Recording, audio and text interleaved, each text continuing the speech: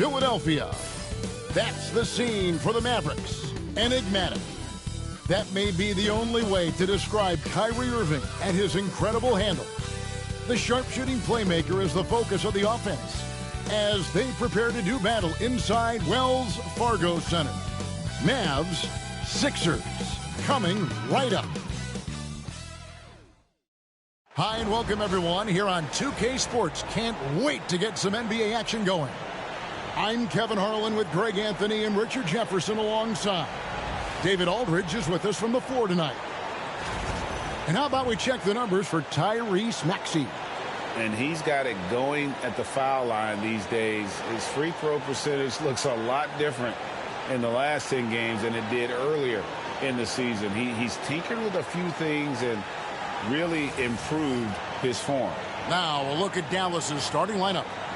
Irving on the wing along with Thompson. Davis is out there with Daniel Gafford. And it's Dinwiddie in at point guard. And for the 76ers. Inside for him, it's Martin next to Embiid. Maxey out there with Paul George. And it's Oubre in at the 3, the small forward. RJ, this one has a bit of an old school feel to it, doesn't it? These teams love to run things down low. Yeah, it's going to be a heck of a matchup, Kevin. A little bit of bully ball, you could say. Having a center you can run your offense through makes the rest of your offense that much better. Maxey passes to Oubre. Here's George, and it's Paul George with the finish.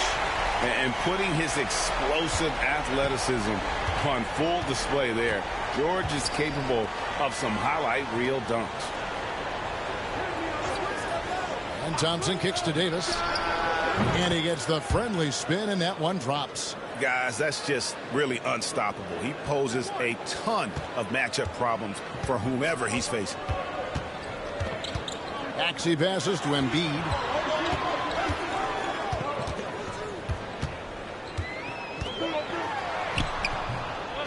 About a minute played so far here in the first. Used the shot fake to create the angle, but couldn't get it to fall. A moment now to hear from our sideline reporter, Hall of Famer David Aldridge. David. Kevin, thank you. I had a chance to talk with head coach Nick Nurse. Coach said how much he admires Klay Thompson, saying that guy is a champion. Coming back from 2 years away, Thompson's still one of the best two-way guards in the league. Nothing but respect for Klay, and there's zero argument here.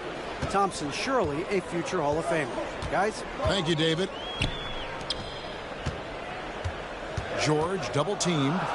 Martin wide open. He fires. Buries the long-range jumper. Oh, nice work finding the open man by George. Plays like this prove he's a team player. RJ, talk about a guy who can completely take over. Tyrese Maxey. Oh, I love his energy. I love his focus. I love his love for the game. He is relentless. What's amazing is that there's still so much upside there, Kevin. And while Embiid was on record praising the importance of continuity, I don't know that, Richard, the 76ers front office felt the same way. Oh, yeah. What you say out loud versus your actions can be very, very different in this game. When you have a chance to go big game hunting, you do. The goal was to bring in some help for Embiid and Maxey, and they accomplished it.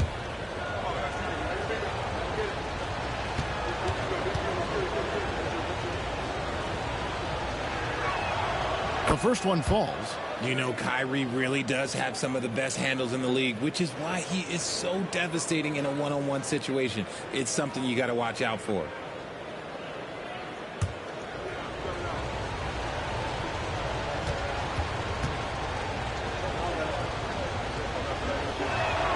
Both shots good from the stripe. Now, he's perfectly comfortable doing work at the line. The 76ers have gone 2 for 4 from the field so far today. Here's Maxey. The shot from the low post is good. A physical scoring guard. Maxey is at home on the inside. Dinwiddie surveying the floor. If you're just tuning in, we played about 2.5 minutes here in the first. Hits the three-point bomb. And he's not going to miss that sort of an opportunity from deep. Dinwiddie against Maxey. Can't get it to fall, and he's missed the second after making his first. Dinwiddie for three. Rebound by the 76ers. And this matchup with the Mavericks, it's the first meeting of the season. It's not often we get to see this matchup, but it is a doozy when we do. Just two powerhouse teams facing off. And who knows, if you want to look all the way ahead to the finals, it's possible these teams could see each other there. So both teams looking to make a statement in their first meeting of the season. A selfless play by Irving off the pick and roll, putting the team first. And here's George. He'll bring it up for the Philadelphia 76ers. They couldn't put the pieces together, losing that last matchup with Boston. And, you know, you have to feel terrible about how that thing turned out. I mean, the game was really going about as expected until they just gave up that huge surge there late in the game, totally lost momentum, and ended up losing that. Already it's February. Let's see how the East is matching up. Taking a look at Philadelphia. This hasn't been the kind of year they envisioned. Time running out. And seeing where the 76ers are, they have been one of the major surprises in the NBA this season. Unfortunately, for the wrong reasons. And we keep waiting for them to turn it around. And waiting. And waiting. And at this point in time, I'm just going to say it's probably not going to happen. Dallas has gone 1 of 3 from beyond the arc so far in the game. Pass to Davis. Over Martin. And Gafford throws it down. Nothing soft about the putback there. And why chance it, right? Take the dunk if you've got it. And that's his MO. Be physical, get in position for the putback, and throw it down. The defense got to know that's what he's looking to do. The 76ers with another miss. The Mavericks have gone 4 of 7 from the field, shooting over 50%. Irving, good. Something that's not talked about is that he is a high IQ player. You got to respect how fast Kyrie makes decisions, especially when it comes to shooting the ball. Maxey kicks to Embiid.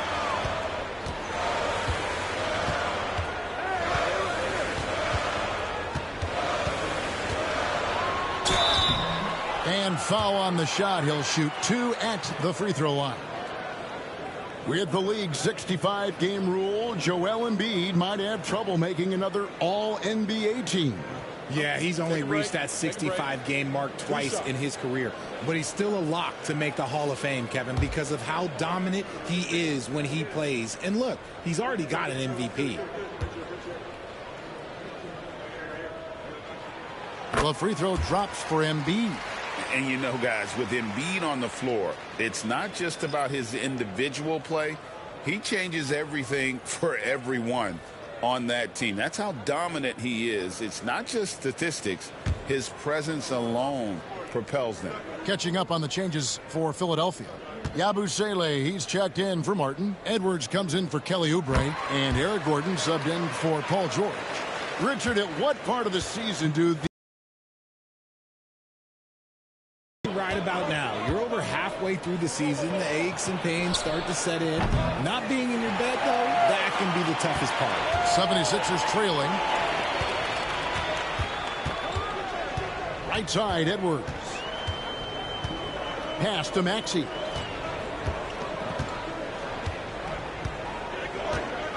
Now here's Embiid. He's guarded by Davis. Just 4 to shoot. Here's Maxey. Almost, but it rolls out. I don't know if he got in his own head there or what, because the defense can't really take credit for that miss. Here's Marshall. There's a good screen. And here is Davis, guarded by Embiid. And Davis can't get it to go. Philadelphia's gone 1 of 3 from beyond the arc so far in the game. Edwards, no good. The Mavericks have gotten 5 of 10 shots to drop in this game so far. Right at the 50% mark.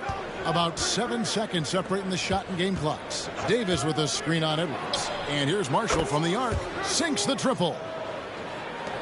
17 seconds left to play in the first. Outside, Maxey.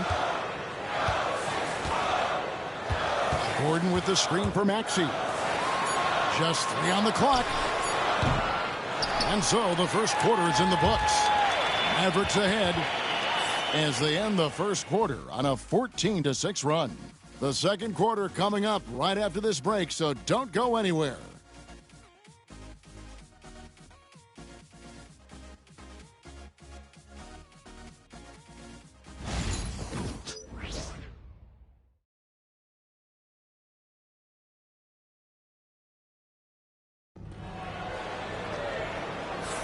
And thanks again for tuning in. If you're just joining us, we've played through one quarter of action so far. And what do you think, guys, about Dallas here in this one? What we saw in that first quarter, they won their matchups defensively. Making it as difficult as possible for the offense to find clean looks. Great stuff.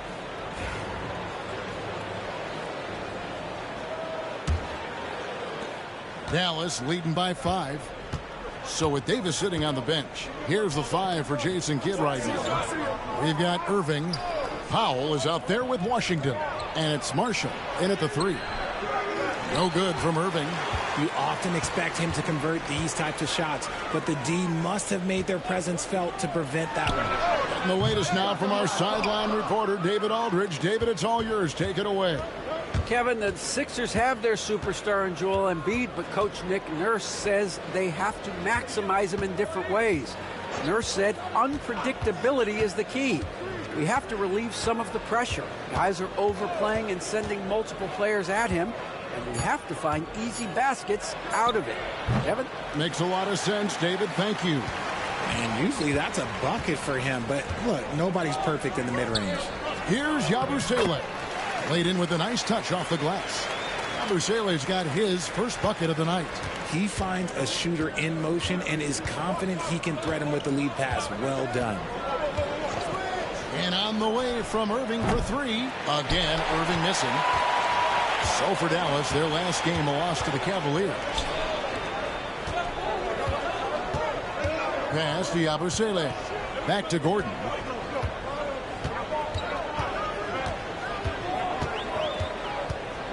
Just 5 on the clock. Embiid the screen. And the basket by Gordon.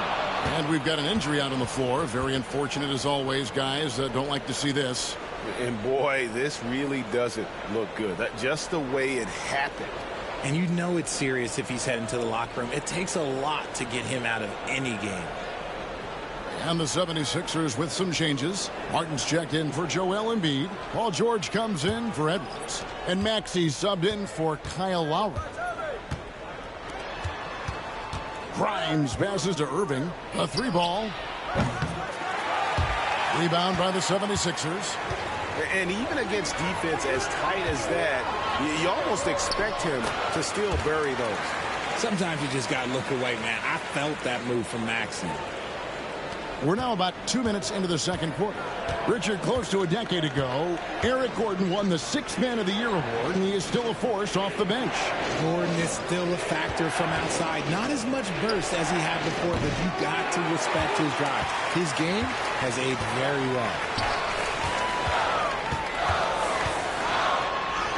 He made that one. Basket number 3 for him. He's also missed 2. And after that ragged first quarter, they're getting some momentum, some confidence. Nice flow. Some tough offensive sets. They want to turn it around. Yeah, right now you just need a bucket to get some momentum. And Jason Kidd is called timeout. He's made the decision. He wants to huddle up with his guys.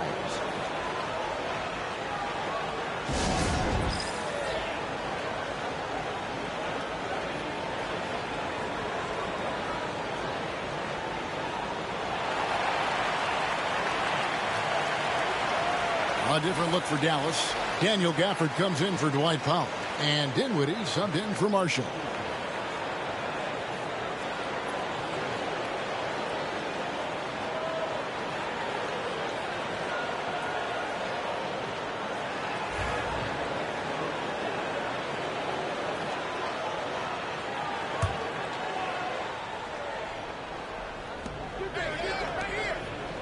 Dinwiddie with it. And it's Martin picking him up. Washington passes to Dinwiddie. Can they get it? He takes it up and lays it in. Dinwiddie's got his first 2 points. And in tight, Dinwiddie's got a good sense of how to be effective. Whether it's with the power or finesse, he can find a way to beat his man.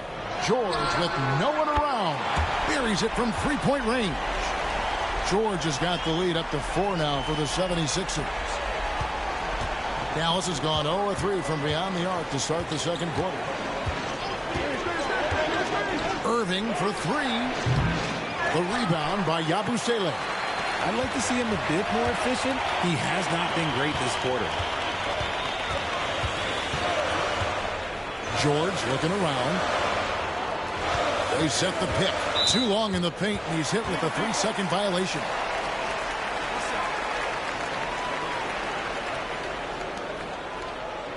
And a chance for just a second to check out the scoring breakdown for the 76ers. So far, they haven't had to force anything. They're swinging the ball around and turning good passing into points.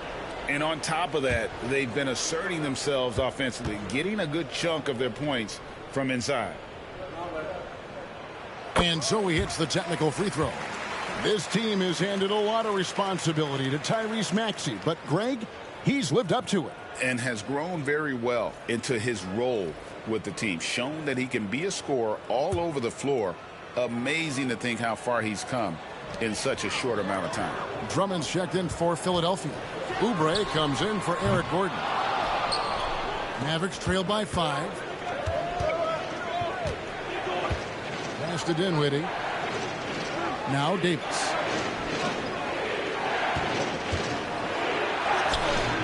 Good D by Drummond. And so George will bring it up for the 76ers. And foul on the shot, so he'll get a chance at the line. It's going to be on Kyrie Irving. And you know, George is a tough cover. The length, the range, smooth athlete, very difficult to match up with.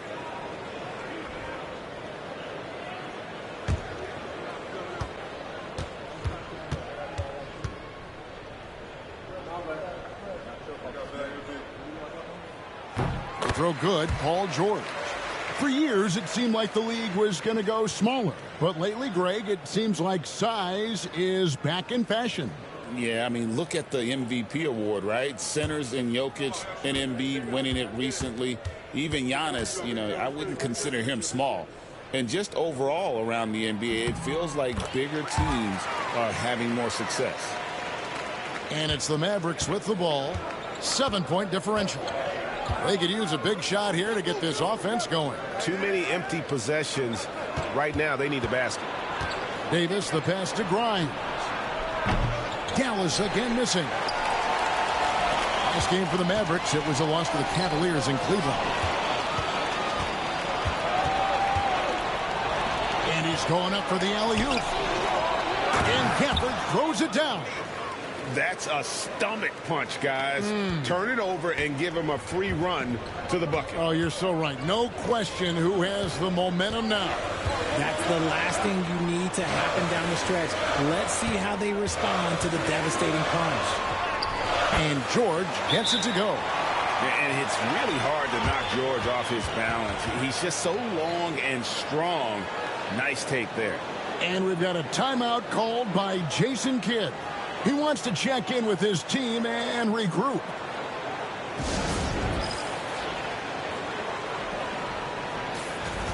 A moment now to look at the year-to-year scoring output and how it has been trending for Spencer Dinwiddie.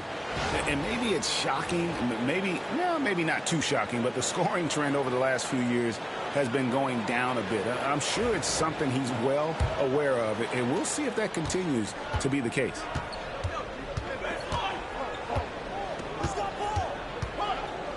For the screen on Maxey. Dinwiddie passes to Gafford. And he could not get that one to go. A lot of contact, and he'll go to the line for 2. Andre Drummond picks one up. The Mavericks have had 2 chances at the line already, making them both.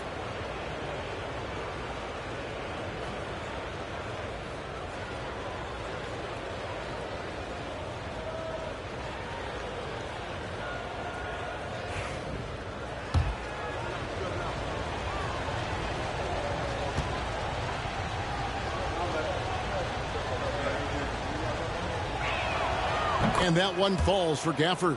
Dante Exum, he's checked in for Dallas.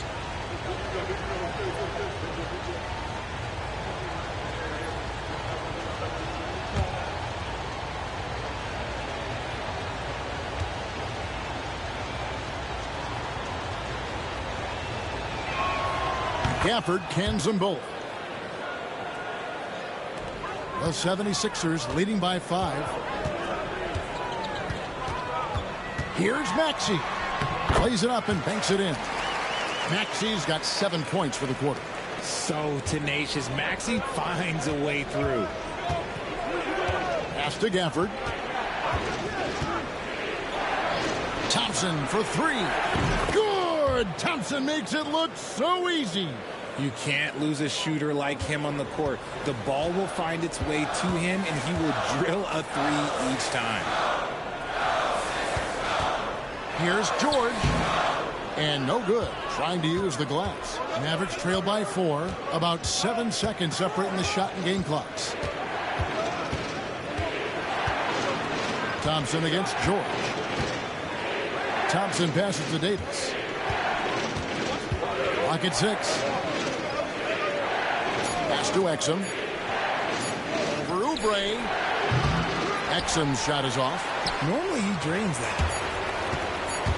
And George, here we go. And he makes good on the layup. George has got 13. Breakdown for the defenders, and you can't ask for an easier bucket than that. Paul George, he's been the guy making things happen for the Philadelphia 76ers. He finishes with 9 points in the quarter. The D is having all sorts of problems with him. And now we'll send it over to David Aldridge, who is standing by courtside. David. Hey, Kevin, thanks. Joel, you've got the lead, so how do you build on that as the game continues? Just keep being aggressive. I thought we did a good job defensively, so we just got to keep being aggressive and making plays. Hey, they always build off of their defense here. Thanks for your time, man. Back to you, Kevin. Okay, David, much appreciated. And now time for halftime, so we'll be back in just a bit to get the third quarter underway.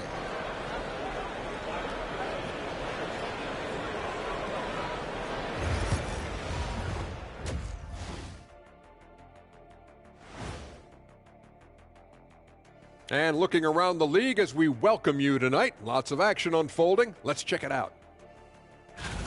Hold on, I just got an alert on my phone. Ooh, half off bowling after the game tonight. Who's in?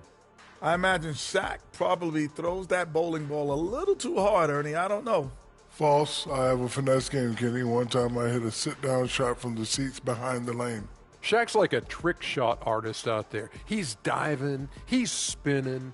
I'm curious to see what's left in the bag. I'll get the lanes. You guys bring your own shoes this time. And circling back to the first half of our game, Paul George had his fingerprints all over it. PG-13 has been all action in the first half. He's been box office material. And with Paul George, it's never just about his impact scoring the ball. His defense also is elite. So valuable to this team.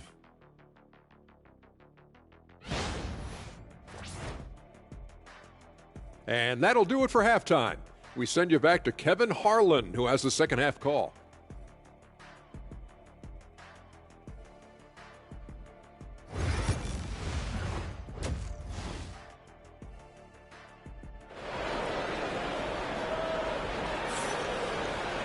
And after a fairly even first couple of quarters, the second half could turn out to be a great one as both teams try to gain an edge. You look at Paul George in this game, guys, he's been everywhere. No problems fighting his way to the rim in this one. A lot of points in close. And you love that mindset he has going at the rim. He hasn't settled for anything, and he's been the aggressor all game long.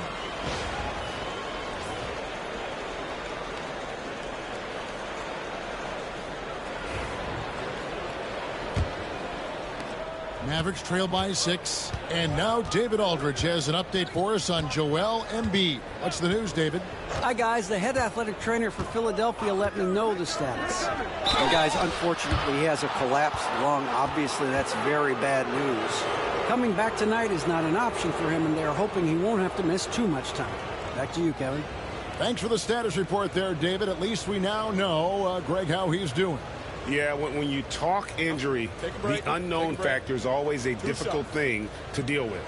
And you never want to speculate. So it's nice for us, and especially his teammates, to get some facts. Paul George is out there with Tyrese Maxey. Then there's Caleb Martin. Then there's Kelly Oubre. And it's Yabusele in at the pivot spot, manning the middle. That's the group on the floor for Philadelphia.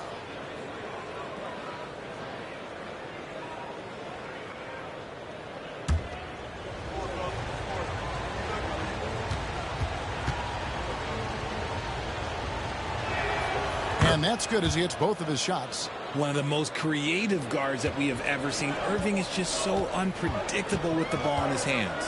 Maxey finds George. Outside, Martin.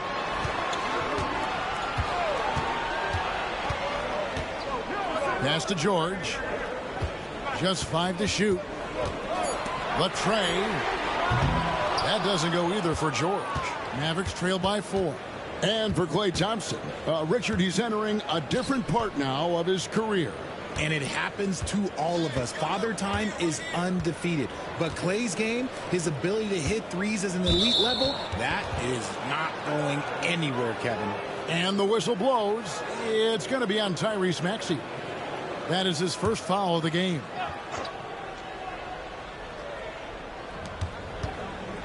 Pass to Irving. From down in the low post, it goes. Irving's got 4 points this quarter. Kyrie has the ability to finish like very few players in NBA history, and he shows it right there.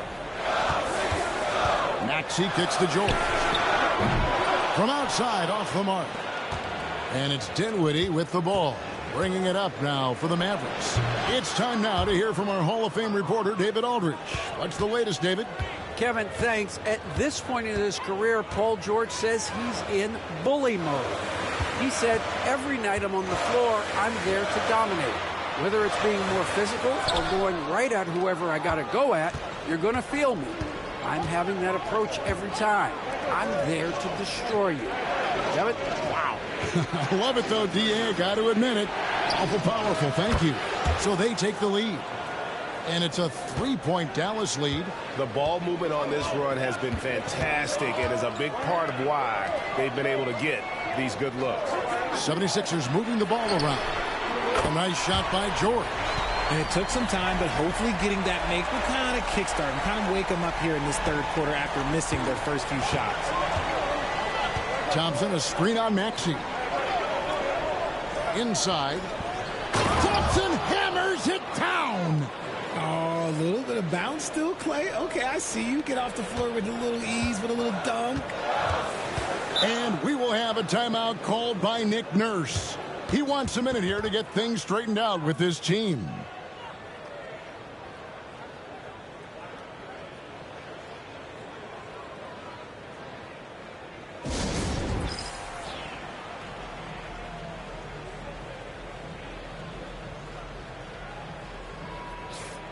Well, we've got a second, so we'll bring up a list of shooting guards that have been red hot at the free throw line over the past month. Kyrie Irving is second. We've gotten used to seeing a lot of terrific free throw shooters from the two-guard ranks, but even so, it shouldn't take away from what these players have been able to do up there. I mean, you just got to look at their percentages, and I understand how much work these players have to put in the gym to be that reliable at the line. George passes to Martin. And here's Oubre. Pass to George.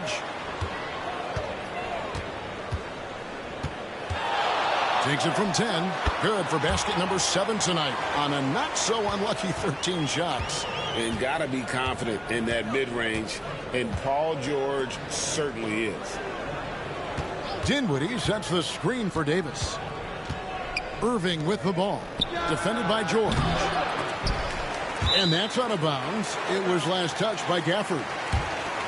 Here's a look at the schedule now for Dallas. On Thursday, they'll be facing Drew Holiday and the Boston Celtics. And then on Saturday, they'll be facing Steven Adams and the Houston Rockets. And that game against Sacramento, it's going to be an all out battle. And you just hope they are rested and able to execute their game plan, as it's going to be a tremendous challenge. Eric Gordon, he's checked in for Kelly Oubre. Dinwiddie outside.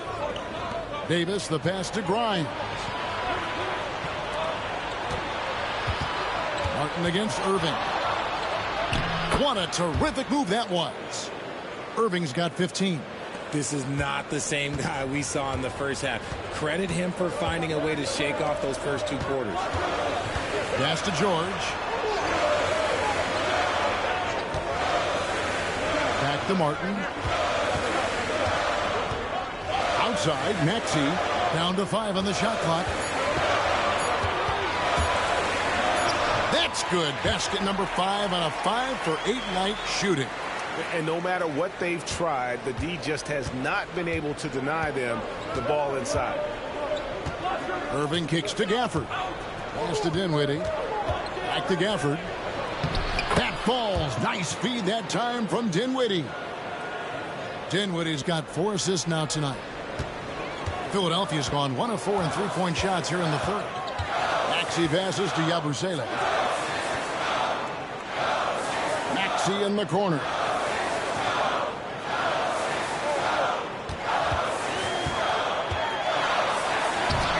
Rejection by Gafford. We've got 1:18 left in the third. Irving surveying the floor. There's the triple. And Philadelphia grabs the miss.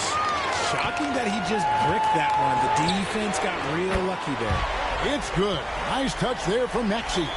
The number of threes are increasing for Maxey since he entered the league. He is getting more comfortable out there. Pass to Gafford.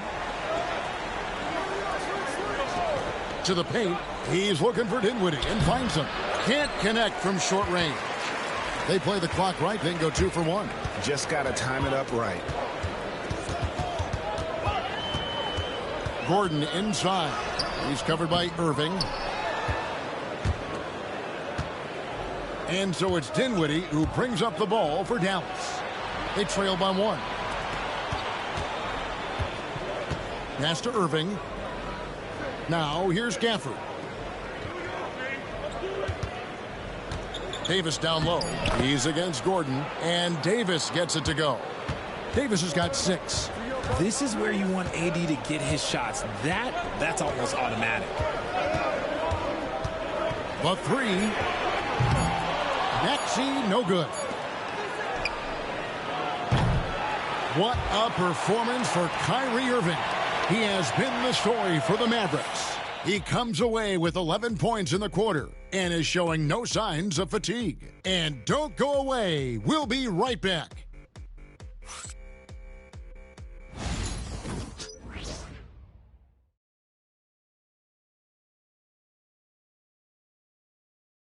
And a worthy candidate tonight as we take a look at our State Farm assist of the game. Yeah, an easy choice tonight. Look at the precision on this pass. Put it on a platter for him. You've got to admire the vision just as much as the accuracy. Not many players can even spot that pass.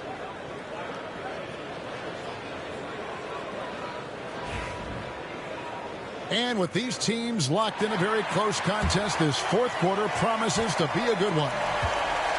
So with Davis sitting on the bench, here's the 5 for Jason Kidd right now. Powell is out there with Washington.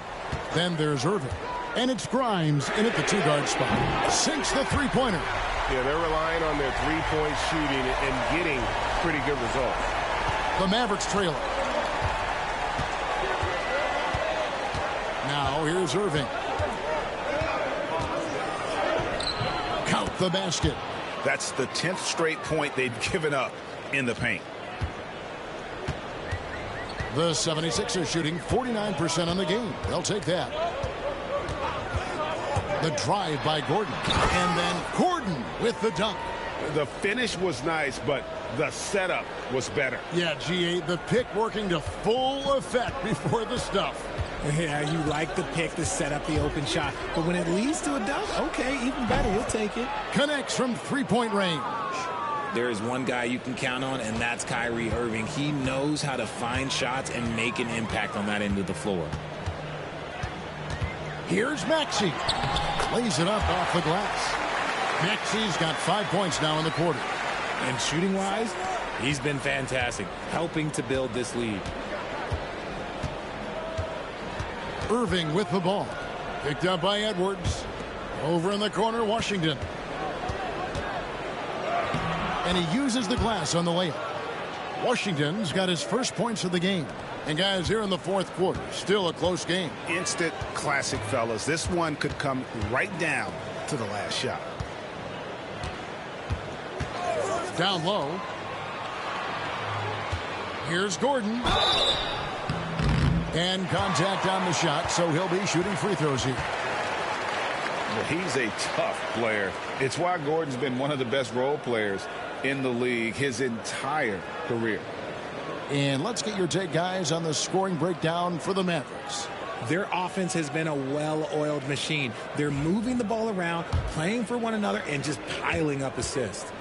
And also, they took advantage of their quickness, got inside and blew through the open lanes. Great job of attacking the paint. George is checked in for the 76ers. The Mavericks also with a sub. Dinwiddie's checked in.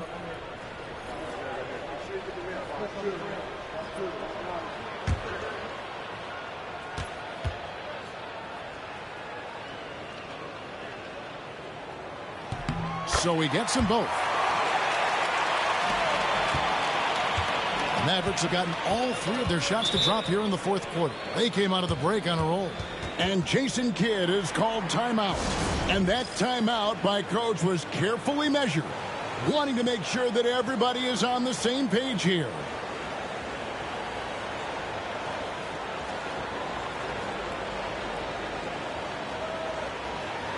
And with an update from the sidelines, let's check in with David Aldridge. Well, I was able to listen in on what Jason Kidd went over with his team. He asked his team to dig deep. He said, I know you're tired, but they're tired too. It's about who can give more than the other guy at this point. Show me what you can give. Back to you. Thanks, David.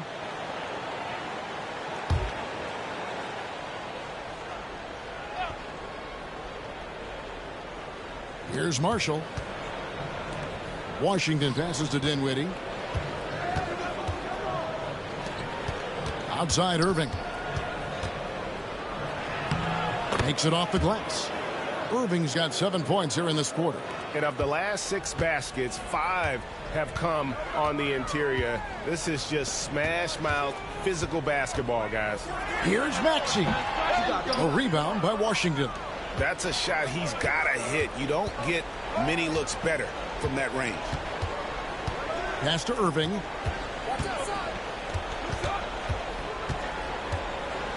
A floater, and it's blocked by Gordon.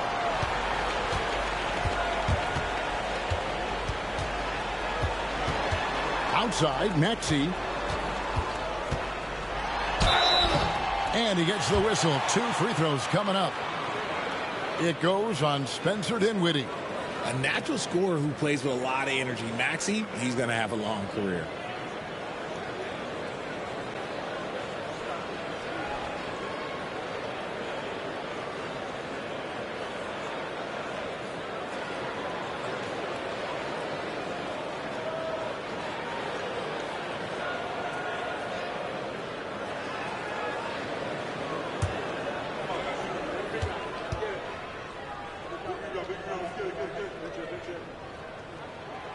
That free throw, no good.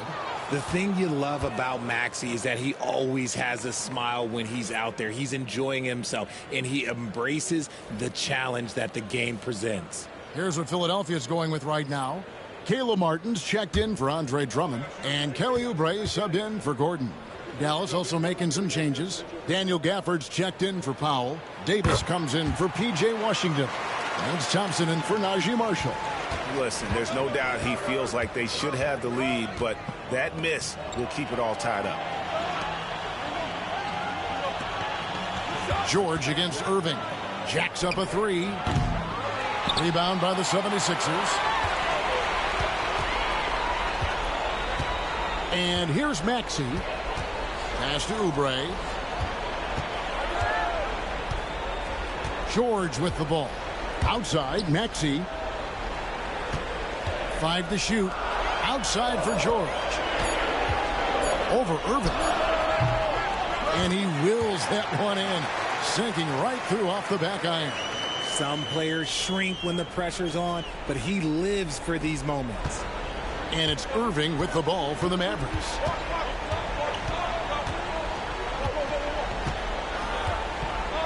Davis with a screen on George. Irving against George. Irving sets a screen for Davis, and there's the whistle. Illegal screen. Just lost his head out there. It'll happen if you're pushing a little too hard.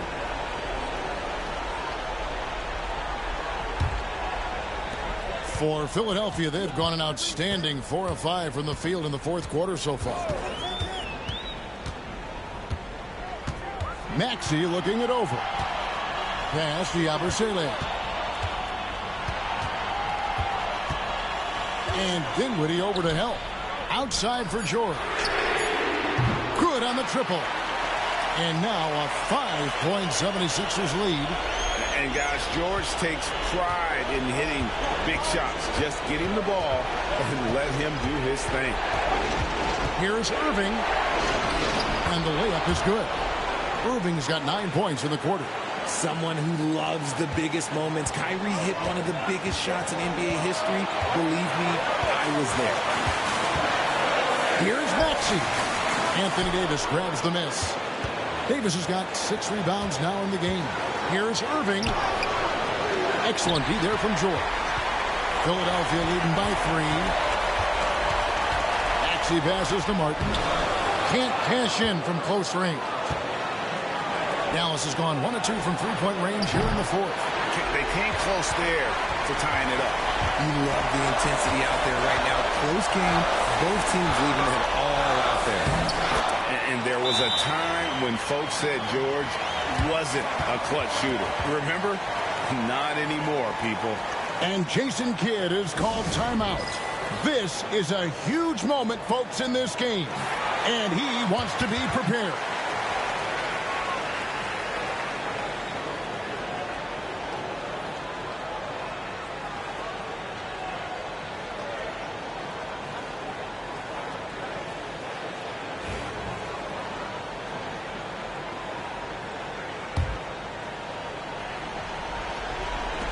There's 53 seconds left in the fourth quarter. And on the way from Irving for 3. Good! And he has brought them to within 2 points. And you can't get a bigger bucket than that. What a huge play coming through when it matters most. Here's Maxey. It's in! Attacking in a big moment. Maxey is not holding back. Here's Irving. And he has brought them to within 2 points.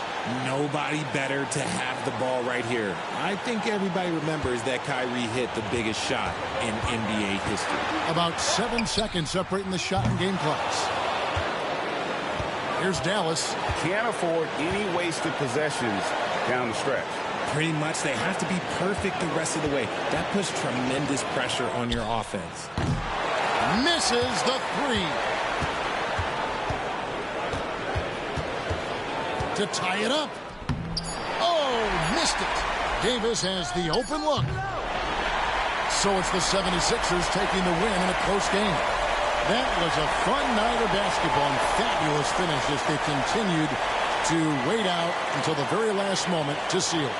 And there are so many times when you see these tight games won at home, that advantage of having that crowd behind you oftentimes is the ultimate X factor.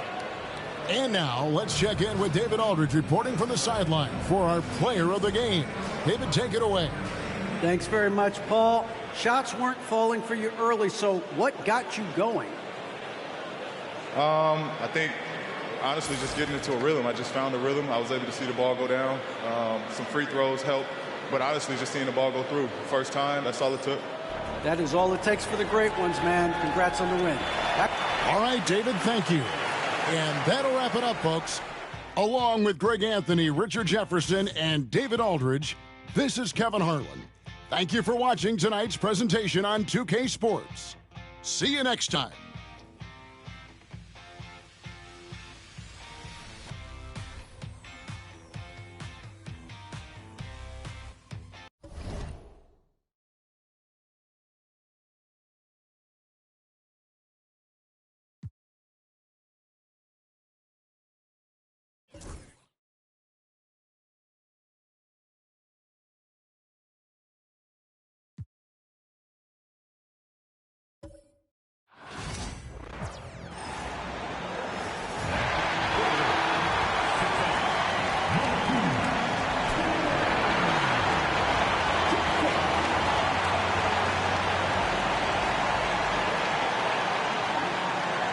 Welcome, everyone. Thanks for tuning in to 2K Sports for this NBA presentation. Hi, everyone. Here with analysts Grant Hill and Clark Kellogg. I'm Brian Anderson. Allie LaForce, our reporter. And a chance now to take a look at some numbers for Fred VanVleet. And he's had a rough past 5 games. He's had trouble finding his offensive rhythm and just hasn't been as effective as he'd like to be on that end. But this is something all players go through, and I'm sure he'll fight his way back. So the Houston starting 5. VanVleet and Green, they're manning the backcourt. Alperen Şengün out there with Dylan Brooks. And it's Thompson in at the 3 spot. And for the Nets, Johnson and Claxton patrol the middle. D'Angelo Russell is out there with Johnson. And it's Williams in at the small forward position. On paper, Clark, this is a mismatch, but the game is played on the floor. I see where you're going with that, B.A., but I look at the talent disparity between these teams. It's wide and deep. It's a chasm. So I see no opportunity for any kind of surprise here. Now here's VanVleet.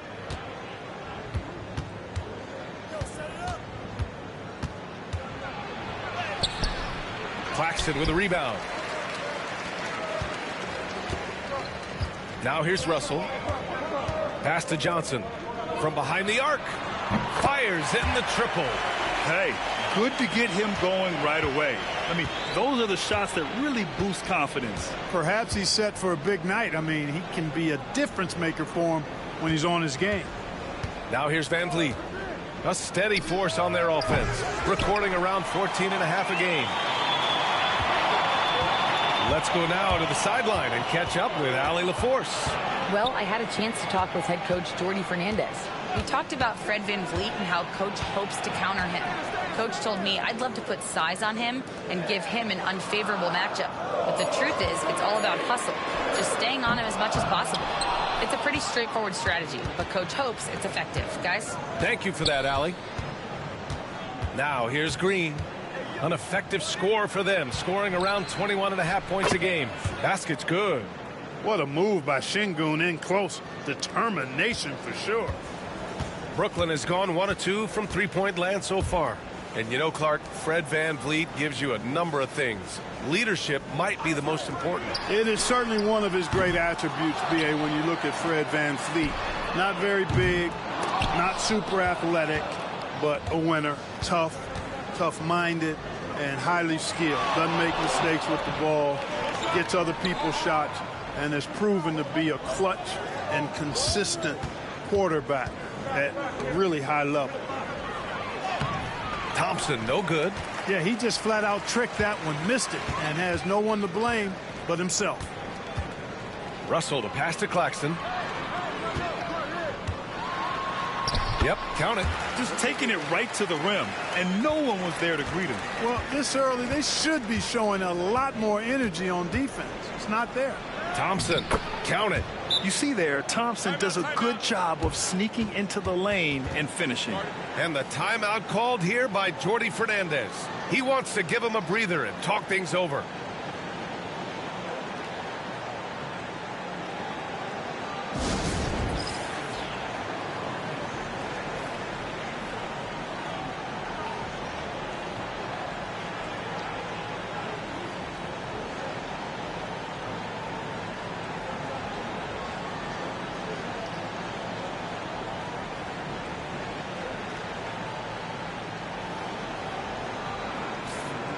Already it's February. Let's see how things look out west. Taking a look at the Rockets, they're currently holding on to the 3rd best record in the conference. When I look at the Rockets, I recall them having a lot of naysayers at the start of the season, but now they may not have any. This team is ready for a deep playoff run.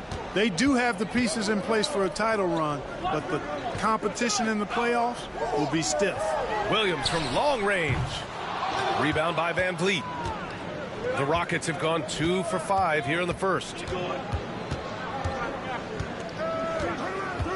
Şengün, a screen on Johnson. Van Vliet misses. Total breakdown from the defense there. I mean, he'll usually take advantage when that's the case. Pass to Claxton. Over Green. Brooklyn, no good that time either. Good shot, gone bad. Gotta finish there. Russell against Thompson. The kick out to Van Vliet. Drops in the three. Few players shoot it with as much arc as Van Vliet does. That thing brings rain when he shoots. Now Claxton, defended by Şengün. Here's Claxton, coming off a terrific game against Houston. Russell against Van Vliet. 3 on the clock. Here's Williams. Brooklyn, no good that time either. And it's Green with the ball for the Rockets. Last time they met was in Houston. It was poor efficiency scoring the ball. They needed too many attempts to get their points. Yeah, and I think they just seem to be a page behind, a step slower out there all game. Pass to Van Vliet.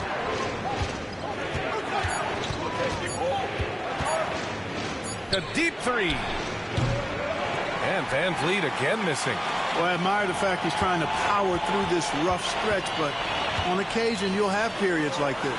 From deep, Johnson. And the Nets miss again. Houston in the lead. Here's Green. Second chance effort. And he's missed his first 2 shots of the game. Brooklyn has gone just 1 of 6 from downtown. Johnson for 3. Hits the trifecta. Johnson's got 6 points. And, you know, even though he's not a lights-out shooter from deep, the defense still has to be more aggressive there. And we've got a timeout called by Ime Udoka. We might see him looking to make some tweaks to the strategy here.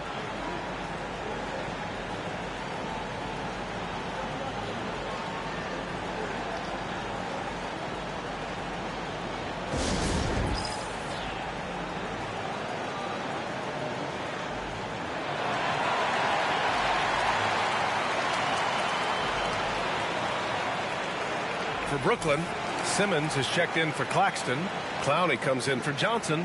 And Wilson is subbed in for Johnson. And the Rockets will go for a different look here. Green's checked in for Şengün.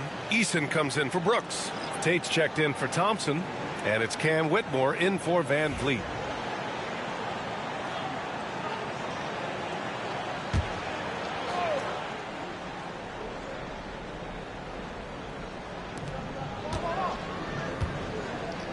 Outside Whitmore. Beyond the arc. Clowney pulls it in. The Nets with the lead. Pass to Russell.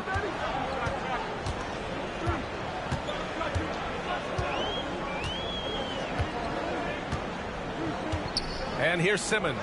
Green covering. Just 5 to shoot.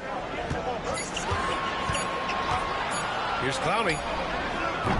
The three-pointer off the mark. Tate with it. On the wing, Whitmore. Pass to Green.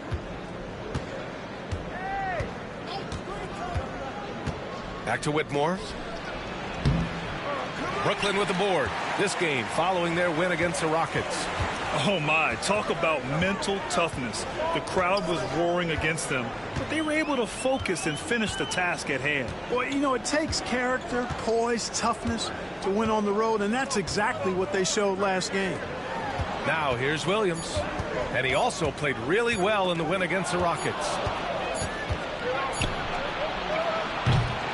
That's the end of the first quarter. And not much scoring. It remains close. Brooklyn out in front, leading by 1. And we'll get the second quarter underway on the other side of this break.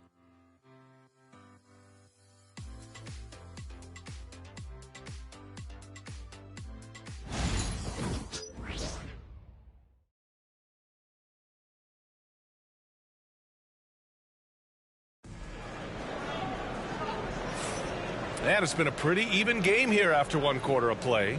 All right, what stands out to you from the Nets in this one? Oh, what I love was that first quarter was all about leaking out and capitalizing in transition. Yeah, I like the way they play. They're looking to get up and down the court every time. Racehorse basketball here tonight. Strap it up. Don't look down. You'll miss something.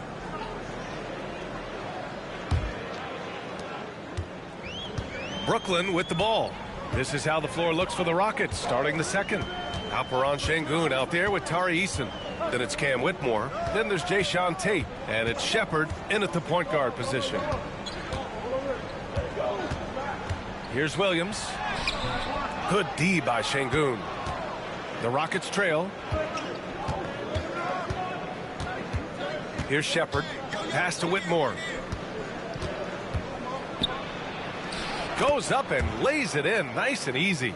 Athleticism showing through from Whitmore. He doesn't need much room at all to operate in close. Simmons looking around. And he buries his first look. A super high percentage shot there. You just can't allow him to get that close. Well, the Rockets shooting a rough 29% from the field here. Grant, soft touch, but hard nose. That's Reed Shepard. Yeah, B.A. His shooting alone makes him a pro. But his tenacity, toughness, and commitment to his overall game give him a chance to make him a star. A chance here to catch up with Allie from the sideline. Hey, Brian, the Rockets showing improvement. Head coach Ime Udoka said, quote, when you rely on your young guys, you're constantly trying to instill habits that'll carry them for the rest of their careers. It's mistakes and tendencies you have to try to break continually. Just staying positive. We see glimpses of how close we can be. All right, Allie, thanks for that. Takes a 13-footer, and that's good. His first bucket of the game. Pick works well there, but the defense left a lot to be desired. Yeah, that's not the defense you need. You got to be tougher defensively. Wilson passes to Simmons. And there's the drive. Wilson, no good. The Rockets have got 2 of 3 shots to go in the second. Pass to Shepard. Lets the 3 fly. Brooklyn pulls it in. Williams has got his 4th rebound in this one.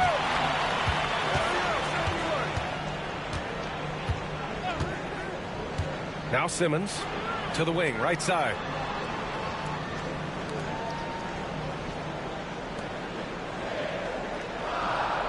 Here's Clowney. Still no points. 3-pointer. Tate grabs the board. And we're now a little over 2.5 minutes into the second. Pass to Eason. Tries it from the block. And no good. Had a chance to take the lead.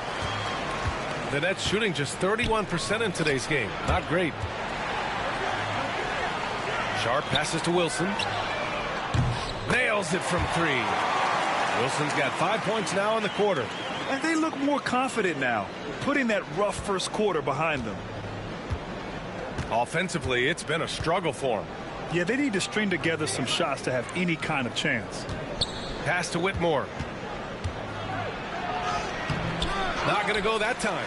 Good D by Sharp.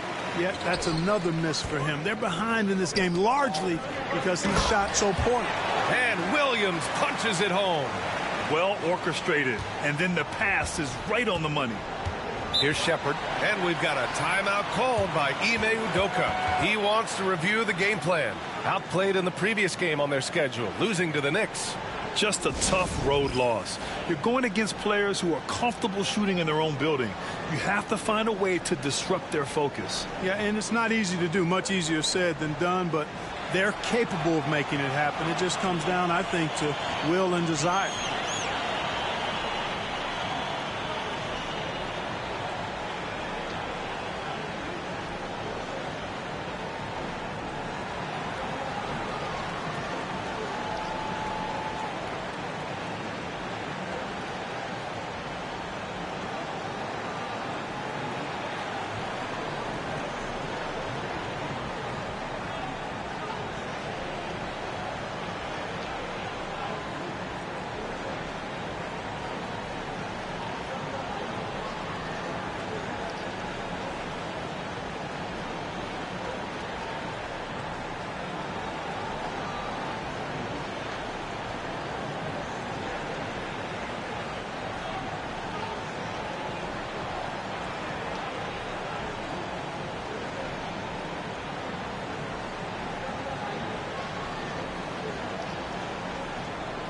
A big group substitution here for Brooklyn. Nick Claxton, he's checked in for Sharp. Johnson comes in for Clowney. Johnson, he's checked in for Wilson. And D'Angelo Russell subbed in for Simmons.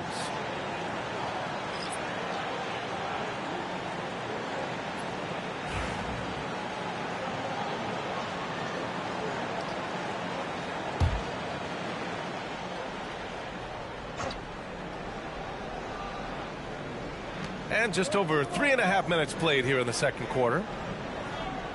Van Vliet outside. Fires the three. And another miss by Houston. Given his range, you'd expect him to capitalize on that opening. Russell deciding where to go with it. Pass to Williams. Three-pointer. Rebounded by Green. Yeah, I tell you what, for him, this has been a game to forget. But somehow they still find themselves with the lead. Well, Clark, playing time is so difficult to come by. So what's the best way to stay ready if you're on the end of the bench? Yeah, that's a good question, B. I never experienced that as a starter in the short career that I had in the NBA. With all the travel, I think you've just got to make a commitment to get in the extra work between the few practices that you have. So it's really being self-motivated as an individual to be professional and anticipate that you're going to be ready if your number's called. Hey, it's hard not to gush about Green. I mean, he's one of the more exciting talents to enter this league in quite some time.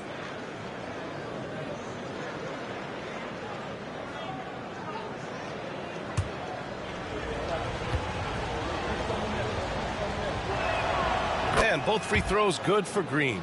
Making it look effortless. Send this guy to the stripe. He's going to cash in more than not. Claxton, a screen on Van Vliet. Outside Russell. Oh, a clear foul there on the missed shot. So he'll get a pair at the line.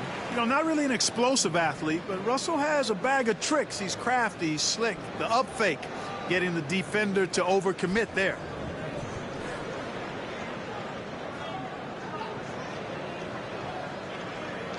Take a break. Take a break. 2 shots.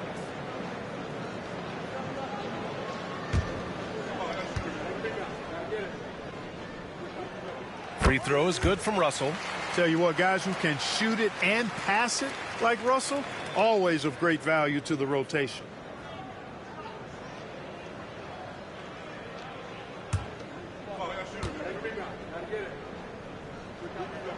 That's also good, so he hits both free throws.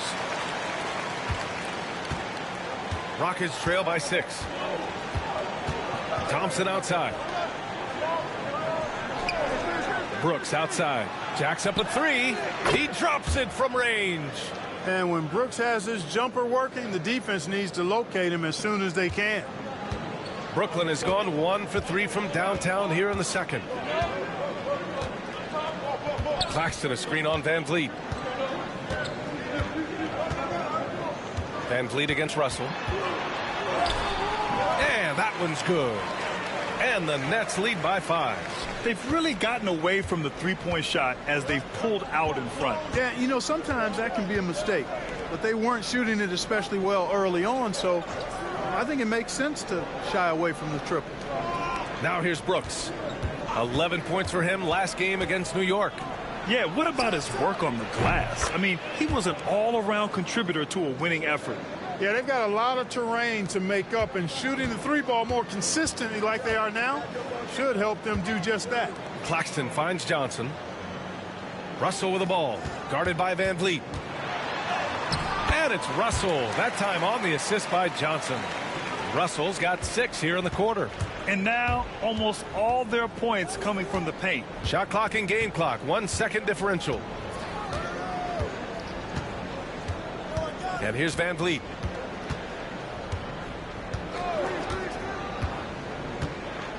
Just 5 on the clock. Thompson, a screen on Russell. Van Vliet misses.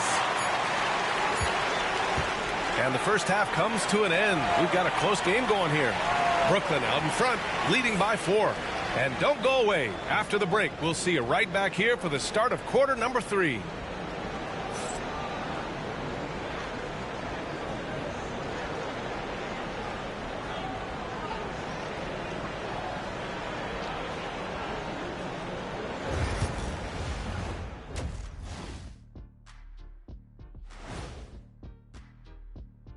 Welcome, everybody. We're starting off here with a review of some final scores from around the NBA.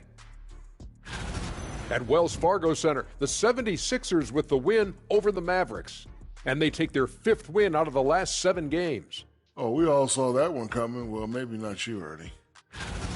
And when we look at the first half for the Nets, a close contest so far. With how this offense has performed, they should be up even more. Well-balanced attack. Yeah, it's hard for a defense to take things away when you do a bunch of things well. That does it for halftime. Let's get back to game action. Here's Brian Anderson with the start of the 3rd quarter.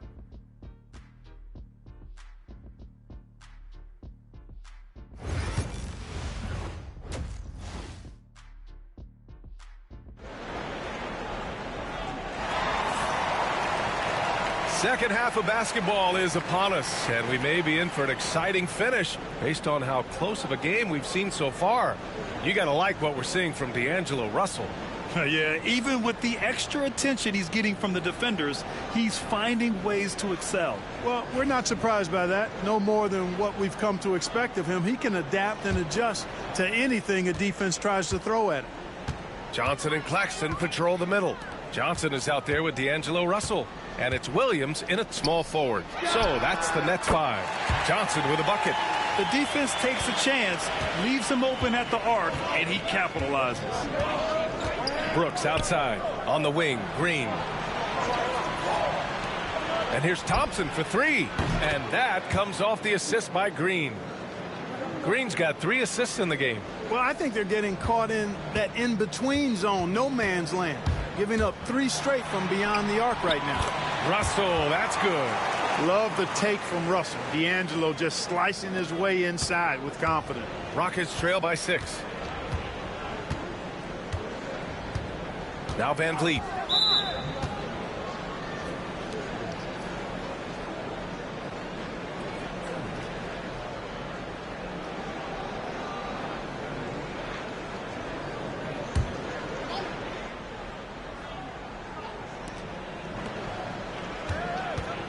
Van Vliet on the wing, guarded by Russell. Count it, and the foul. That one on Russell. While Van Vliet is just barely 6 feet tall, he's really a strong dude and a competitor. And this is his first trip to the line tonight. You know, his free throw percentage has dropped this year, but not really enough to raise any red flags or become alarmed about it.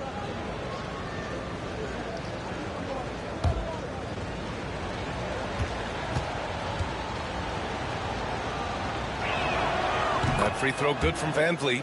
An NBA champion and all-star. Fred Van Vliet's a guy every team wants because he's fun to play with and he plays the game the right way and with passion. Now here's Johnson. No points yet. Pass to Johnson. Outside, Williams. Clock at 6. And there's a whistle. He'll head to the line to shoot 2. It's going to be on him in Thompson. It is. I mean, no reason to back off and give him the layup. I mean, much better off making him go to the line. Brooklyn shooting their 3rd and 4th free throw attempts of the game.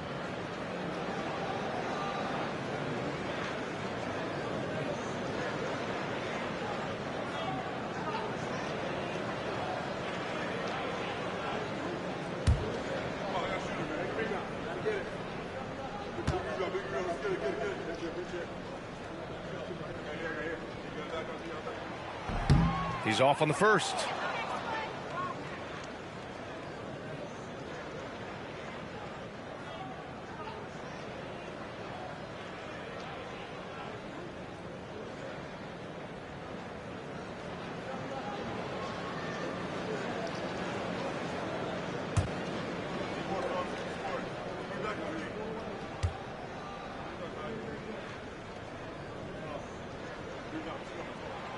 And the second free throw is good. Rockets trail by 4. Thompson outside. Pass to Green for 3. The rebound by the Nets. Outside Johnson. It's stolen by Green. The baseline Jay. That one a little long. Brooklyn leading by 4. And here's Russell. Into the third. 2 minutes in now. From the line. And he nails the jumper. Russell's gotten 4 this quarter. Excellent execution coming out of the break. They've taken 3 shots and made 3 shots. A moment to hear from Ali LaForce. Well, similarities in the games of Alperen Şengün and Nikola Jokic. A couple years back, Jokic suggested that Houston run their offense more through him, and they have. Jokic said that's going to benefit the whole organization. He wants to pass and play for the team.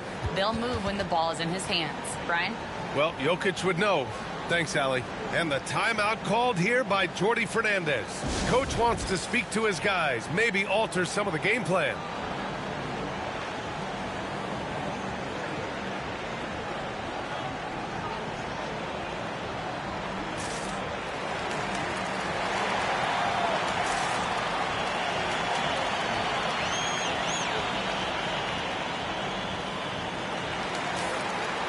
And looking at this last month, here are the NBA teams that have been outstanding at reading the opponents and picking their pockets. Second, the Rockets. They've really gotten after it at the defensive end, and that's been generating turnovers.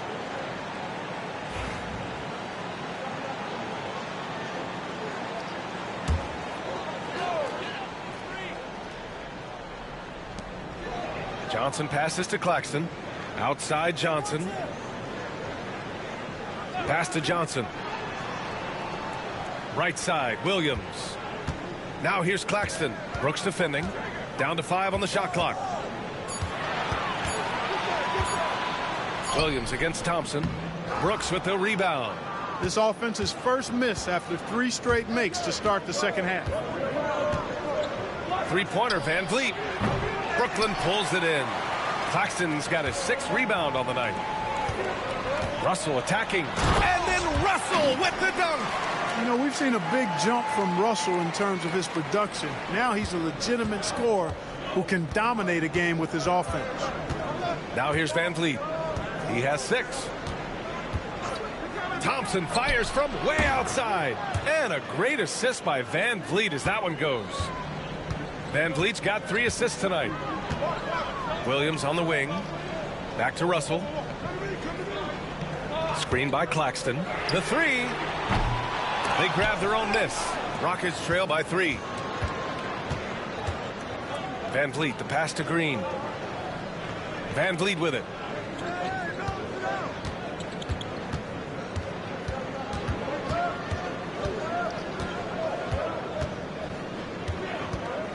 From 12 feet, Williams grabs the board. Williams has got 6 rebounds here tonight. Pass to Johnson. Inside. Here's Russell. That one no good. Good work defensively by Brooks. Thompson passes to Şengün. And there's 1:38 left in the third quarter. And it's Brooks missing. Nets leading by 3. Here's Williams. Thompson pulls it in. Houston has gone 2 for 5 from 3 since halftime. Claxton with a rebound. Claxton's got 7 rebounds in the game. Outside Russell. Nails it from beyond the arc. Russell's got 9 points now in the quarter. And in the second half here, they're shooting a terrific percentage from 3. No question about it. They found a nice rhythm from deep. And Ime Udoka has called timeout, and we might see some changes. Coach potentially looking to adjust.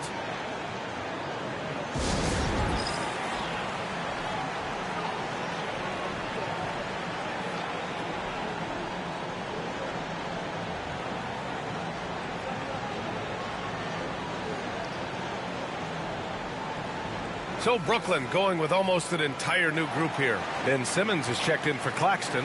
Clowney comes in for Johnson. Wilson's checked in for Williams. And it's Martin in for Johnson. And a new group getting ready for the Rockets. Green's checked in for Şengün. Eason comes in for Brooks. Tate's checked in for Thompson, and Whitmore subbed in for Fred VanVleet. Now here's Green. Pass to Green. Outside Whitmore. And he lays it up and in. Whitmore's gotten his second bucket. I like the setup there. Green with a really rock-solid pick. Russell to pass to Simmons. Russell has the open look. No good with a jumper from the wing. Rockets trail by 4. Outside Tate. Outside Green.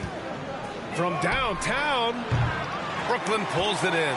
I think he's gone completely dry. Nothing is hitting. And, you know, you can sense his frustration. This is going to be a test of his resolve here. 1 second separating the shot clock and the game clock. Now here's Russell. 15 points in the game. Wilson passes to Simmons. Excellent D there from Tate. And so it's D'Angelo Russell making things happen for the Nets. Hunting for opportunities, leading to 9 points in the quarter. We're coming right back. Don't go anywhere.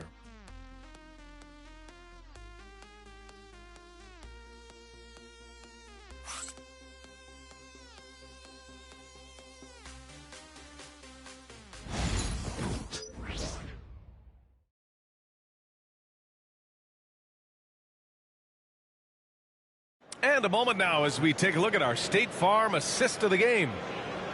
Yeah, just shredding the defense with that feed. Zero chance to stop that. Yeah, that's just a brilliant read of the defense. I mean, it was also excellent anticipation of the movement of his teammates before the pass. Just great harmony on all sides.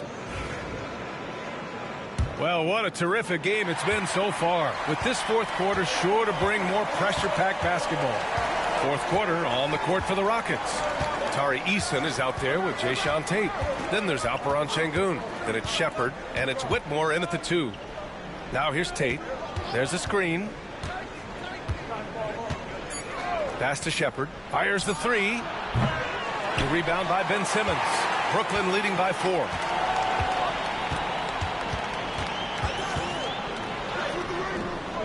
And he can't get that one. Good work defensively by Whitmore. Down low. Here's Şengün. And Şengün throw it down. Turkish thunder. Şengün tasting the sauce up top. Martin outside. From the arc. Eason pulls it in. And the Rockets shooting at about 34% here in this game. Just over a minute played here in the fourth. Here's Shepard to take the lead. The shot comes out.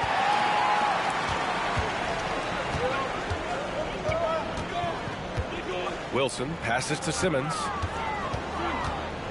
Here's Wilson. It's Martin on the wing. The offensive rebound. And that one's good. Sharp. Offensive rebounding is all about wanting it. Fantastic effort there, leading to second chance points. Şengün, a screen on Simmons.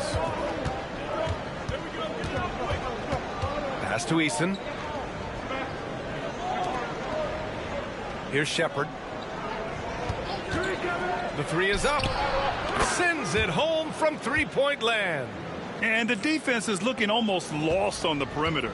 That opens up a quality three-point shot, and he delivers. Yeah, I think that might have been intentional. It perhaps was not an accident because he's typically not the guy that's taking that shot at this stage of the game. And the timeout called here by Jordi Fernandez. Looking to get everyone dialed in and engaged.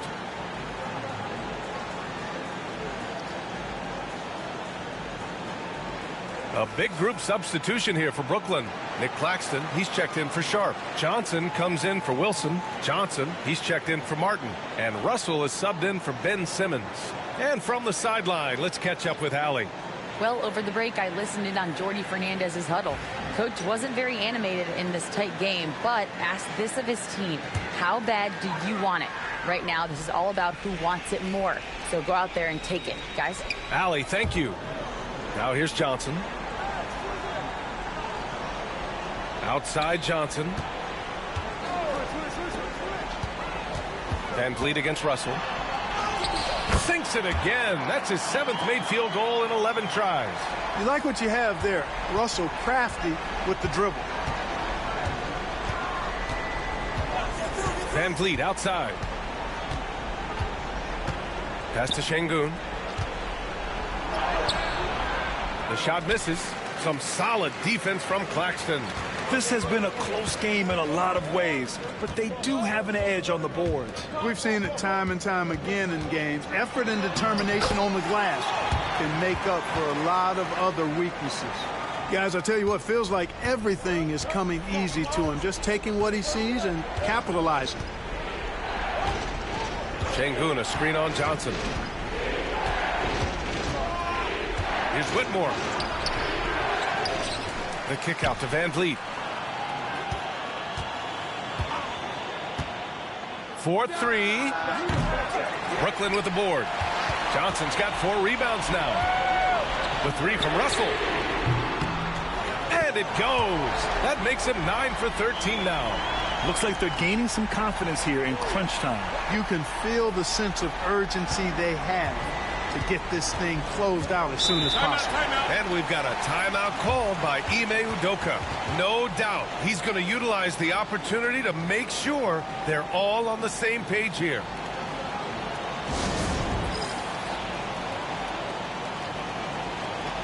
Williams is checked in for Brooklyn.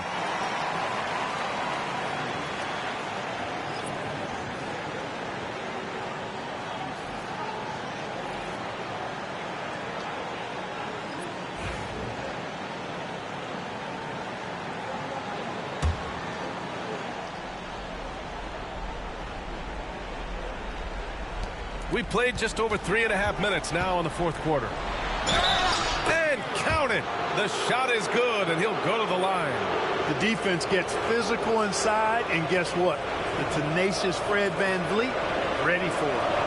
All right, a look at how the points have been generated so far. A scoring breakdown for the Nets. Well, you know, they've been tremendous, I think, when it comes to sharing the basketball. You know, getting guys involved on the plays and creating offensive opportunities for everybody. Equal opportunity offense is fun to watch. We also got to highlight how on fire they've been from three-point land.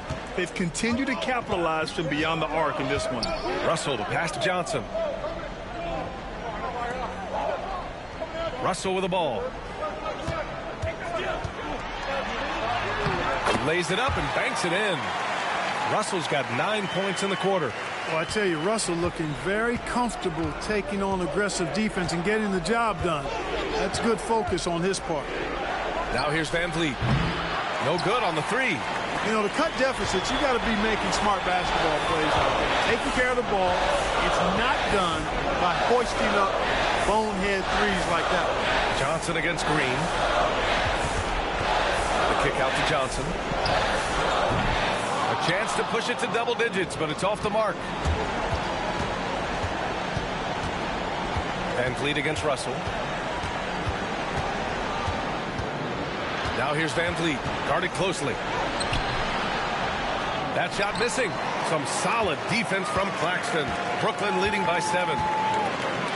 Russell finds Claxton. Now here's Johnson. And here is Williams. Claxton, a screen on Van Vliet. Russell. Oh, he clanks that one off the back iron and it falls.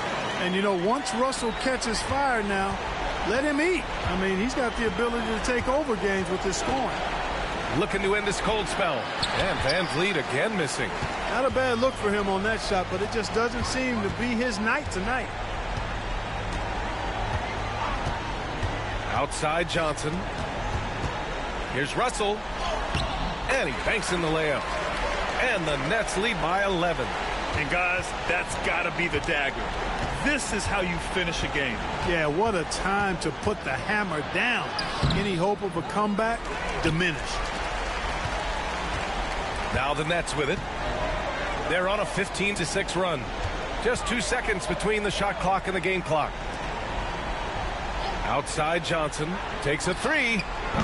It's rebounded by Şengün.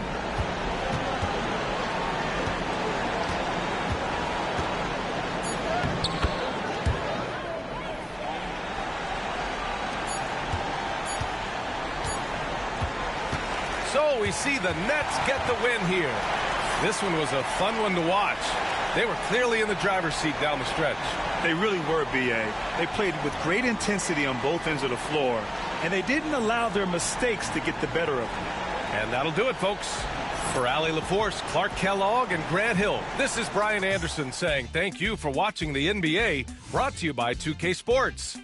And we present the player of the game, D'Angelo Russell.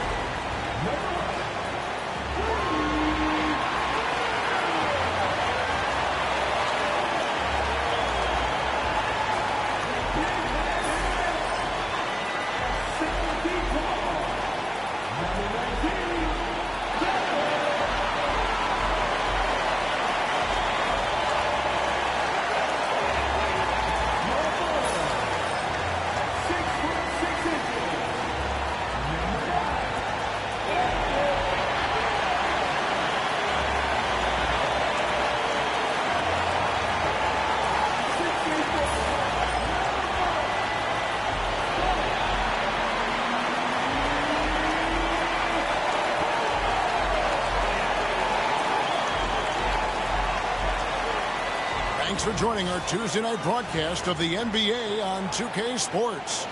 With Greg Anthony and Brent Barry, this is Kevin Harlan. We'll be hearing from David Aldridge on the sideline. And checking out some numbers for Karl Anthony Towns. And he's struggling with his shot these days, and the analytics bear that out. With the true shooting percentage heading down in these past 10 games. But, guys, it wouldn't surprise me if that was a trend that he could reverse here tonight. So a look at our starters for the Knicks. Bridges out there with Jalen Brunson. Then there's Towns. Then it's Josh Hart. And it's Anunoby in at the 3, the small forward. And for the Raptors, Barnes and Pirtle make up the inside pair. Brady Dick is out there with Emmanuel Quickly. And it's Barrett at the 3 spot. Now here we are, Greg, in the second half of the season. What do you think playoff-bound teams are focusing on right now? I would say just making sure they keep the momentum heading into the postseason, as well as do everything possible to try to stay healthy. It's good from long range. Dick's got the first bucket of the game with the 3 for the Raptors. Towns the screen. Dick with the steal. Barnes with it. Now guarded by Towns. And here we go. Towns with the steal. To the inside. Brunson the pass to Hart. That one's off. He starts the game with a miss.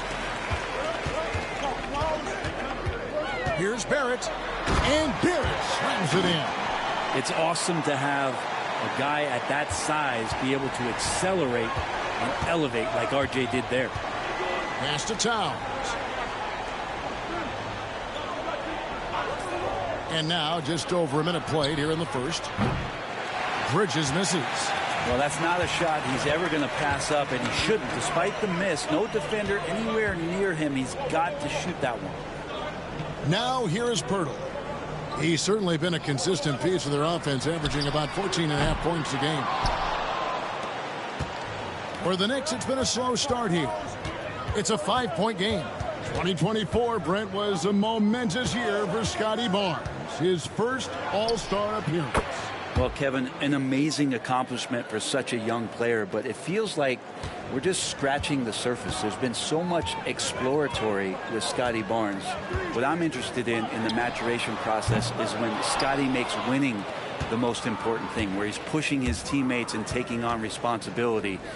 That's when he's going to cross over into superstardom. Hart, no good. Just a bit of a rut here early, just 1 of 4 so far. With a short break in the action, gives us a chance now to send it over to David Aldridge. Thank you, Kevin. Now, Darko Rajakovic had a few moments to share with me before. Now, we both had the same topic, Mikal Bridges, and the impact he can have on a game. Coach told me he's someone we've talked about for sure. We can't let him out-hustle us. That's when he does the most damage. Let's see if they can match Bridges' energy. Guys? All right, thank you, David. Nobody near Barnes. And again, no good by Toronto. And so it's Brunson with it. He brings it up for New York. Trailing by 2. Pass to Bridges for the 3. Barnes grabs the miss. And so far, the team just 1 of 5, and that rim shrinking. Dick with it over Bridges. That's it. He's got 2 made now, and he's shooting 2 for 3. And whenever Dick is getting a pass, if he has any chance to get off a clean jumper, you know it's going up. Now, here's Bridges. A good portion of the scoring has come from him. He averages more than 18 points a game, and it goes down 2 points. Brunson's got 5 now. Boy, he is looking confident. Love how they're using him so far. Yeah, right now I don't see any let up. I think he's going to just keep putting his foot on that gas pedal tonight. And the timeout called by Darko Rajakovic. And coach has decided they need a moment to talk things over.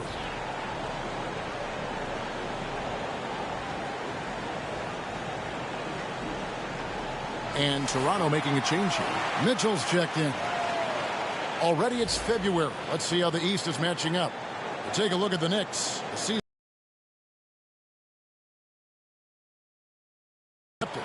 just way behind.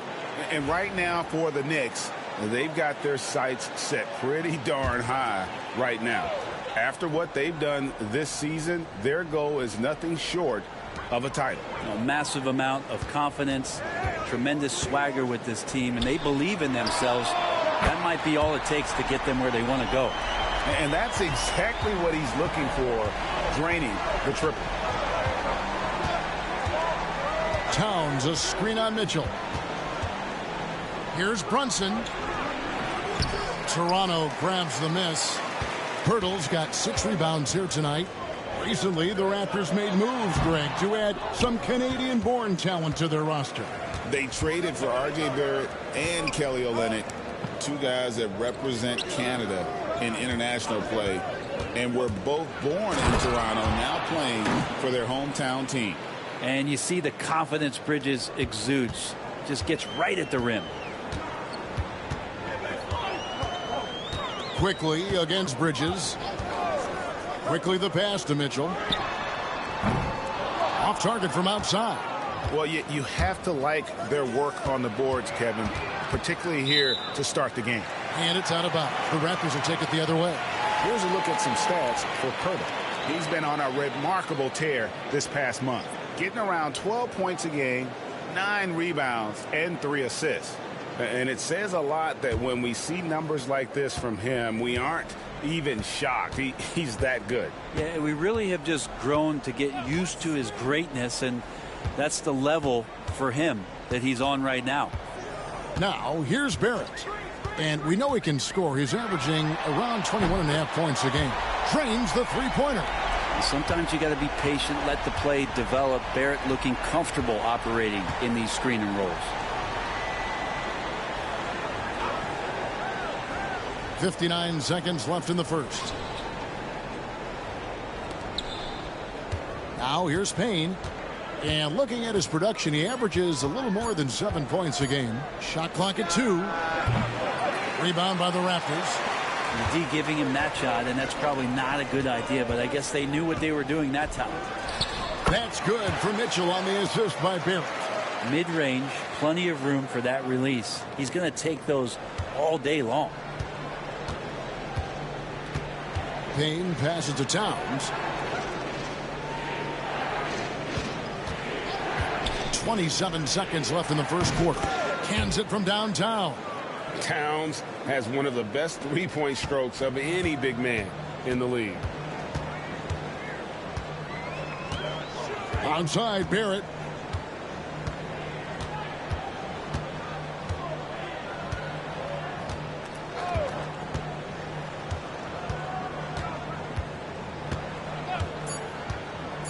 Here's the three.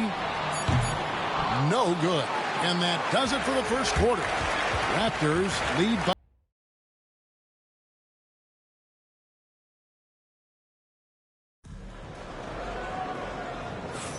And for those of you just tuning in, the second quarter of action is where we're at right now. Let's quickly check out the scoring breakdown here for Toronto. They've looked to fire as much as possible from outside the arc, and so far they are hitting at a high clip. And let's make sure that that selfish nerve doesn't get tapped, because right now there's great ball movement. They're setting each other up. Let's see if that maintains. Knicks trail by 5. They've got Mitchell. He's out there with Dick. And it's Boucher in at the 5. So that's the 5 in the game for Toronto. Here's Brunson. Nice. Brunson working inside. And I love the tenacity, guys. He simply can will his way into games at times and exert his presence. Brent, I don't want to put words in your mouth, but I think it amazes both of us that Jalen Brunson fell to the second round, the 33rd pick back in 2018. So with that in mind, how has he overcome the doubters? Well, the first thing he got was opportunity, Kevin, and that's all you can ask for as a young player. What he was able to do in Dallas opened up the eyes of a lot of people to what he was capable of as a point guard in the league. But trust me, Jalen Brunson has never stopped believing in his ability and confidence to dominate a game the way that we've seen him do that in the past couple of seasons. Now, here's Mitchell. Jalen Brunson missing his last shot. Dick finds Boucher. Back to Dick. And Dadier pulls it down. Knicks trail by 5. Brunson outside. Pass to Achua.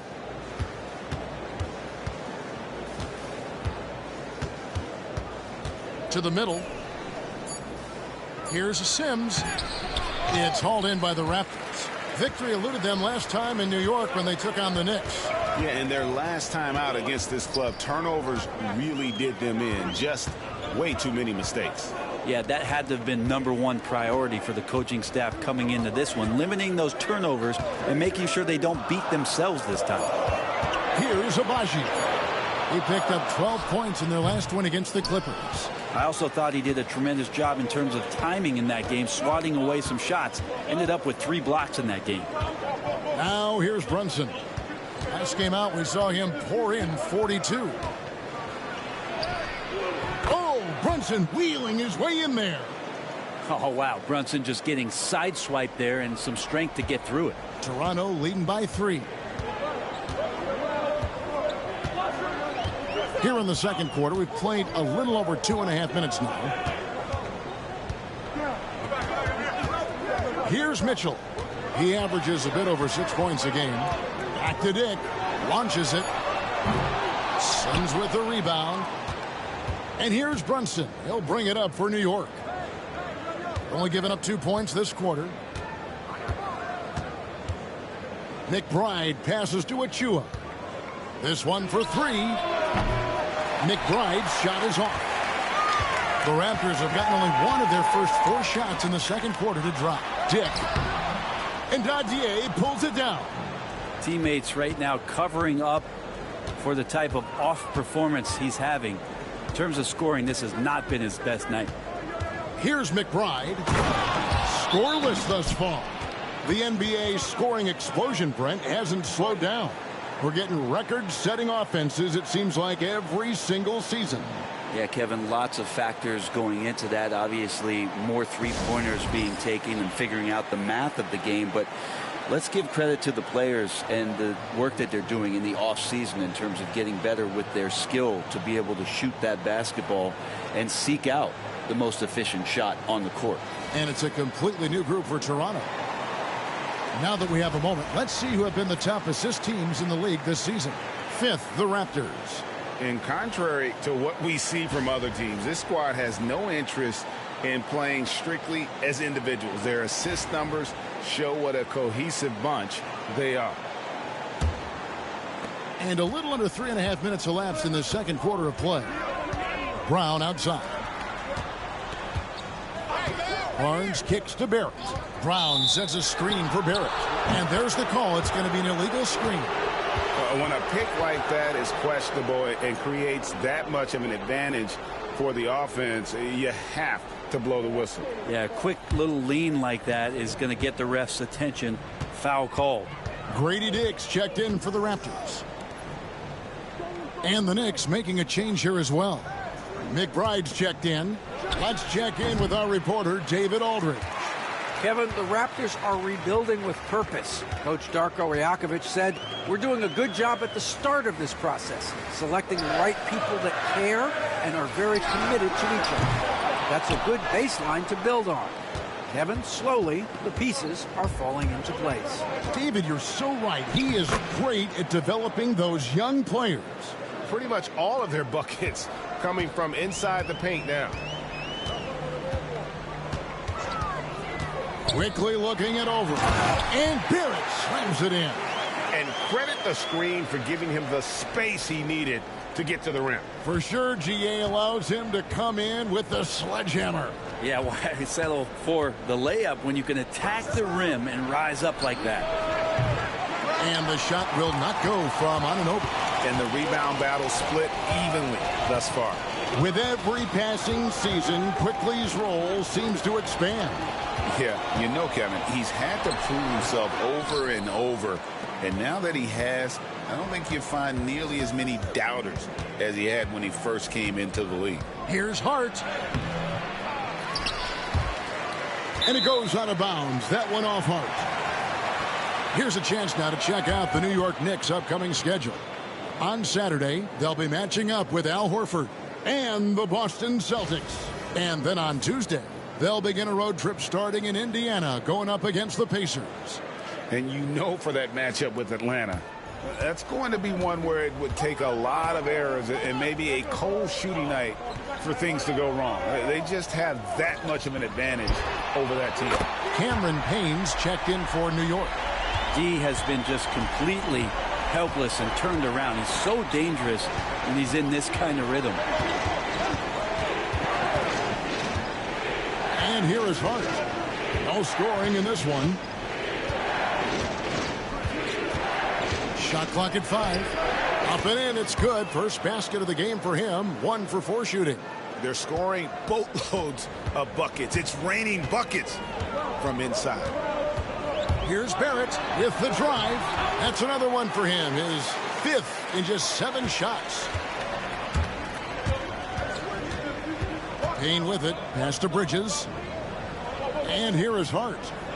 Now here's Towns. Defended by Pirtle. And that shot was up in time, but doesn't go in. And some good action through the first 2 quarters as we reach halftime. The Raptors out in front. They're up by 4. It's time now to go courtside as we send you over to David Aldridge from the sideline. David, take it away. Thanks very much, Coach. Your team has found success when they've gotten the ball into the paint. Is that the goal, to do more of that in the second half? Yeah, we want to play inside out, force them to collapse, and then we got to share the ball. We have to make quick decisions. When we move the ball quickly, we'll get good shots. But if we hold on to it, they're not going to be high percentage shots. The ball finds energy, right? Thanks, Coach. Back to you guys. All right, David, thank you. We'll be back after halftime for the start of the third quarter.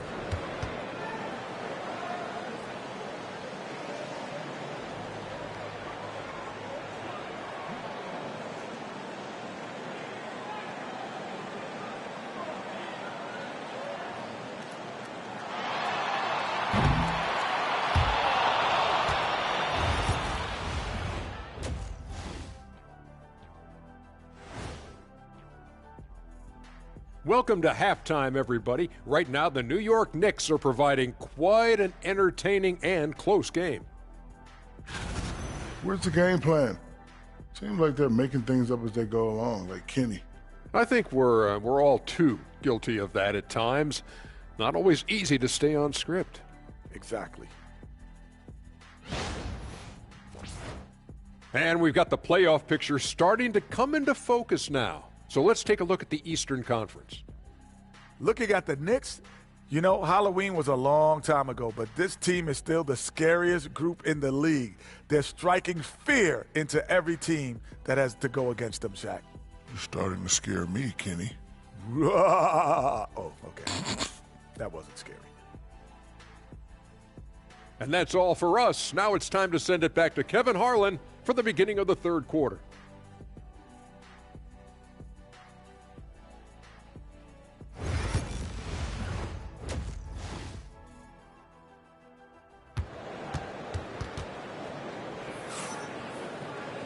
We've got second half action for you, and if the next couple quarters are similar to the first, this one could go down to the last possession.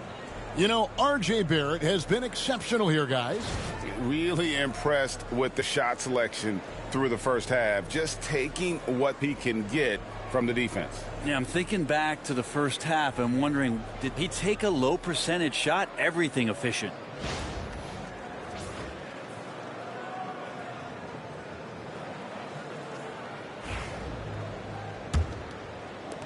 Knicks trail by 4. Here's who Tom Thibodeau is starting the second half with. They've got Hart, Jalen Brunson out there with Mikal Bridges. Then it's OG Anunoby, and it's Towns in at center, locking down the middle. And they are attacking the rim and getting great results. And so quickly, we'll bring it up for Toronto. Next up on the schedule, the Grizzlies. That'll be a home game. That will complete this 4-game homestand. Outside, Barrett. Driving inside. The Knicks pull it in. Towns has got rebound number 7 for him tonight. Anunoby outside. A miss that time. Would have put him up. Hard to figure out how he doesn't knock that one down. No defender in sight. Barnes passes to Quickly. Over Hart. And it's Quickly missing. New York trailing. Pass to Brunson. For the lead. Hart, no good. And he didn't punish them for the weak coverage there, but they can't count on him to continue missing. And it's Quickly missing. Not been an easy start. 3 straight misses here on these possessions. Anunoby kicks to Brunson. Towns a screen on Barrett. 5 on the clock. For the tie. No good off the back of the rim. The third quarter has not started well. Just 1 of 4. You know, Brent, Josh Hart has been a contributor at the many stops in his NBA career. And sometimes you have to wait to find your home, Kevin. That's been the case for Josh, but he has always contributed to winning. And now he's locked into this role where he is flourishing. This guy has all the tools to go out there and do little things every night that help your team be in a position to win games. Pass to Hart. A little under 2.5 minutes gone by here in the third. Here's Brunson. Converting through contact. Nice job by Brunson. You don't need size to score in the lane. It's certainly helpful, but you can see Brunson there with that little teardrop. Who's going to stop that? And the timeout called by Darko Rajakovic. Wants to talk some things over. Might be seeing some things to adjust.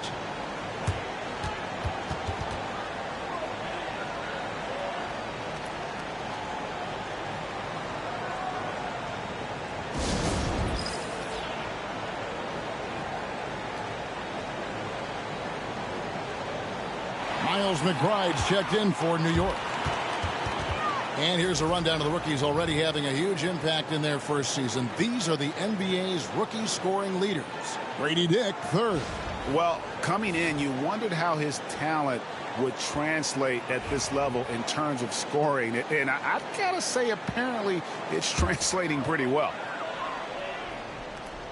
A touch over 2.5 minutes of basketball played here in the third quarter. Some nice ball movement here by the Raptors. And again, no good by Toronto. Knicks trail by 3. They've been struggling here on offense. Yeah, a bit of a dry spell for sure. Back to Bridges.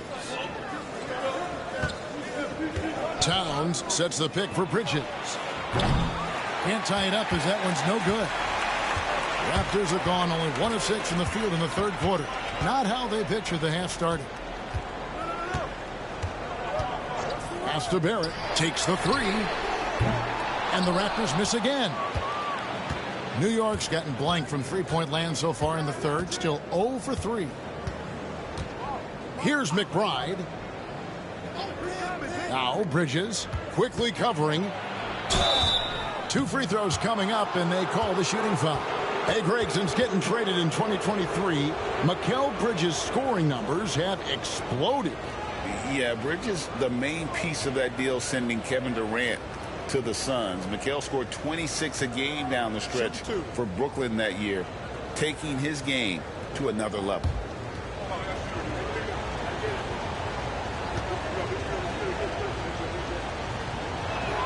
And he knocks down the first one.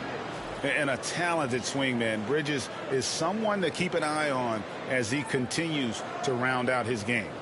Catching up on the changes for Toronto. Chris Boucher's checked in for Barnes. Brown comes in for Grady Dick. And Davion Mitchell's subbed in for Quickly. He doesn't get the second one. Toronto's gone 1 of 3 from downtown since halftime. Here's Barrett. It's in and good for his 6th field goal in 10 attempts. RJ's instincts are to score, and his instincts are taking over right now. Pass to Hart. Outside, Towns. Here's Bridges from the arc. And Pirtle pulls it down. Pirtle's got 9 rebounds now tonight. And gotta like what they've been doing down low in the post. Assists like that have typified their effort today. Terrific ball movement. Bridges outside. And there's the foul. It's on Chris Boucher. That's his first foul. Scoring in rhythm there. Great to see Hart shoot it without holding back. And a moment now to quickly take a look at the offensive approach for the Raptors. Their accuracy in this one has just been on another level. I mean, the 3 ball keeps falling, and the defense just hasn't been able to run them off the line. Well, if we add another thing to it, it's about the urgency they've played with. I mean, you look at the eyes of these guys. They're focused, wanting to get up tempo, and that's helped them score on the fast break. 1:41 left to play here in the third. Mitchell outside.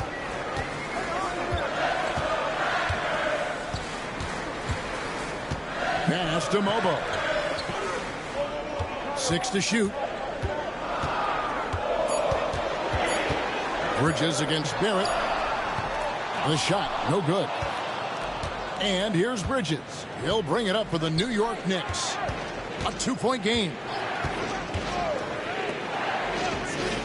For the tie. And the layup is up and in. Bridges has got 4 points this quarter. Just so efficient right now on offense. Bridges picking up his spots and recognizing when to strike. Pass to Mobo.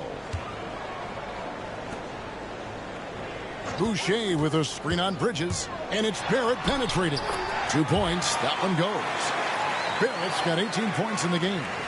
And RJ can play where he's mixing up speeds, but is also in control of himself. This is the kind of stuff you get from him. Now, here's Bridges. He has 6.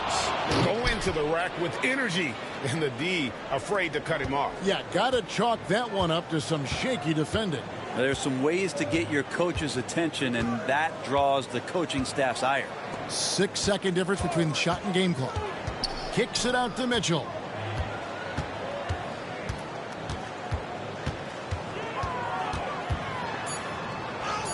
And he drops in the layup off the glass.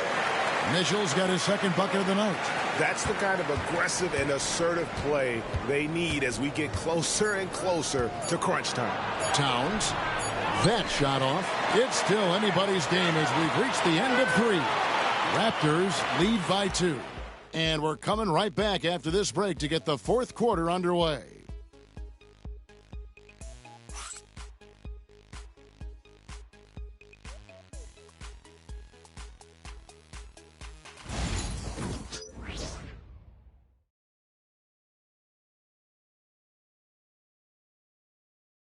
While we have the chance now, folks, let's go to our State Farm assist of the game.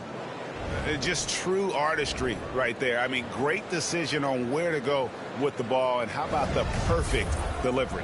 Yeah, those are the kind of plays that you want to put on a canvas. Just beautiful basketball.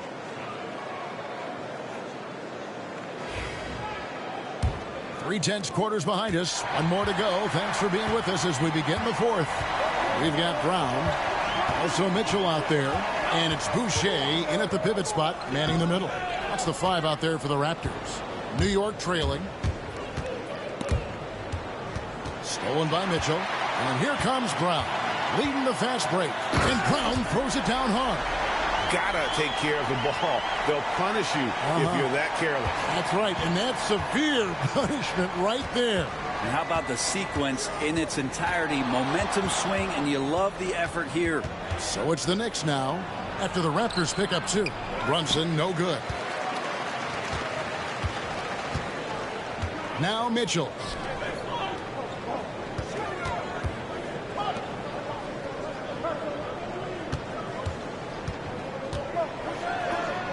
And he finishes nicely on the layup. And now a 6-point Toronto lead. I don't know what's happening defensively, but they're not putting up any resistance. Brunson against Mitchell. Brunson with a great job of just the setup on that play. Toronto leading by 4. First minute and a half of basketball played here in the fourth quarter. Here's Abaji. Shooting foul as the whistle blows. He'll shoot 2 free throws.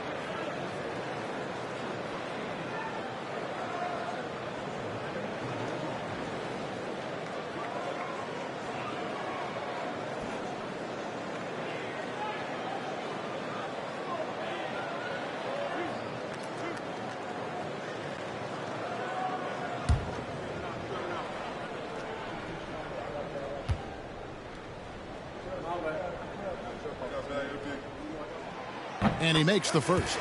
Both teams deciding to change it up.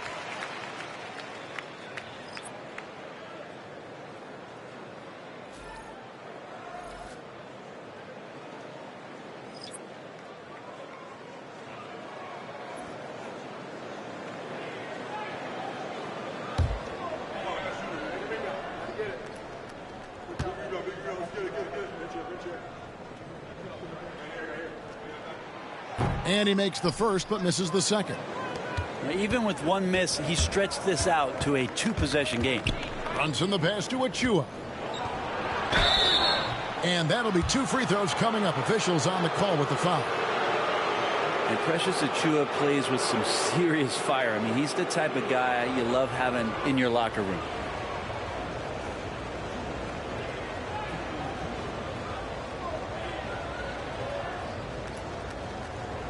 Shoot 2.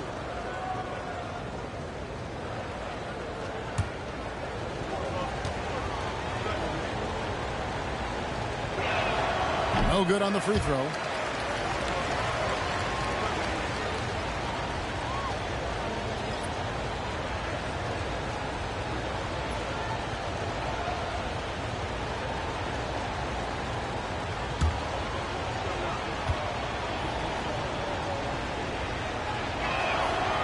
And the second free throw, good. Listen, they're still right in this thing. Missing that free throw, though, keeps this a 2-possession deficit. And the timeout called by Darko Rojakovic. And he wants to see some changes out there right away and right now.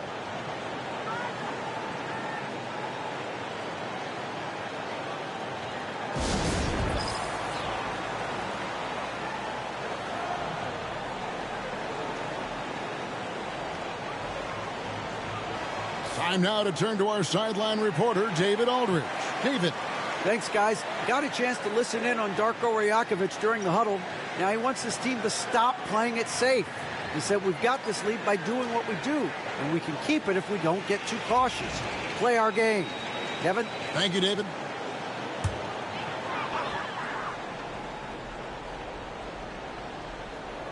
And so here's Toronto. They played a great fourth quarter defensively, allowing only 3 points. Barnes passes to Olynyk. Back to Barnes. It's hauled in by Achua. Not great numbers, but great effort in this one. Sounds funny, but I think he's been a positive for them. With that shot, the Raptor lead is cut down to just 2 points with the bucket from Brunson. And aren't we here with Brunson? This is what we expect from him, crafty and efficient.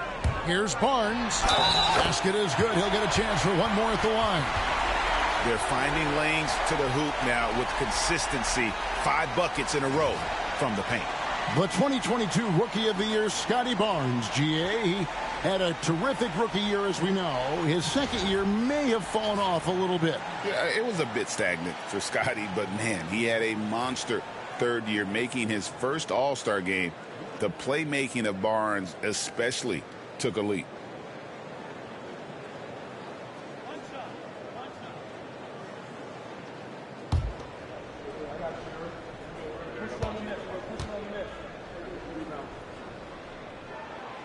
Scotty Barnes just is one of those guys that's a complete player and competes. Brunson scanning the floor. Over quickly. Toronto grabs the miss. Pirtle's got double-digit rebounds now in the game. Barnes with it. Now guarded by Towns. And the call on the shot that sends him to the line. For Jakob Pirtle, his parents paved the way for him to become a professional athlete. And I'd say, Brent, they did a good job. Well, it's a good point, Kevin. They were doing some blocking of their own, just not basketballs like Jakob does. Both of his parents, members of the Austrian national volleyball teams, and building some roofs on some people trying to put down a few slams. First one falls for him.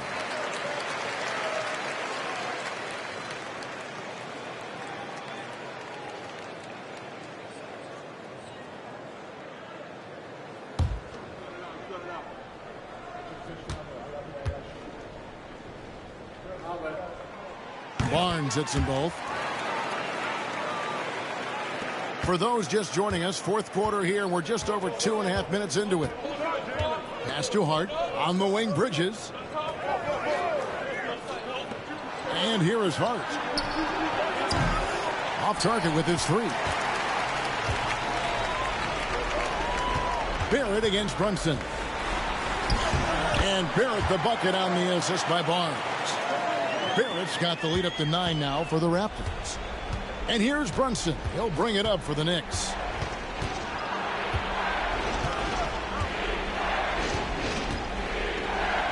Pass to Hart. 6 on the shot clock. To end the run. It's rebounded by Scotty Barnes. Raptors leading by 9. And there's a whistle. That goes on Mikal Bridges. That is his first foul of the game.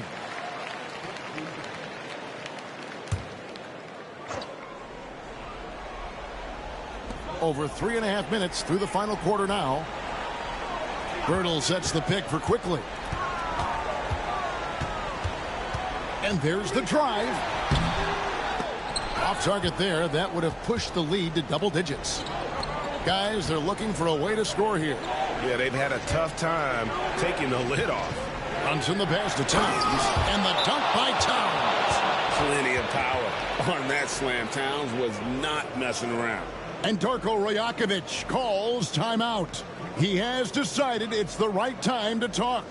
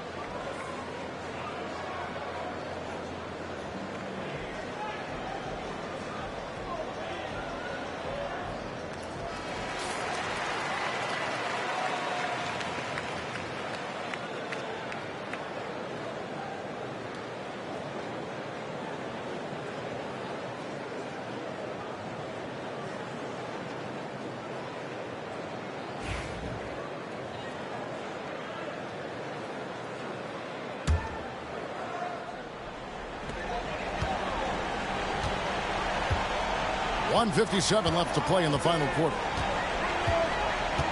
Hurdle with a screen on Anunoby. Over in the corner, Barnes.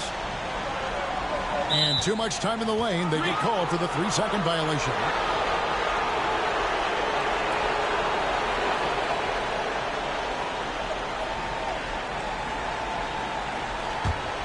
Knicks trail by 7. 1:41 left in the fourth quarter. And it's Brunson missing.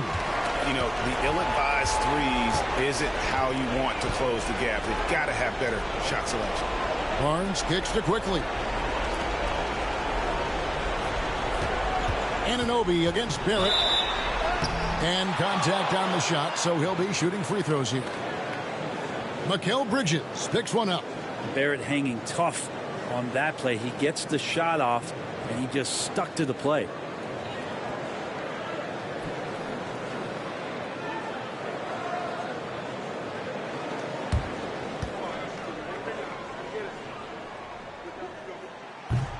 So the first one drops, and that stretches their lead to 8. Well, such a multi-tooled player. R.J. Barrett can get you points, can make plays for others, and he's a terrific rebounder for his size.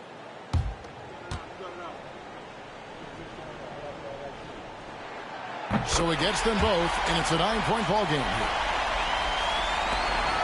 1:22 left in the fourth quarter of this one. Here's Brunson. And Pirtle pulls it down. Pirtle's got rebound number 12 here already in the game. Down low. And the dunk by Dick.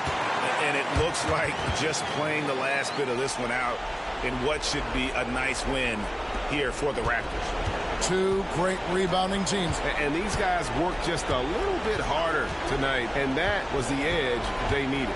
So looking at the season total, this will be their 17th win. And really an important win from a pride standpoint. Nobody likes getting swept, so they're able to salvage a win in this 4-game season series. The one player that really stands out, of course, in this one, it was a dazzling game for R.J. Barrett. There wasn't much they could do to slow him down as he was converting every good chance he got. Here's Barrett.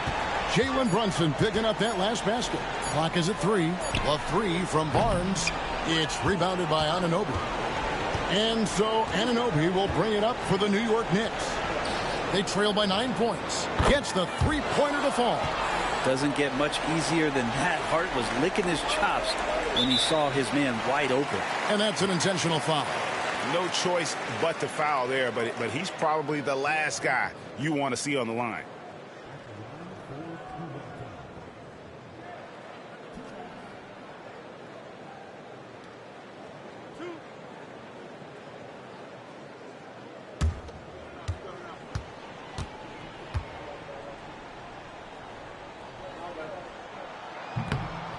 And he cannot get the first one to drop. Tough one to miss. And you look at Grady Dick's physical gifts, and you see it's all there. Size, length, careful training, and hard work could make him into something special. New York takes timeout. They trail by 7. Guys, your thoughts? And a little late to implement a plan B. This game is a wrap. Well, I'm going to use the cliche here. You can't take your timeouts with you, so they're going to use it.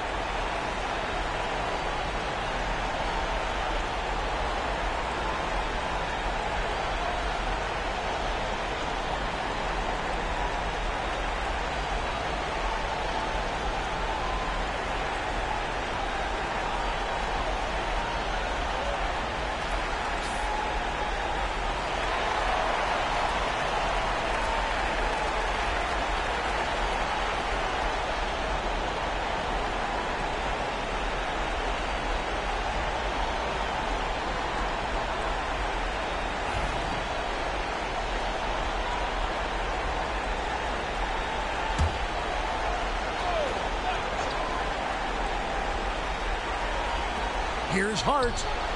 Good. And now they trail by just 4. Now that's a high percentage look when the D doesn't fight over the screen. And the coach over there just asking for one simple thing, and that's some effort. Got burned on that one. And you know what? Smart foul. You got to try and extend the game.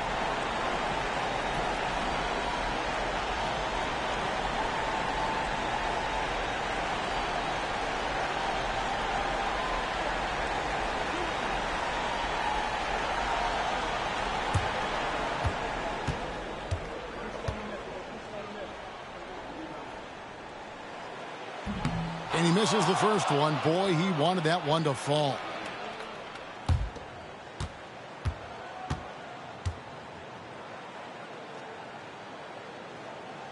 That's good, going 1 of 2 from the line, and that puts them up by 5. Time call here. The Knicks decide to talk it over. They're behind by 5. Score, then hope for some missed free throws or a turnover at the other end. Yeah, this won't be easy, so a little bit of luck will go a long way for them to get back in.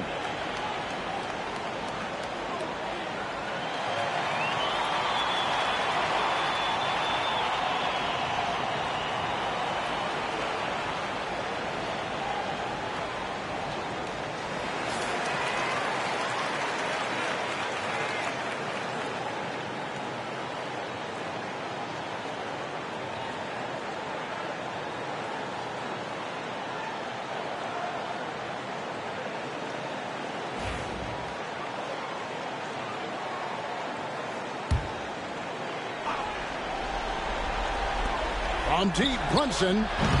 It's hauled in by the Raptors. They've led by as many as 11 points. And an intentional foul right there.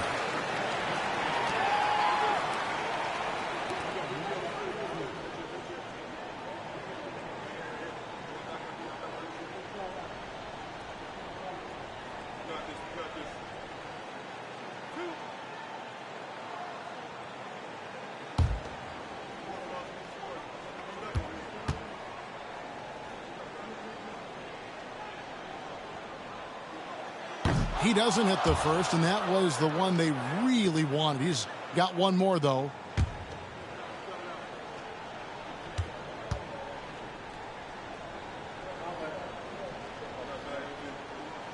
And the second of 2 is good. That increases their lead to 6. Pass to Hart. Towns for 3. That's good. Just reliable, guys. He's just always trying to make the right play. And so the big win by Toronto in a tight game. What a show they put on here at home tonight. I mean, these are those games that feel so great to win, and really, it's like a knife in the gut to lose. You got to love being on edge of your seat and just wondering what's going to happen. How is this thing going to play out? And that'll do it, folks. For Greg Anthony, Brett Barry, and David Aldridge, this is Kevin Harlan. Thanks for watching the NBA, presented by 2K Sports. But as we go, let's take a look at our player of the game, R.J. Barrett.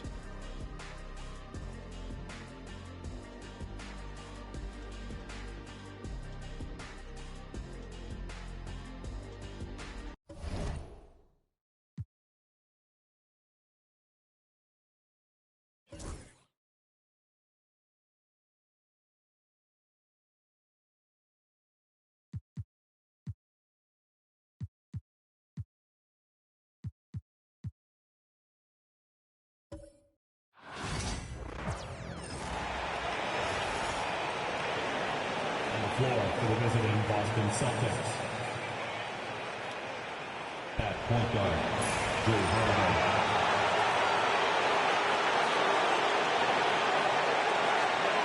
At the other guard position, Derek White.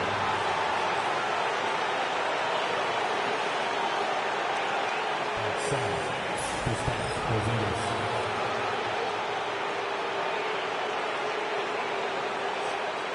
Small forward, Jaylen Brown.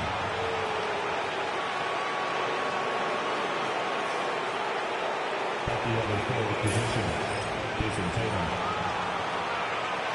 The head coach of the visiting team is Jared Mazzulla.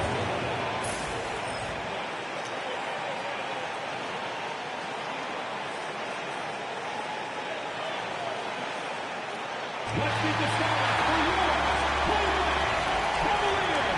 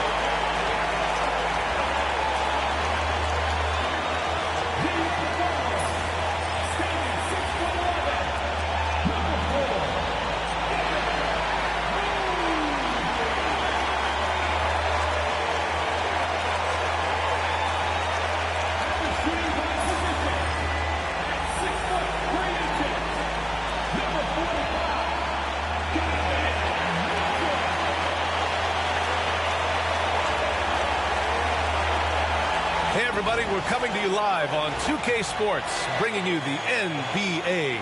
Brian Anderson here with you, alongside Grant Hill and Coach Dan Van Gundy, and the fourth member of our crew, Allie LaForce, reporting from the sidelines. And taking a broader look here at the year-over-year scoring trend for Jrue Holiday. And the scoring trend over the last few years has been going down a bit. That's not what you want, and I'm sure it's something he's well aware of. Looking at the starting five for Boston. The perimeter pairing, it's White and Brown. Tatum is the 4 with Porzingis at center. And it's Holiday in at the point. And for Cleveland, Mitchell on the wing with Strus. At the 4 and the 5, the lengthy pair of Mobley and Allen. And it's Garland in at the 1. And both backcourts in this one stand cream of the crop. Well, a lot of people would say that this is a guard-oriented league. I think it's a league of all the positions. But tonight, certainly, whoever can win that guard battle will probably go home with the W. Certainly the headliner tonight. Now here's Tatum. Pass to Holiday. Outside White. 5 to shoot. Over Mitchell. White can't hit. And the Cavs with possession. Left side Mitchell. Outside Garland. From outside, off the mark. To the middle. Here's Tatum. Got it. Good job in the low post. And sometimes you forget how long Tatum is, and he's terrific at using this to his advantage inside. Garland, the pass to Mobley. Back to Garland. Pass to Mitchell. And it's out of bounds to Cleveland. And Allie LaForce spoke with Kenny Atkinson. Allie? The main topic of conversation, how they plan to guard Jason Tatum. We want to try to make Jason a jump shooter. Avoid fouling. Don't let him go downhill. But JT will get his, so let's hope we limit him. Well, that's never easy to do, guys. Great work, Allie. Thanks. Well, Allen is usually the last stop the ball makes, but he selflessly gives it up to a wide-open guy. Stan, last year was an epic season for the Celtics, obviously ending with their 18th title. Yeah, they were by far the best team in the league all season. 64-18 in the regular season. They had the 5th best point differential in league history, led by the most efficient offense of all time. A very worthy champion. And the Cavaliers with possession here. After the basket by Boston. Not exactly what they're looking for out of the gates. Just 1 of 4 shooting. Here's Brown. So it'll be 2 free throws. He was fouled in the act of shooting. That one on Mitchell. And you look at Jaylen Brown, Grant. Not many wings have the strength he has. Yeah, Jaylen Brown could dunk over a brick wall. And he could dunk through a brick wall, too. And it's just so hard to move him off his path when he's on his way to the rim.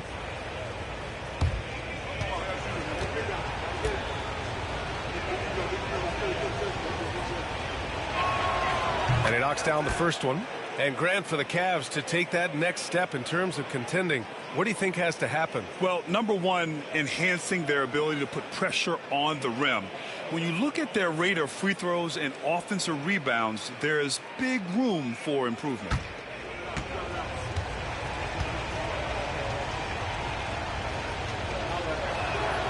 And so he hits both.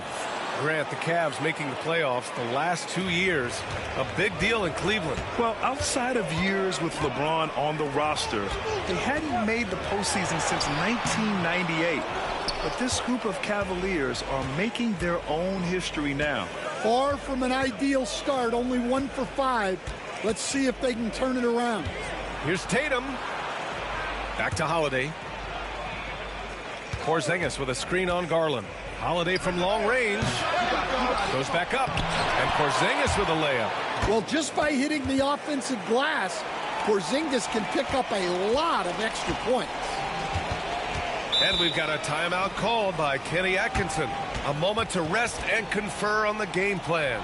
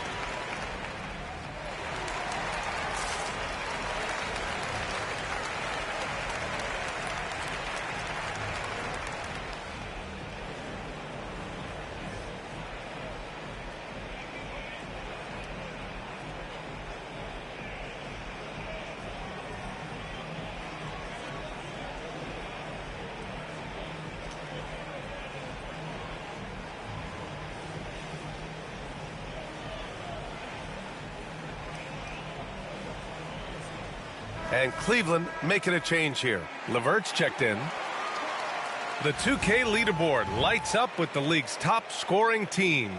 Cleveland second, fifth best. Boston. Stacking up big point totals is something both of these teams do with ease. There'll be an interesting matchup with all of that offensive talent on the floor. And here in the first, approaching 3 minutes played. Back to Mitchell.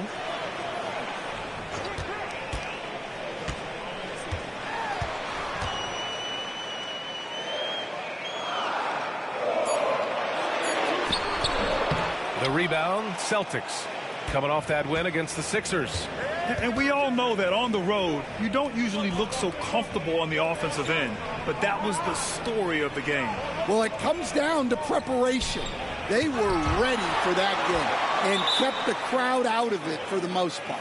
And so the ball out of bounds. Mobley touched it last. And now it's time to take another view of that huge swat.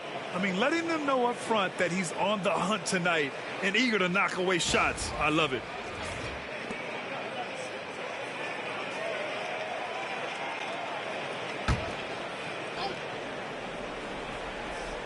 Shot clock at 6. Holiday from long range. Drains the triple. Holiday's got 5. The Holiday finds ways to score inside and from beyond the arc. Mitchell feeling it out a bit.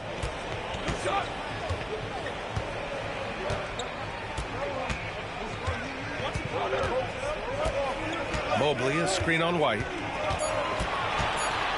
From deep, Mitchell. Porzingis grabs the board. He's giving his all, but you can't force yourself back on track.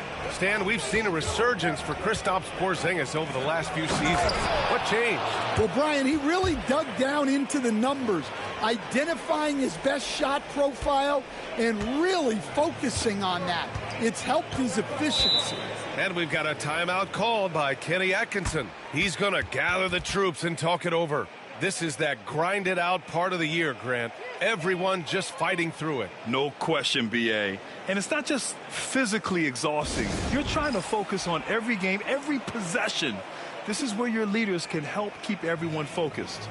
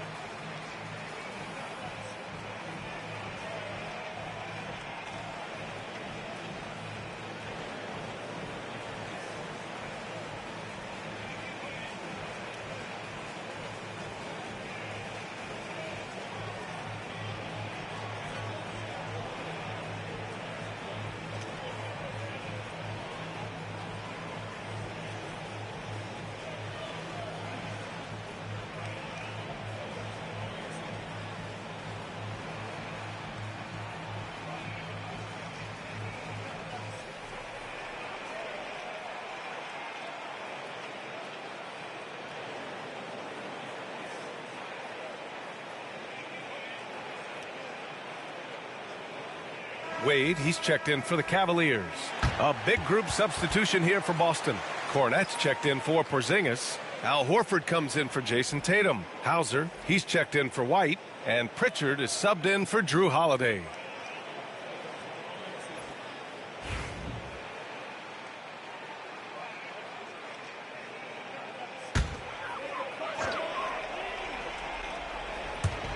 Mobley passes to Garland.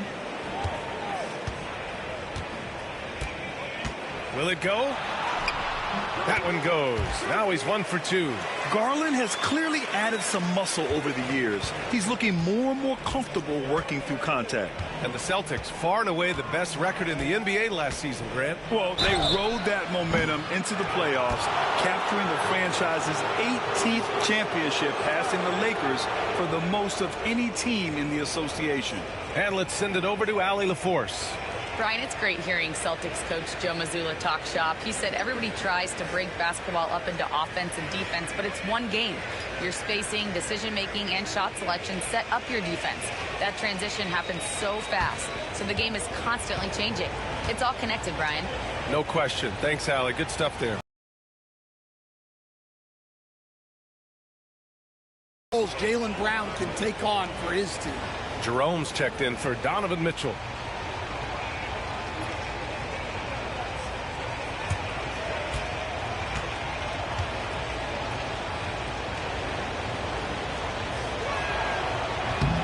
And he sinks the second. Stan, you look at the Celtics, as high-powered as they come offensively. No question, Brian. They can space the floor at every position, and any one of their starters is able to give you 20 on a given night. And he nails the third. And when you talk about Jaylen Brown, you have to bring up his two-way ability. He's a pure scorer who can also guard the opposing best wing. There aren't a lot of guys like Brown in the league. And Mobley throws it down. He knew exactly where his man was going to be. Outstanding lead pass.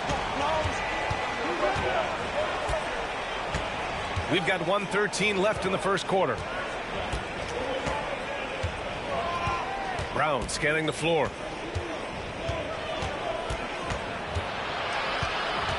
Back to Pritchard. Just 4 to shoot. Off target with the 3. Cavaliers trail by 8. Pass to Garland. Lets it go from deep. Counted from distance. Garland's got 5 points. Rise and fire. I just love how assertive Garland is on offense. Here's Brown. Oh, a beautiful reverse layup. The big story thus far, how well they've shot the rock. And it's Garland with the ball for Cleveland. They come into this one having outplayed the Mavericks last time out. They really relied on the perimeter game in that one. Just consistent from distance all night.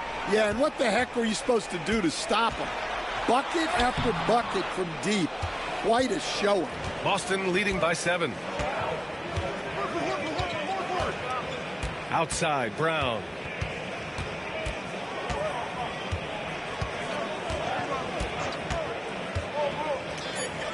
Pass to Pritchard. There's the 3. Good. And Brown gets the assist. They've been very effective so far. A balanced attack at its best. Yeah, now it's all about maintaining this lead, but you can't start playing it safe. You got to keep attacking and executing. And so it's the Boston Celtics ending the quarter up 10. And it's all due to their ability to own the paint. They've been dominant down low. And more NBA action on 2K Sports coming your way right after this.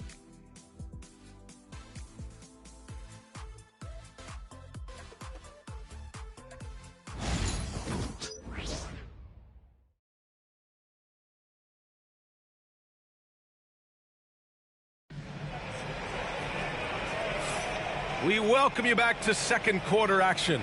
Plenty of basketball left to play, but this one has been one-sided so far. And let's take a moment to get your take, guys, on the scoring so far for the Celtics. Well, I have to applaud their ball movement. They're moving the ball around, finding the best looks they can, and keeping everyone involved. You know, another thing that has impressed me has been their numbers of points in the paint, just dominating down there. They're just getting whatever shot they want in close. Dean Wade is out there with Jared Allen. Then it's Ty Jerome. Then there's Okoro. And it's LeVert in a 2-guard. So that's who's on the floor for the Cavs. Here's Jerome. He picked up 12 points in their last win against Dallas. Yeah, but it wasn't just the scoring.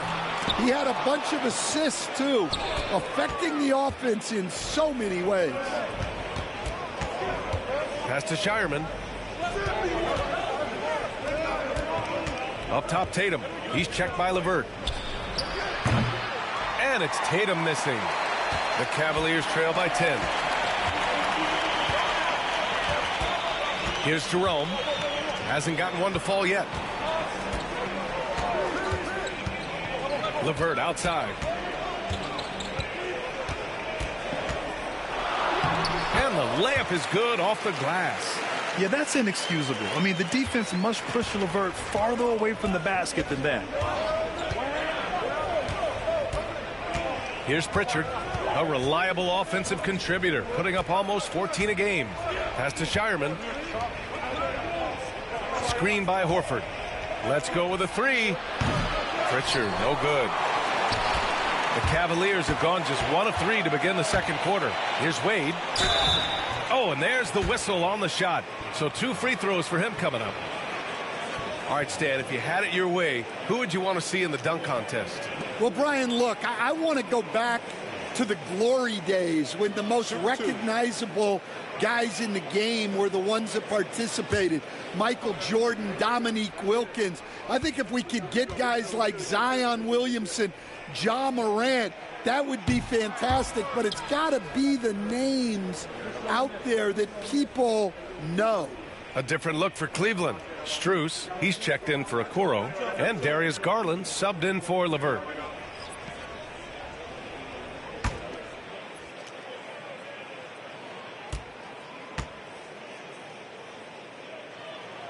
And no good on the second free throw, so 0 for 2 there. You know, Grant, in interviews, Jason Tatum often seems understated and soft-spoken, but that's just him, isn't it? That's true, B.A. Tatum has a quiet confidence about him. He doesn't feel the need to be loud or act out. He lets his work on the court do all the talking for him. Strus. Boston pulls it in. Nice rebound. Trying to match the other team's intensity right now. Here's Hauser. Again, the miss by Boston. The Cavaliers trail by 8. They're searching for a way to score. Yeah, buckets have been very tough to come by. The Celtics have gone 0 for 4 in the second quarter. Holiday passes to Tatum. Fades back. Strus grabs the miss. Yeah, you expect him to make those. Good look. Just couldn't find the mark. And we're just over 2.5 minutes into the second. And the shot goes. Strus has gotten his second bucket on the night. Well, anytime you can get a good look close in like that, it's always your best option. Hauser passes to Holiday. Tatum from long range. And the shot is good on the assist by Holiday. Tatum's got 5 points. Well, when it comes to his jump shooting, Tatum is extremely efficient in catch-and-shoot situations. And we've got a timeout called by Kenny Atkinson. He's going to talk it over with his guys.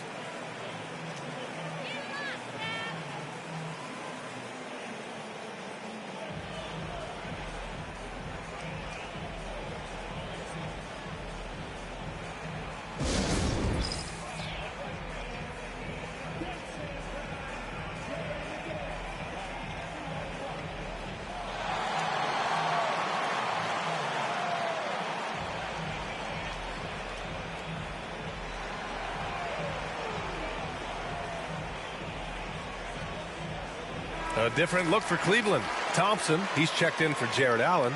Niang comes in for Wade. And Donovan Mitchell is subbed in for Jerome. Brown, he's checked in for Boston. Derek White comes in for Pritchard.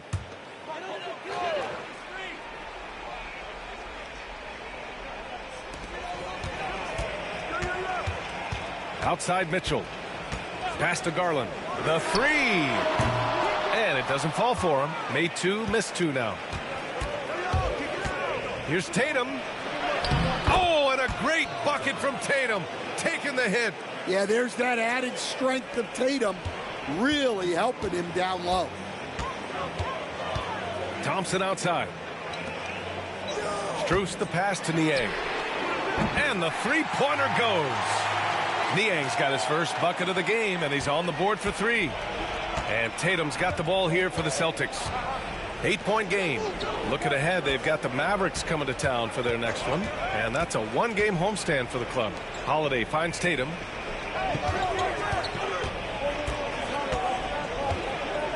Five on the clock. And the rebound goes to the Cavaliers. Garland feeling it out a bit. Thompson outside. Pass to Strus. 11 feet out. Ooh, lands soft on the front of the rim and drops in. Strus has got 7 points. Terrific ball movement leading to the basket. You love to see it. Porzingis in the post. Defended by Thompson. Outside, Brown. And Brown knocking down the triple. Well, you know, when Brown's hitting the 3, it really opens up this offense. Niang outside.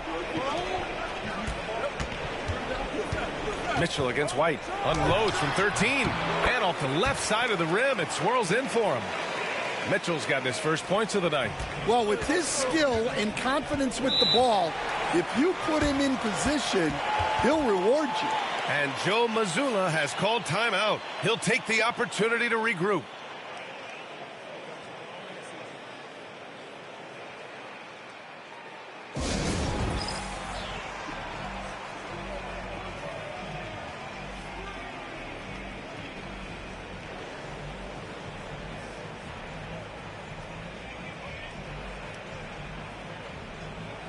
Jared Allen, he's checked in for Cleveland. Evan Mobley comes in for Niang. Horford, he's checked in for Boston.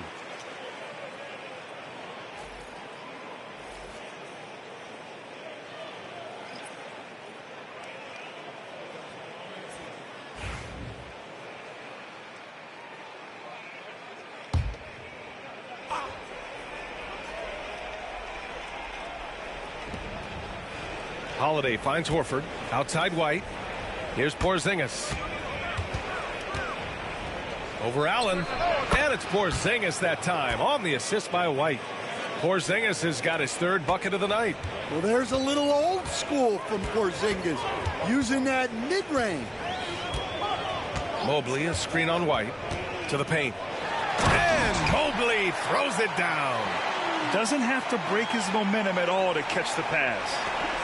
Boston leading by 7. Brown passes to Horford. Porzingis high post.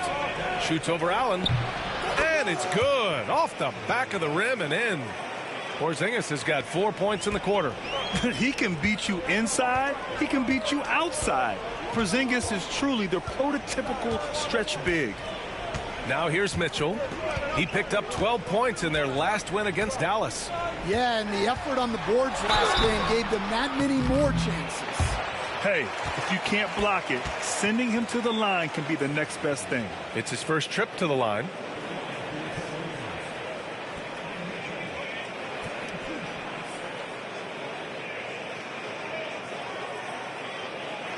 Shoot 2.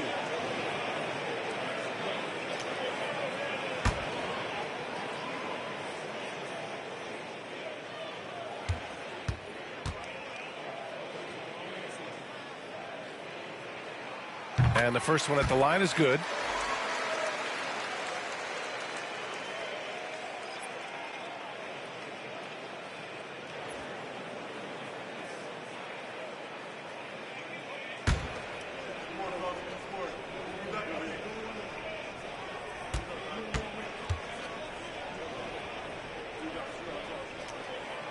So hits one and misses one at the line.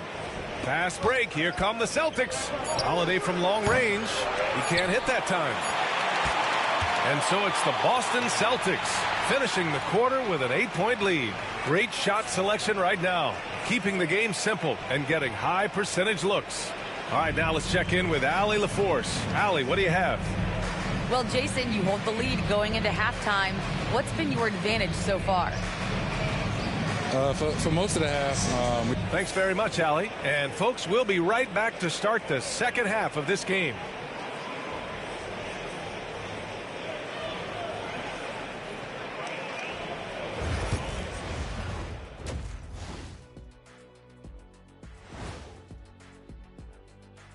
Howdy, folks. The moment you've been waiting for is here. Taking a look here now at Boston, I had them as a top team before the season, and now I'm picking them to make the finals. Tell me I'm wrong, Kenny. You can't, because I'm right. 2 + 2 is 5. And as much as it pains me, I have to agree with Big Fella. And circling back to the first half, things have not gone as planned for the Cleveland Cavaliers. It's not a huge deficit on the boards, but enough to where they're giving away possessions, and that adds up, guys. Yeah, if they're planning a comeback, better rebounding is where they need to start. That does it for halftime. Let's get back to game action. Here's Brian Anderson with the start of the third quarter.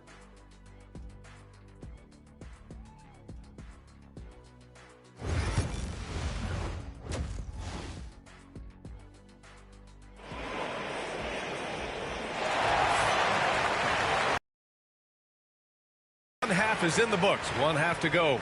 Jaylen Brown having a dominant impact in this game. Can they come up with an answer for him coming out of the half? They have to change something defensively. Yeah, I'd love to see what they drew up in the locker room, because you're right. He's the problem right now.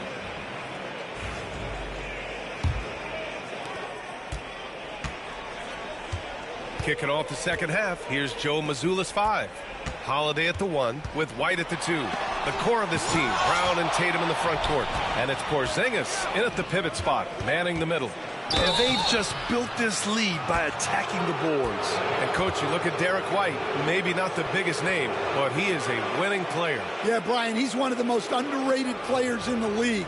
He's got a great feel for the game at both ends of the court. He is tremendously solid across the board. Shoot 2.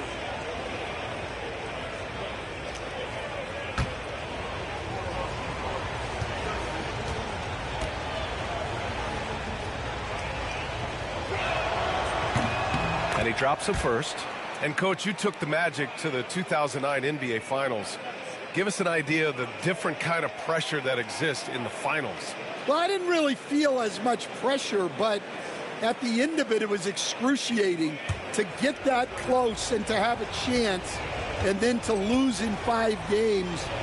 Like, you know, even then going through it, that it's going to be hard to get another chance at it. So I would just sum it up and say excruciating. Now here's Garland. Pass to Allen. Ooh, poked away. It's stolen by Tatum. It's a 3-on-3 fast break. Time now to hear from our reporter, Allie LaForce. Jaylen Brown is playing with so much confidence. He said, quote, "I feel like I'm a different player. My body has changed. Athletically, I'm entering my prime. I'm more aware on defense and offense. I feel like on both sides of the ball, I'm playing the best basketball of my life." Well, it shows, Allie, for sure. Here's Holiday. And Holiday powers it home. Yeah, look, that's a Drew Holiday special. Turning defense into offense. Outside Mitchell. And with a little over a minute gone by, the second half is underway. 6 to shoot. The 17-footer. Hauled in by Brown. Brown's got 4 rebounds in the game. Pass to White. Back to Brown. Over Garland. Mobley grabs the board. The Cavaliers trail by 14. And he's going for the oop here. Out of bounds. It'll be Celtics ball. And let's take a look now at some numbers for Kristaps Porzingis. And over the last 5 games, his field goal percentage has increased. And you can make a case his confidence as well because of this.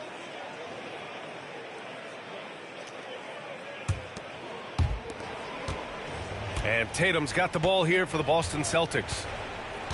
They haven't given up any points here in the second half. Porzingis with a screen on Mobley. There's Tatum with the 3. The Cavaliers pull it in. And the defense got away with one there. I mean, that's a shot he typically makes. Right side Strus. Outside Garland. Mobley, a screen on Holiday. Garland for 3. Cleveland again missing. Celtics lead by 14. Tatum inside, covered by Strus. A nice shot by Tatum. And Tatum is an impressive athlete. So good at knifing inside and finishing at the rim. And we've got a timeout called by Kenny Atkinson. I think right now he must be looking at some adjustments.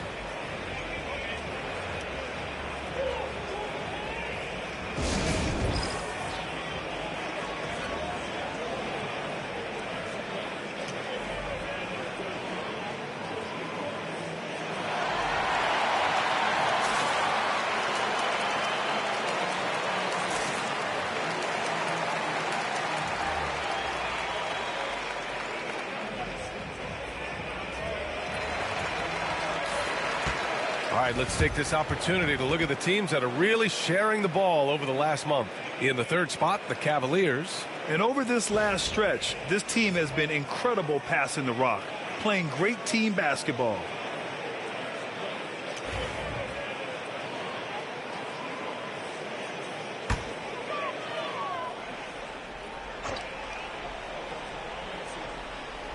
And so it's Cleveland with it.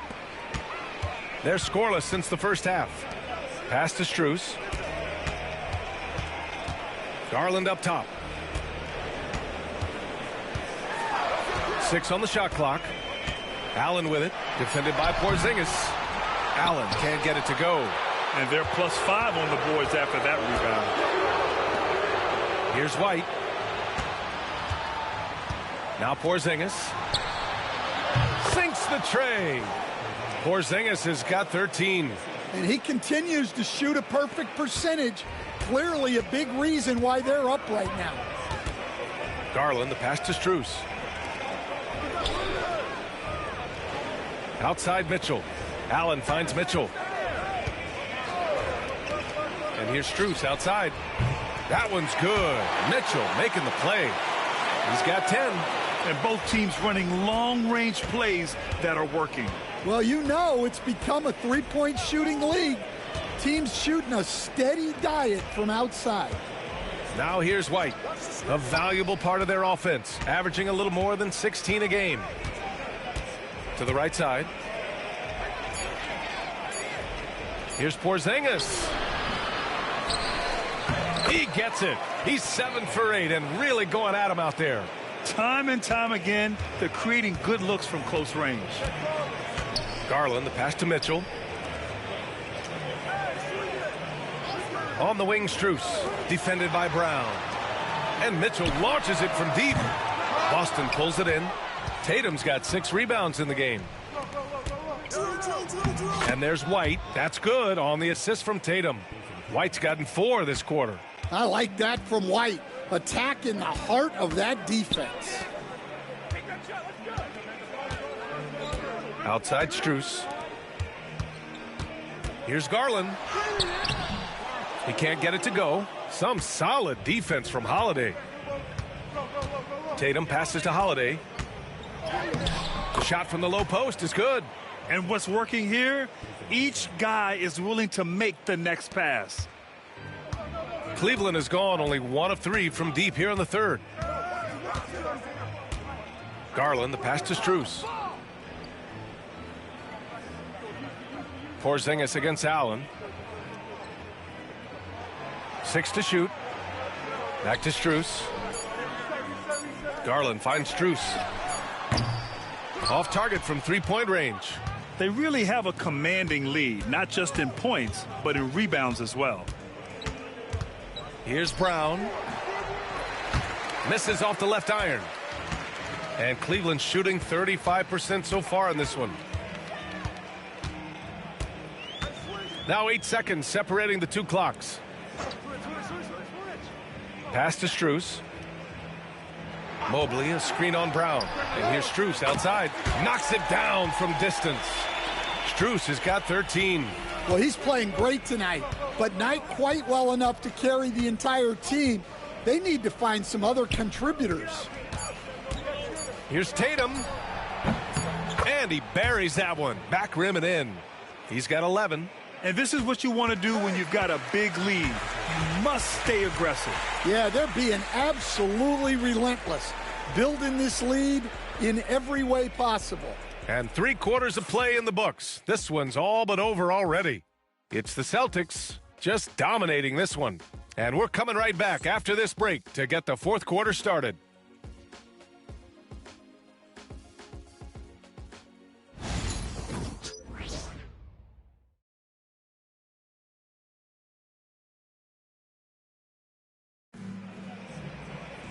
And we reach the fourth quarter in a game that may already be out of hand.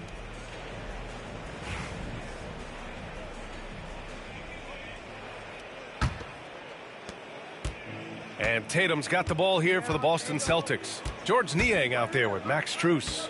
Then it's Ty Jerome. Then there's Dean Wade. And it's Garland in at the point guard. That's the 5 for Cleveland right now. There's Tatum with the 3. Jerome grabs the miss.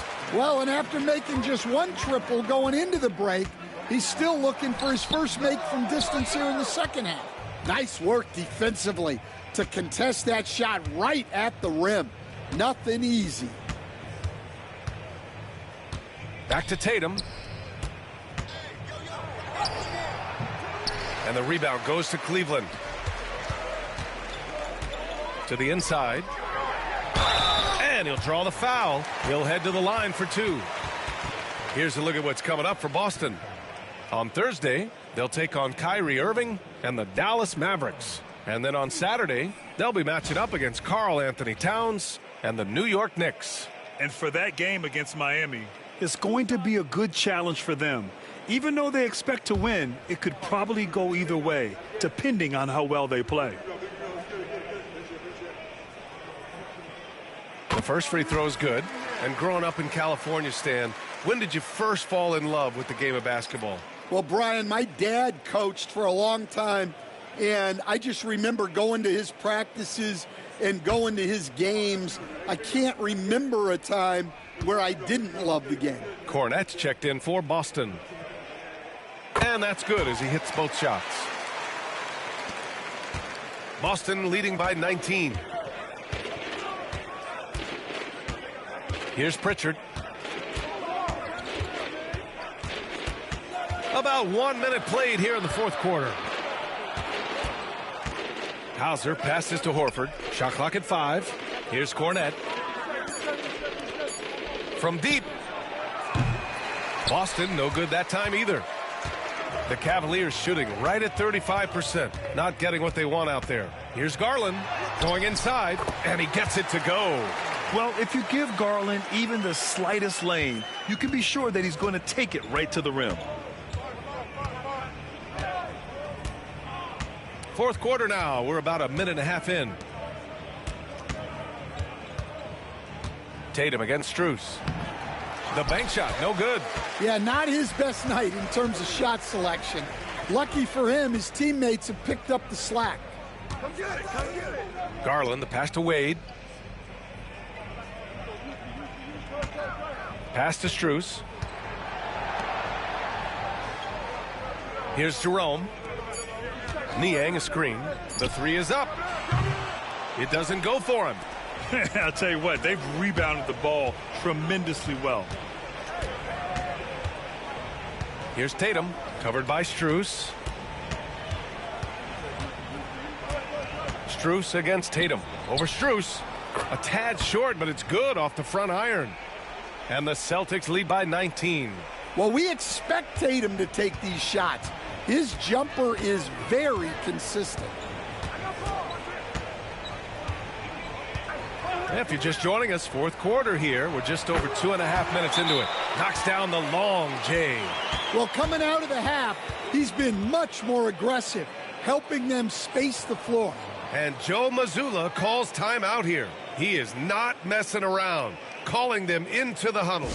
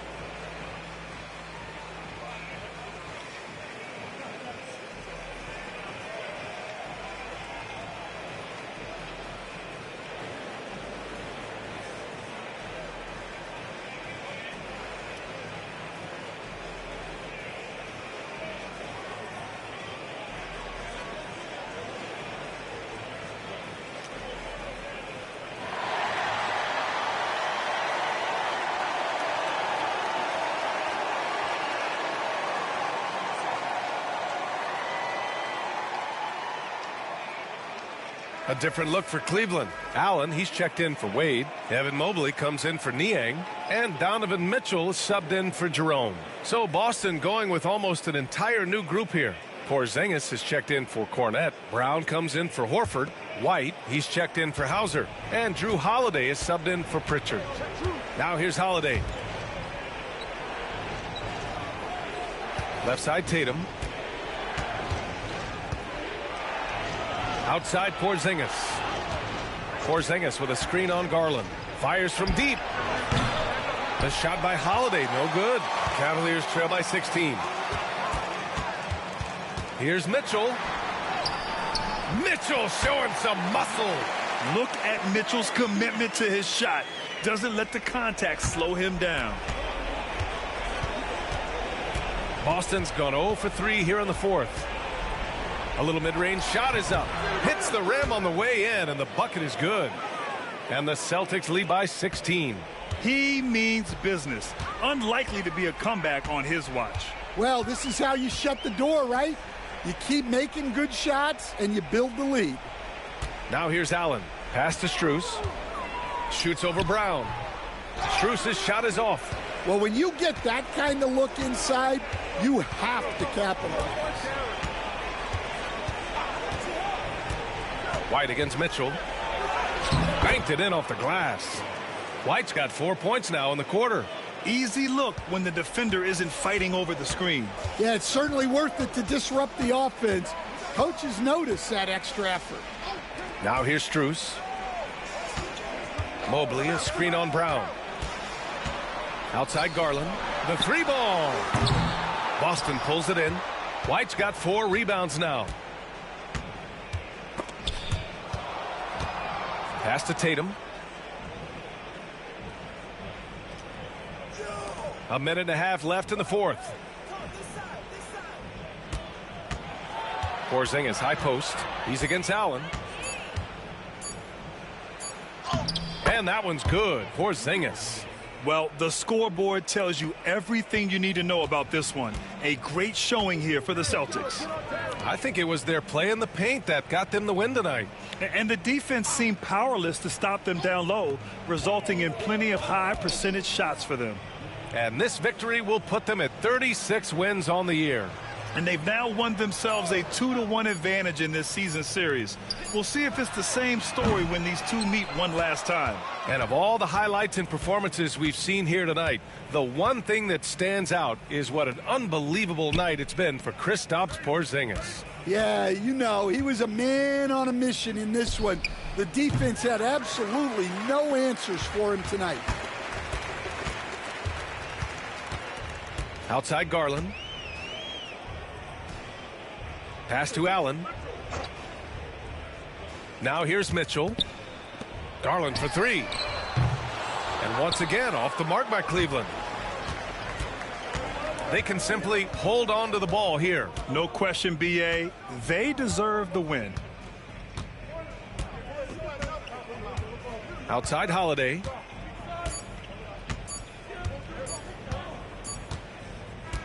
And so it's Boston easily grabbing this one.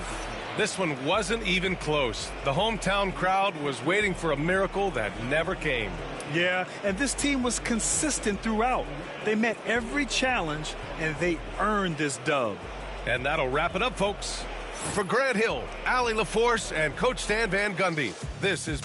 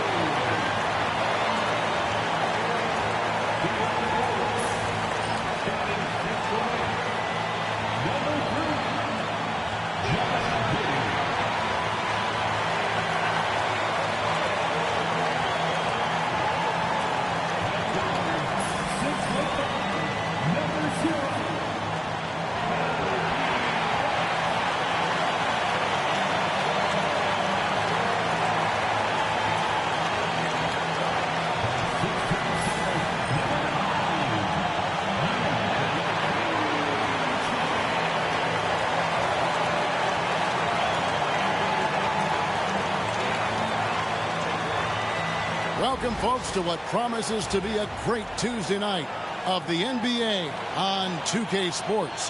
This is Kevin Harlan. With me tonight, Greg Anthony and Richard Jefferson. And joining us courtside, reporter David Aldridge. Already it's February. Let's see how the East is matching up. Taking a look at Miami. They're sixth right now in the conference with lots of time to make a move. And, of course, the Chicago Bulls down 4 spots from them. And, you know, for the Bulls, they've shown me some very good things this season. But that next step, those qualities that could make them true contenders, just haven't been there. And the clock is ticking for them to make that push. It's looking like they'll be fighting for a spot in the play-in. So the opening lineup for the Heat, they've got Adebayo, Hero out there with Terry Rozier. And it's Ware in at the center. And for the Bulls, Dosunmu is out there with Josh Giddey. Then it's White, and it's Vucevic, and it's Ball in at the 1 spot. It'll be the Heat off the tip. All the talk, Greg, leading up to this one has been about the impact of the backcourt. And that's where it all starts. When you have a confident and competent backcourt, it just opens up a lot of things for you offensively. Hero, no good. And the Bulls with possession. Ball kicks to White. Pass to Vucevic. White setting the pick for Vucevic. Now Dosunmu. Just 5 to shoot. Back to Vucevic. Falls back and drains the fadeaway jumper. He just makes it look so easy on offense. Like, who takes pleasure in torturing defenses? He does. Now, here's Adebayo.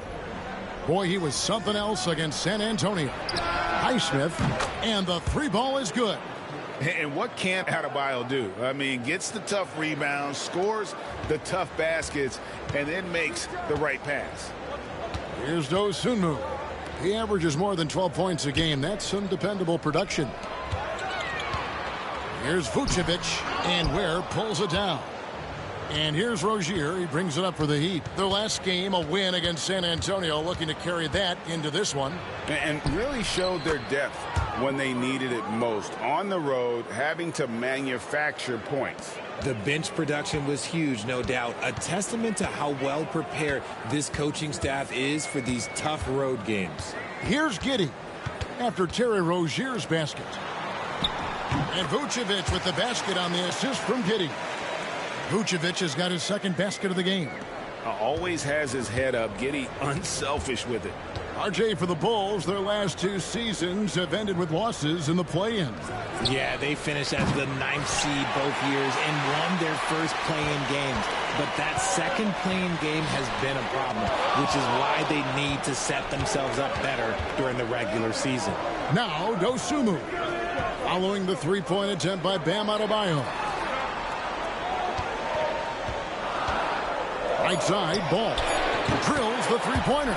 This is why Ball takes a good amount of threes, because he's very accurate and confident from there.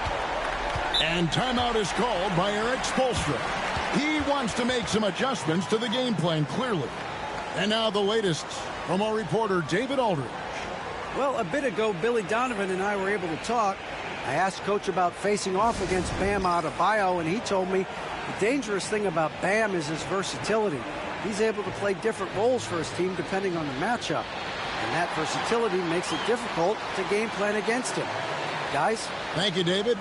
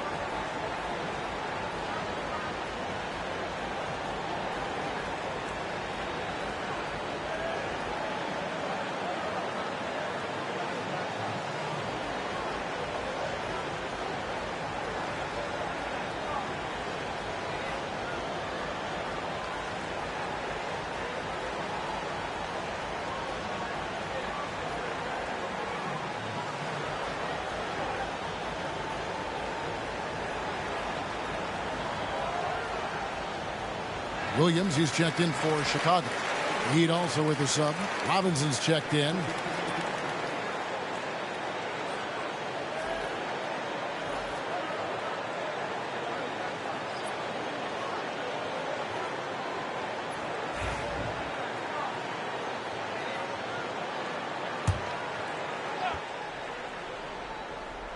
And a little over 2.5 minutes gone here in the first. Hero on the wing. He's covered by Ball. And a wide open look for Hero. That one's in. His first bucket of the game. He's 1 for 2. What a read by Hero. He knew the pick and roll would give him some options. Over in the corner, White. Now here's Dosunmu. He's guarded by Adebayo. The kick out to Williams. Off target from three-point range. And on an open look like that, he's very gifted at making the weak coverage pay. Well, G.A. Adebayo came from very humble beginnings. Yeah, raised by his mother. And Kevin, Bam's main motivation in life was to get her out of that trailer. He worked extremely hard, and now arguably a top 25 player. Now here's White, following the miss by Bam Adebayo. And slam dunk by Vucevic. Look, when he's within range, Vuce is going at the rim, and he's going at it hard. And here's Hero. He'll bring it up for Miami. Trailing by 2. Robinson kicks to Hero. Puts up a 3. It's all in by the Bulls. And this is their first time matched up with this year's Heat team. And last year, an entertaining season series between the two. ended up battling to a draw. And we're watching two teams looking to make that next step. They want to break out of the middle of the pack, prove they can do some damage. All-Star break is right around the corner, Richard. How excited are you for the festivities? I hope as excited as I am. Oh, I'm very excited, Kevin. These contests are going to be huge this year, I can just tell. And I'm also excited to see the players just relax a little bit.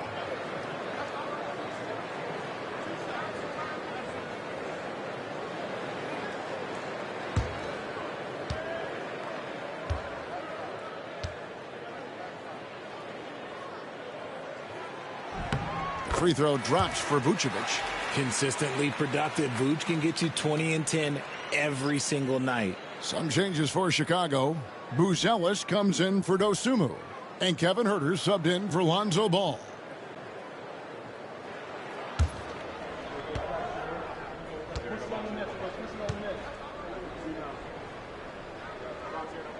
And both free throws good for Vucevic. And among NBA bigs, he is known for his ability to deliver at the free throw line. So here's Burks. He's averaging around 5.5 points a game. Some nice ball movement here by the Heat. Jaquez finds Adebayo. Just 5 on the clock. It's rebounded by Huerter. The Bulls leading by 4. And Dwayne Wade is the first Heat player to be honored with a statue. And Greg, that's pretty significant for a very successful franchise. And Kevin, well deserved, right? D-Wade, the best player in franchise history. He helped bring 3 championships to the city. Plus, he's already got a street named after him. The Heat trail by 4.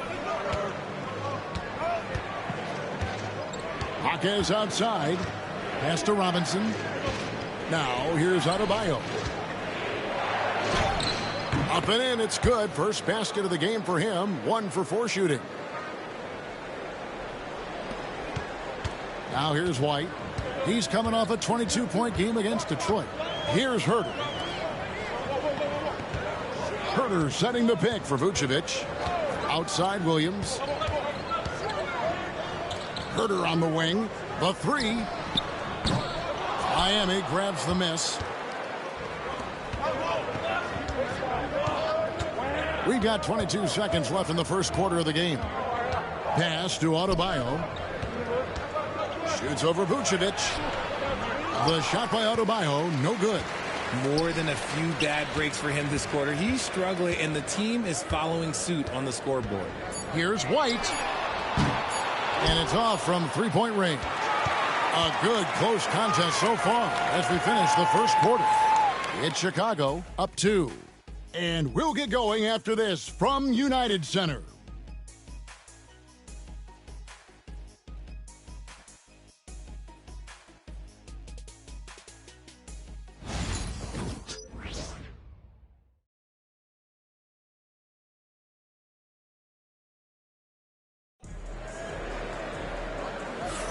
Some good action already in this one, but a fairly even matchup after the first quarter of play. And taking a look at Chicago's performance here, guys, what have they been doing or not doing? Just a terrific first quarter, sparked really by their unselfishness. They're playing for one another and focusing on making winning plays. You love to see it. So it's Chicago now. Bruce Ellis out there with Williams. Then it's Jalen Smith. Then it's Kevin Huerter. And it's Giddey in at the 1.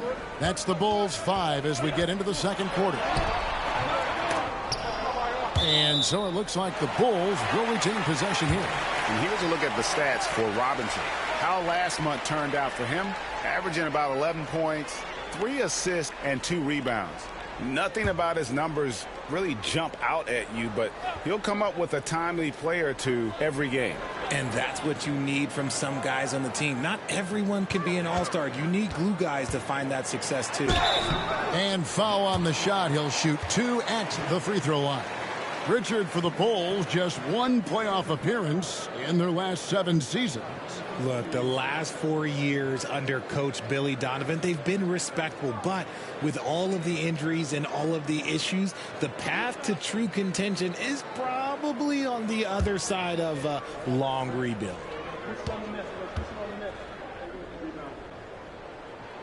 First free throw is good. Known as one of the game's great three-point shooters, Herter knows his role and plays it well.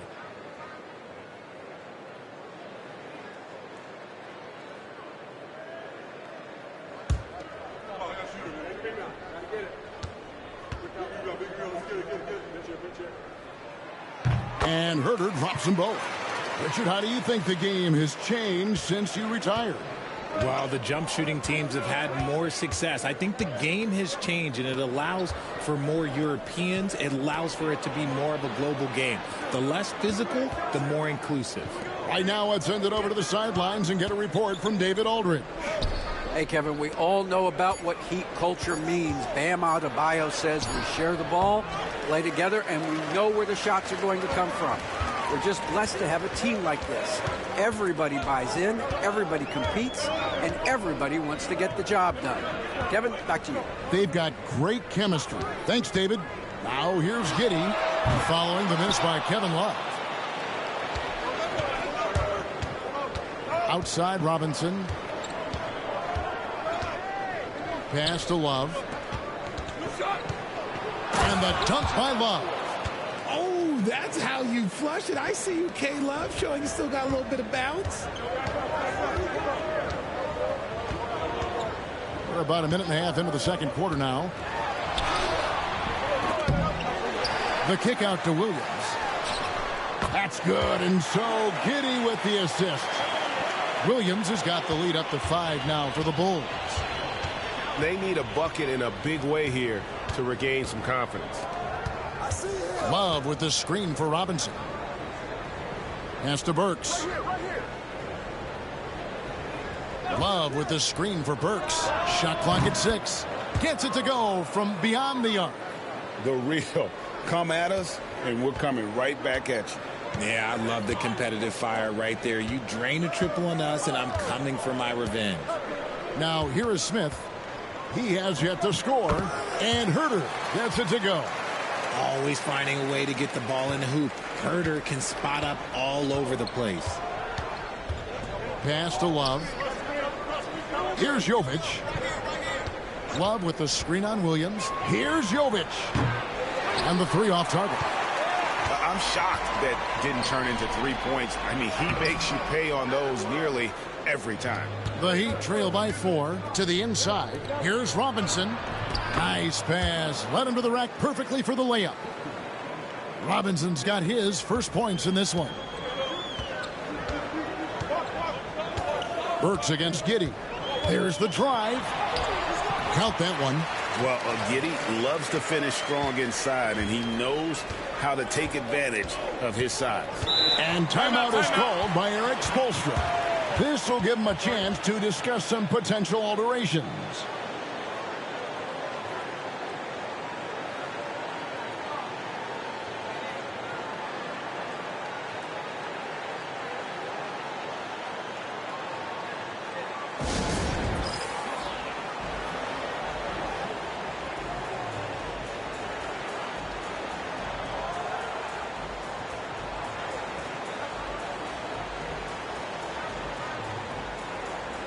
And the Bulls will go for a different look here. Vucevic, he's checked in for Smith. Dosunmu comes in for Buzelis. White, he's checked in for Kevin Herter. And Ball subbed in for Josh Giddey.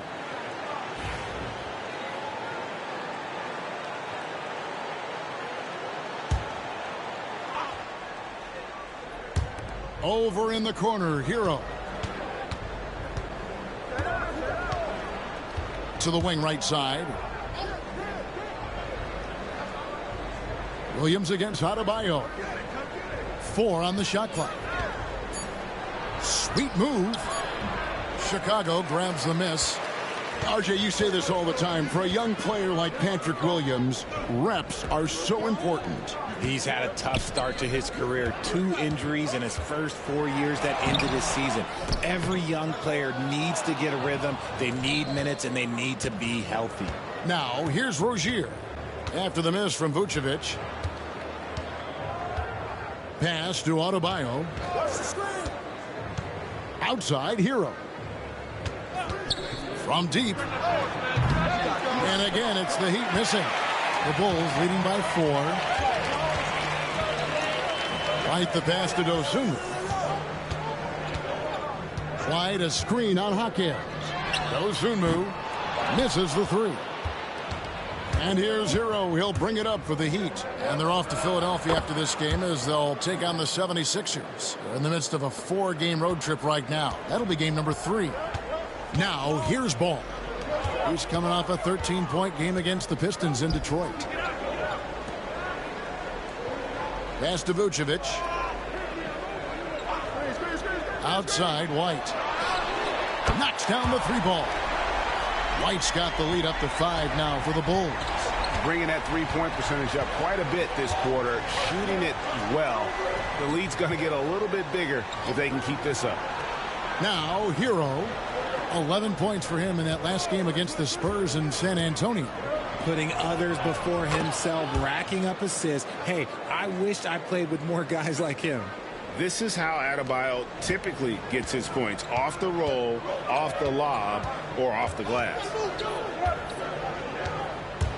And White kicks to Vucevic. And that'll be 2 free throws coming up. Officials on the call with the foul. Yeah, easy call. On the night, he's gone 2 for 2 at the stripe.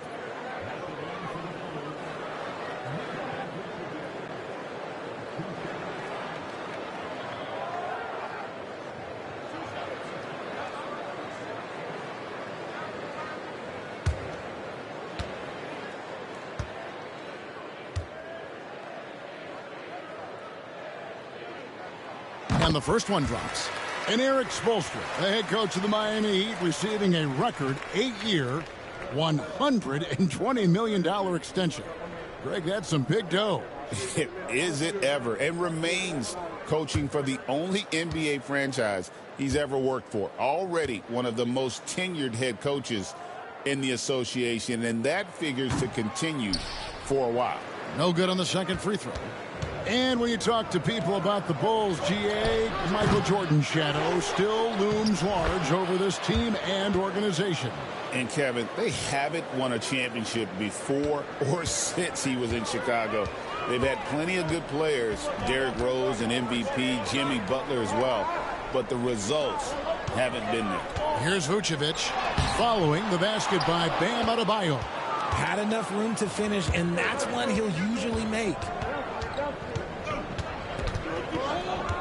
Hero against Ball. No good. That would have tied it. Puts one up from 19. And the last shot at the buzzer doesn't go in for him. And that'll do it for the first half. A competitive game so far. Bulls lead by 2. And a chance now to send it over to David Aldridge, standing by courtside. David. Thanks, Kevin. Coach, what's gotten the offense working? Well, finally we were able to get some stops. We were able to get a couple easy ones in the open court, and a little bit more patience to try to get something at the rim. We'll see if you can keep breaking them down in the second half. Thanks. Back to you, Kevin.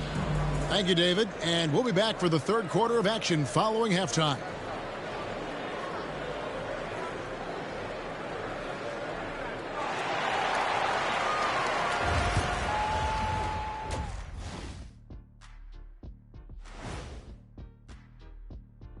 Howdy, folks. The moment you've been waiting for is here. Before we recap the first half, let's see what the standings look like in the East. Looking at Miami, they've stayed in the mix. A few people predicted they might regress. Clearly, that hasn't been the case. They continue to hum along. It'll be interesting to see how they close out this year. And let's take a look back at the first half. The Bulls are in a close one. Sometimes we overlook it, but the defense has been stingy tonight, like a bee, just stinging you. Man, it's not complicated. It's all about communication and effort, and then stingy becomes stingy. That certainly brought the energy, at least for one half. Don't talk about bees, I'm allergic. And that is it for halftime, folks. It is back to Kevin Harlan and the crew for the second half.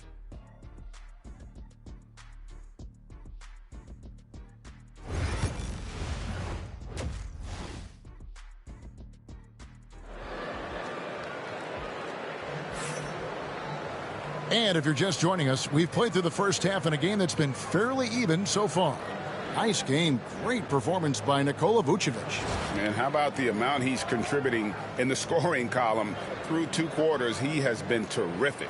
He always wants to be a go-to guy for them. I'm sure he'll be calling for the ball even more in this half.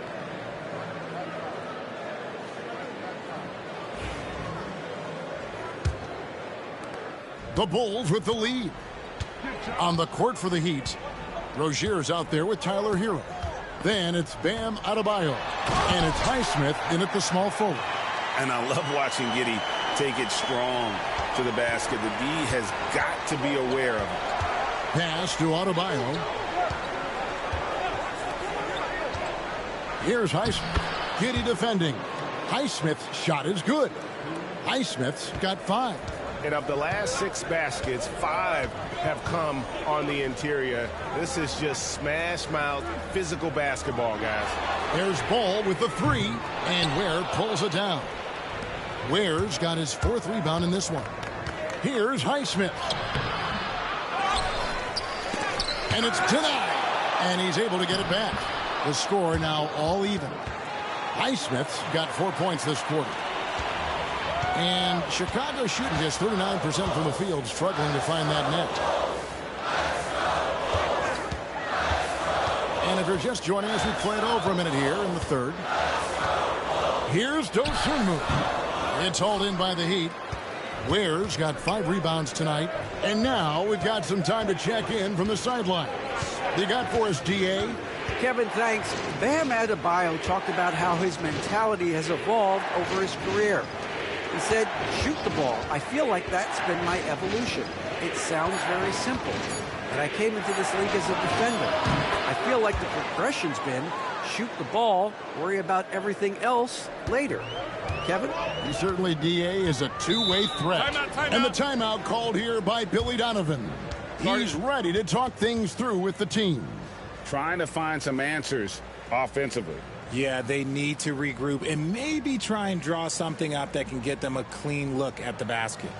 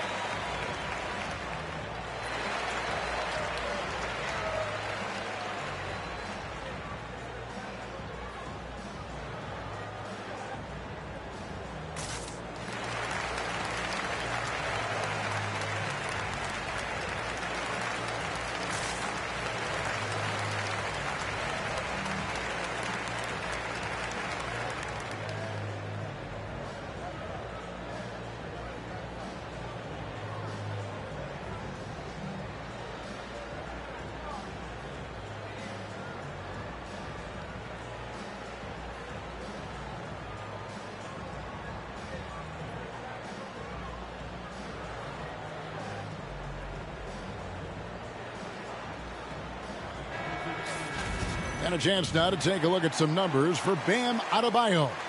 And the biggest takeaway when you look at his numbers is how good his three-point shooting has been the past 5 games. He's finding the open spots on the perimeter, and when he's getting good looks, boy, he is not missing.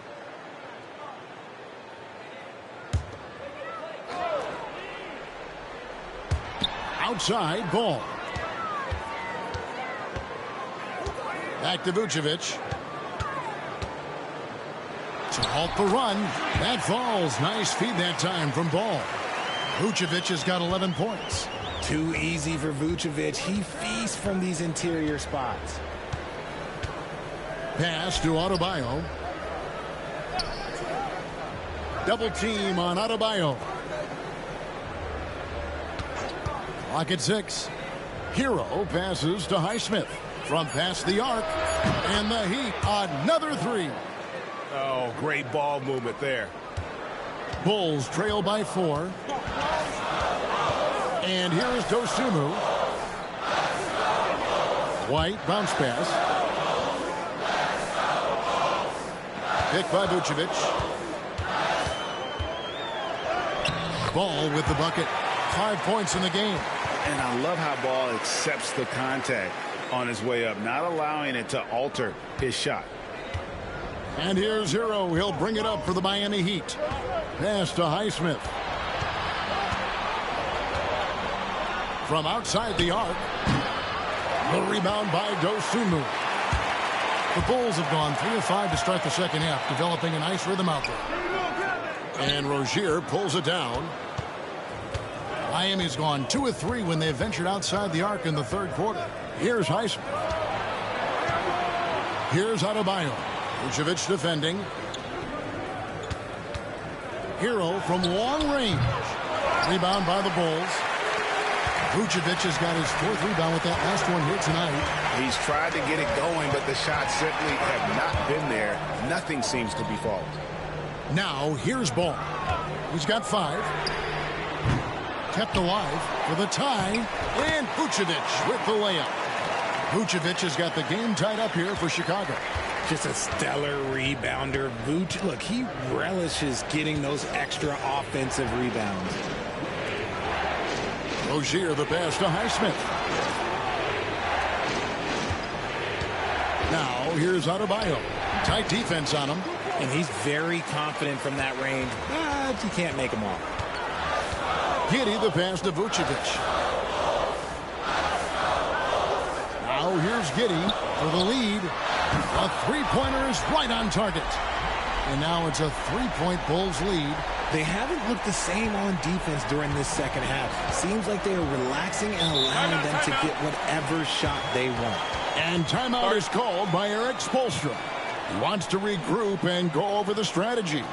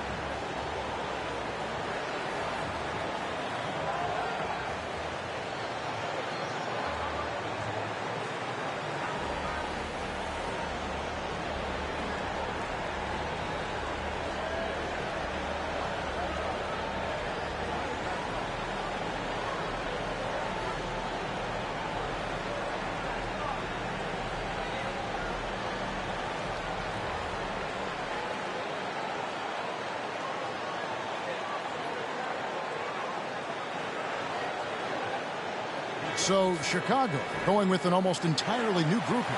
Jalen Smith, he's checked in for Vucevic. Williams comes in for Dosunmu. Bruce Ellis is checked in for Josh Giddey. And Kevin Huerter subbed in for Ball.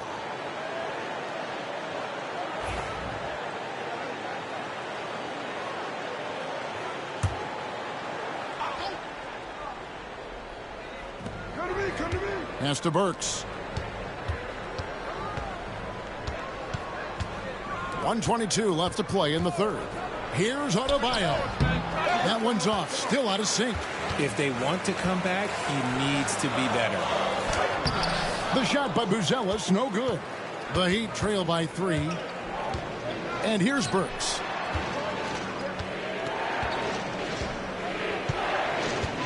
Pass to Adebayo. Over Smith. Rebound by the Bulls. And he keeps trying to get himself out of this rut. But maybe it's not meant to be. I'd focus on sharing it with his teammates at this point. That one goes. Count it. Every time they get scored on during this run, it's come from inside the paint. Burks against White. Burks can't get it to go. We've got a 9-second difference between the shot clock and the game clock. Smith outside. Inside. And there is White, and that's good on the assist by Smith. White's got the lead up to 7 now for Chicago. They need a good offensive possession. Yeah, they've gone a long time without a bucket. White against Burks to the paint. Here's Adebayo, and he banks in the layup. Adebayo's got 8. And guys, the D has to show a little more fight on the interior than they did on that trip. The third quarter comes to a close. It's Chicago as they end the third quarter with a 13-5 run. From the United Center in Chicago, back in a moment.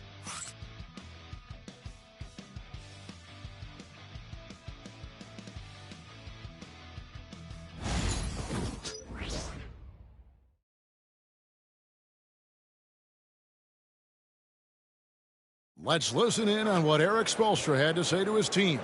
Trust it. Good to great. Good to great. Don't settle for average shots. Move it. Well, Coach Spo instructing his guys, Greg, to just take great shots. I mean, no reason to rush into a bad shot, especially with 24 seconds to work with. And I know I speak for all of us when I say I can't wait to see what kind of finish awaits us here in the fourth quarter. Trey Jones out there with Kevin Huerter. Then it's Bruce Ellis. Then there's Patrick Williams. And it's Smith in at the center position. So that's the 5 in the game for Chicago. Huerter kicks to Jones.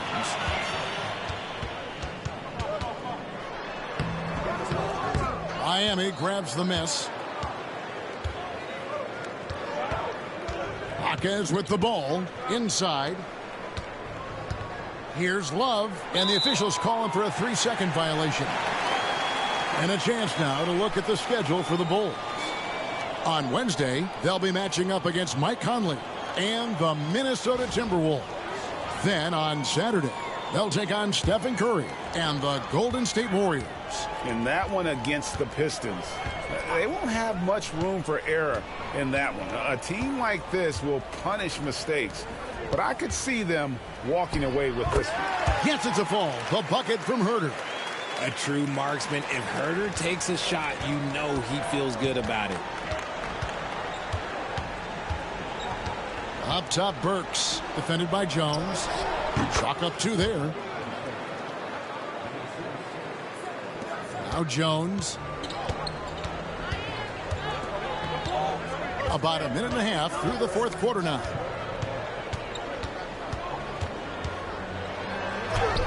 And that one drops. Jones has got his first bucket in this one.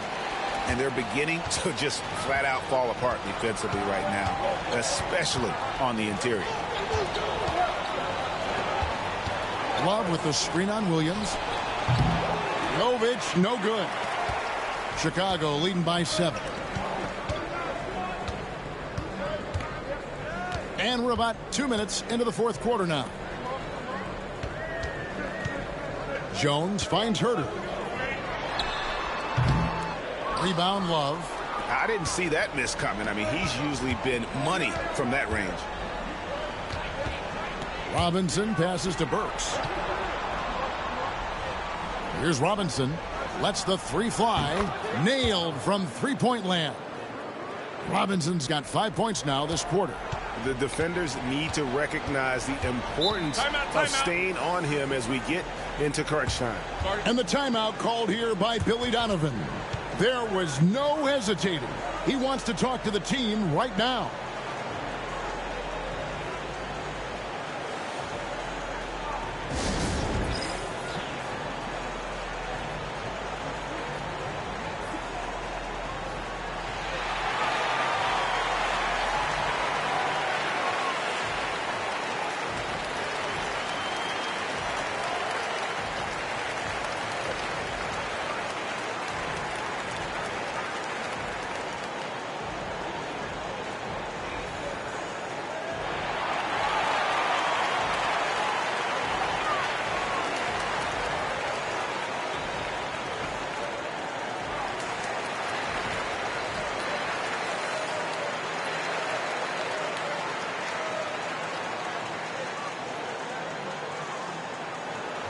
So Chicago ends up going with the new group.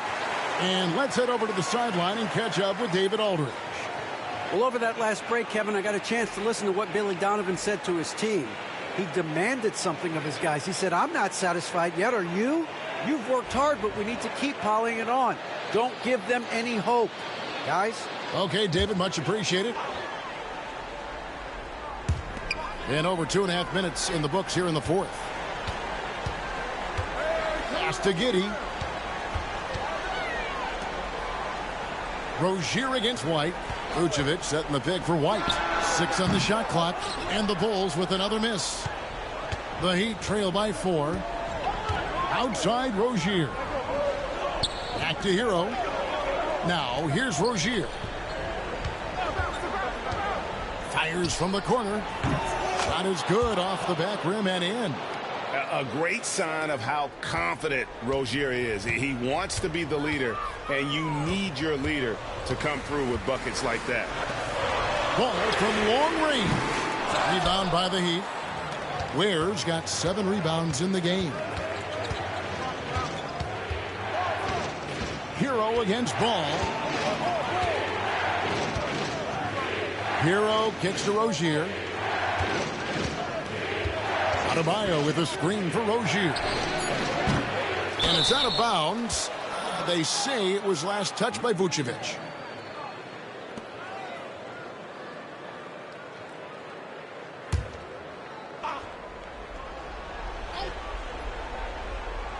We've played just over 3.5 minutes now in the fourth quarter.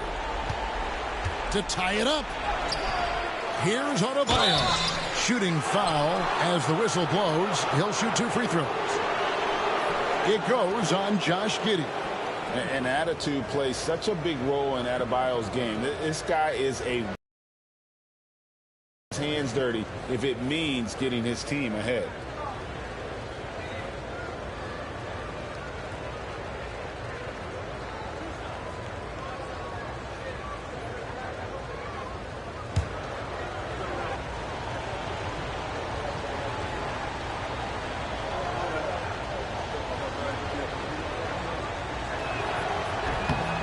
Makes it, and the next one could tie it up. And you watch Adebayo, he really has everything you could ask for from that 4-5 position. Not a stretch big per se, and that's partly why he shoots such a high percentage.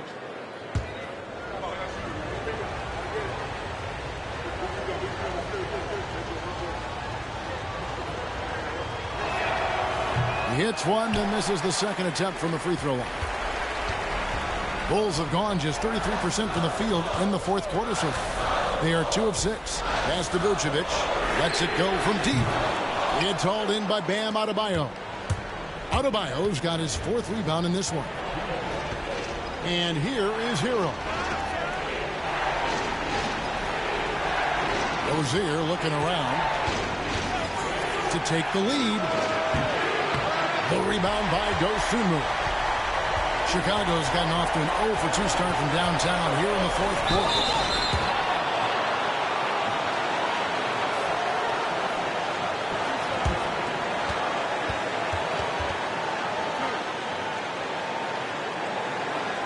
All right, well, a look at how the points have been generated so far.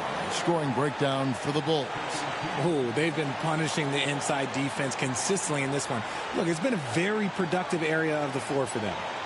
And another stat that they've excelled at is points off assists. They're moving the ball around and creating great looks for one another.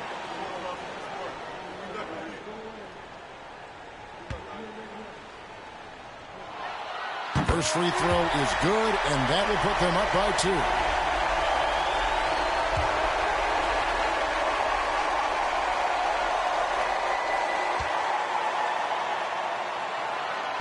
Second one is good.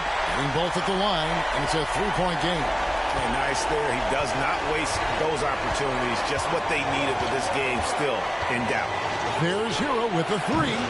Miami no good on that time either. The Bulls shooting the fourth quarter not pretty, down around 29%. And the shot is good. And the Bulls lead by 5. That is just a big shot from Ball. I like seeing him step up and show that leadership. Here's Hero. Count it, and the foul. Lonzo Ball picks one up. They needed points. Tyler Hero gives them.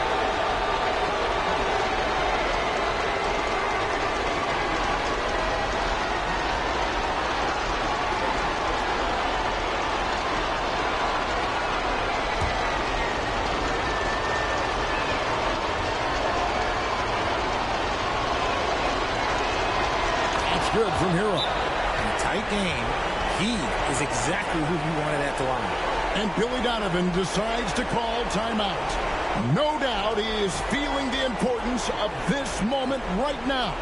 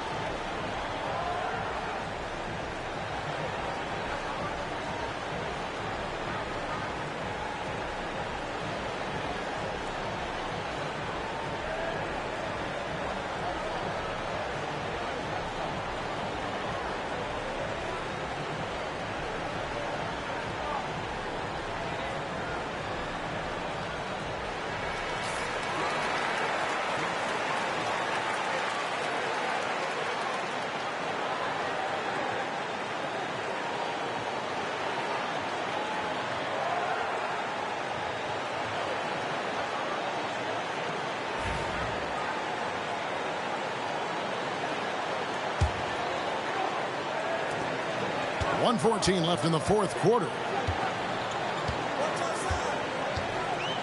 And here is Giddey. Pass to Vucevic. And basket number 6 to his stat sheet. He's now 6 for 10. Vooch, the big man, makes the biggest play of the night. Here's Hero. No good there. Excellent D there from Ball. White goes in. That falls. Nice feed that time from Ball.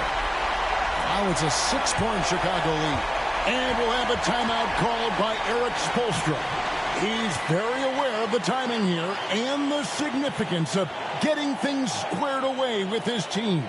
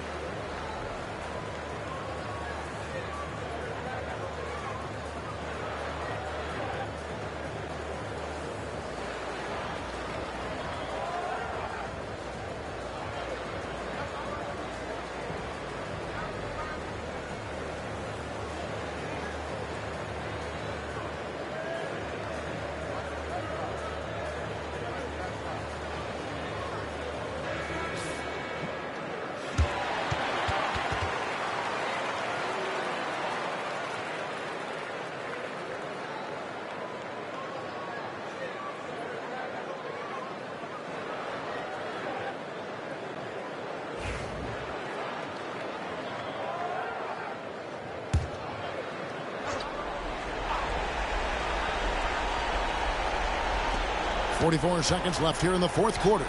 Adebayo with a screen on Ball. It's good! What a beautiful shot to bring him to within 3. And, you know, some guys shrink as the game tightens. Hero calls for the ball. Clutch. To the middle. Knocked loose. can't afford any wasted possessions down the stretch. Pretty much, they have to be perfect the rest of the way. That puts tremendous pressure on your offense. And this guy is a gamer. Hero embraces any chance he can to draw a foul while taking a shot.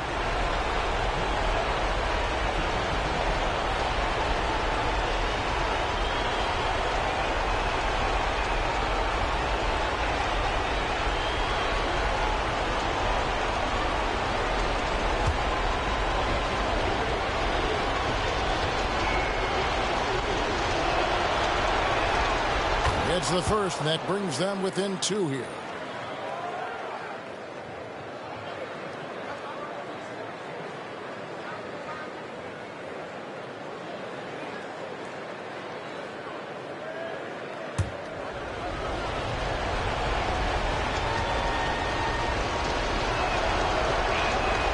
He's perfect from the line this time. Chicago with the ball, and he commits the intentional foul. Yeah, you can't let him hold the ball and just milk those last seconds away.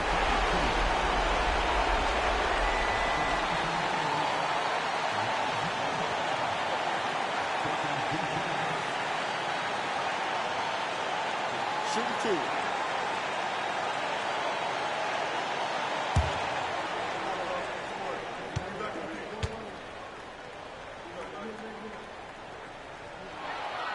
Good on the first, and that will put them up by 2.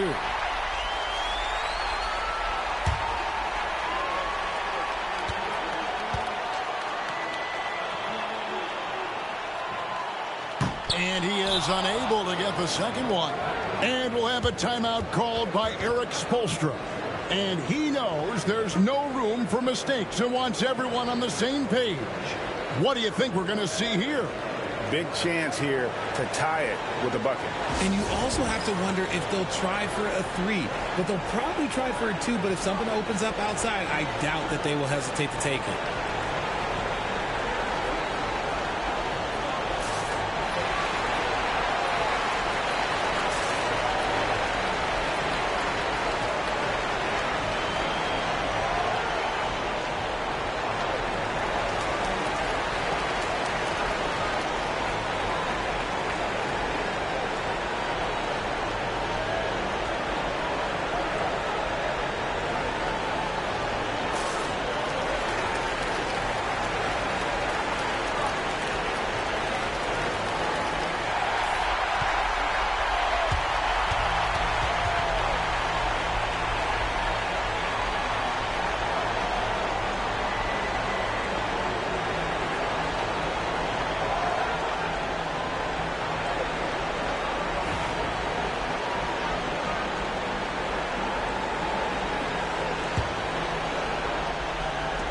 We've got 22 seconds left to play here in the fourth. Hero. That misses, had a chance to tie it there. And now an intentional foul. They need the ball back as soon as possible.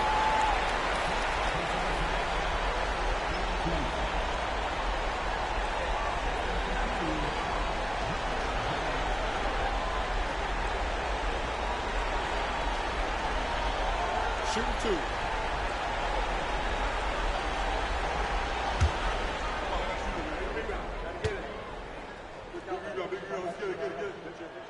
He hits the first one, and that makes it a 3-point lead.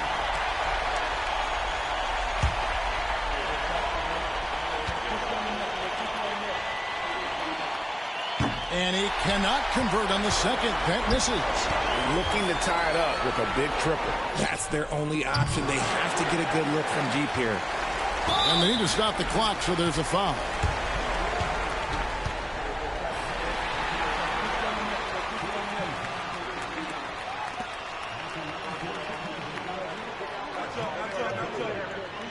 Take a break.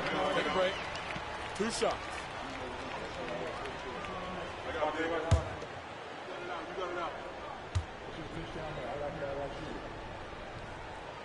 He drops the first one, and that gives them a 4-point cushion.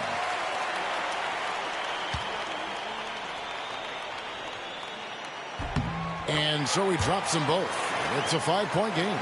Cool, calm, and collected. Say that 3 times fast. He makes them all and puts this game away. So the Bulls win it. It was up for grabs right until the final seconds. Yeah, and for me, Kevin, what stood out is just the overall trust this group has in one another when it matters most. Doing what had to be done and to send these fans home happy. And now let's go over to David Aldridge from the sideline for an interview with our player of the game. Hey, David. Nick, great win tonight. Good performance by you. How surprising is it that you contributed to the game in so many ways? I mean, I wouldn't say it surprised me. I always knew I could play at this level, but I just play hard. Just play hard and get things happen. I don't try to force anything. I just let the game come to me, and I play hard. Rebounds. Like I said, it's a lot about effort. That's what I can do every night. And points are gonna come some nights. Sometimes they won't. But just take what I get and just keep playing. Well, you did it all over the floor tonight, Nick. Thanks a lot. Back to you, Kevin. Thank you, David. And that about wraps it up. So for our reporter, David Aldridge, and our analysts, Richard Jefferson and Greg Anthony, I'm Kevin Harlan. We thank you for watching tonight's game. But first, let's reveal our player of the game, Nikola Vucevic.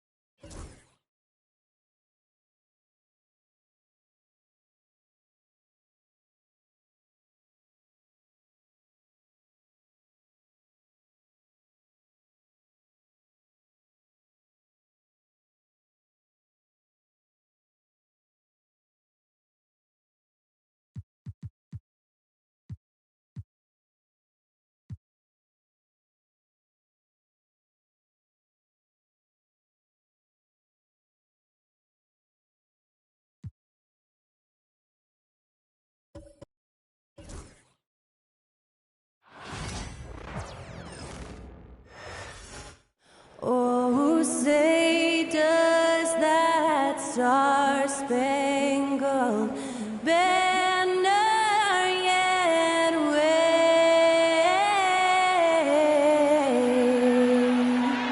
o'er the land of the free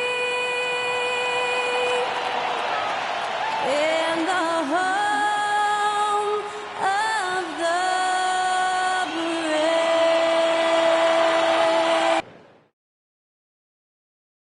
Greetings, everyone. Welcome to 2K Sports and another exciting edition of NBA Ball. With two Hall of Famers, Doris Burke and Grant Hill, I'm Brian Anderson. Allie LaForce, our reporter. Already it's February. Let's see how things look out west. You look at Portland, way down in the conference standings. Lots of ground to make up in the final half of the year.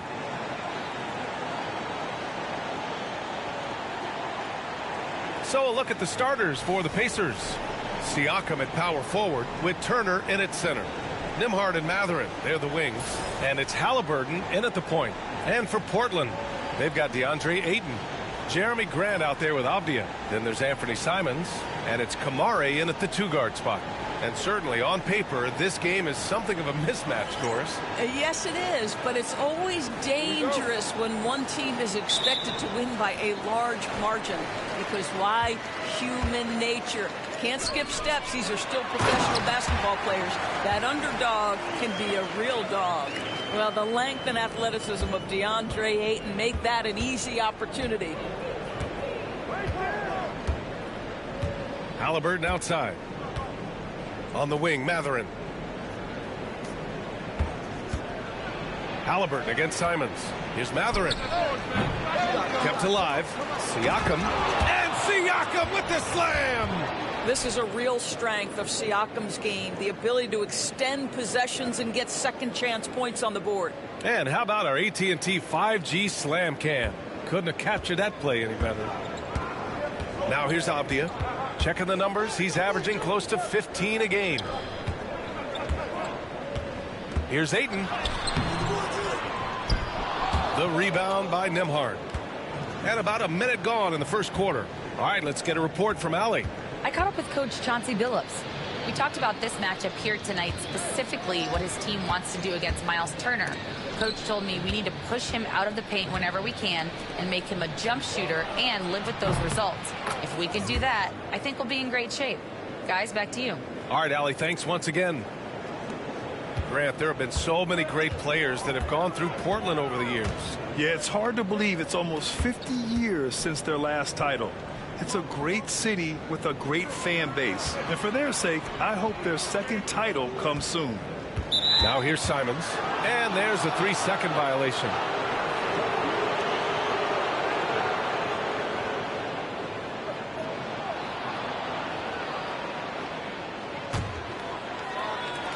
For Indiana, they've gone 2 of 3 from the floor. The shake. And the dunk by Halliburton. My goodness, what a dribble drive by Mr. Tyrese Halliburton. Simons against Halliburton. Oh, and Turner with a block. Halliburton outside. The shot's good.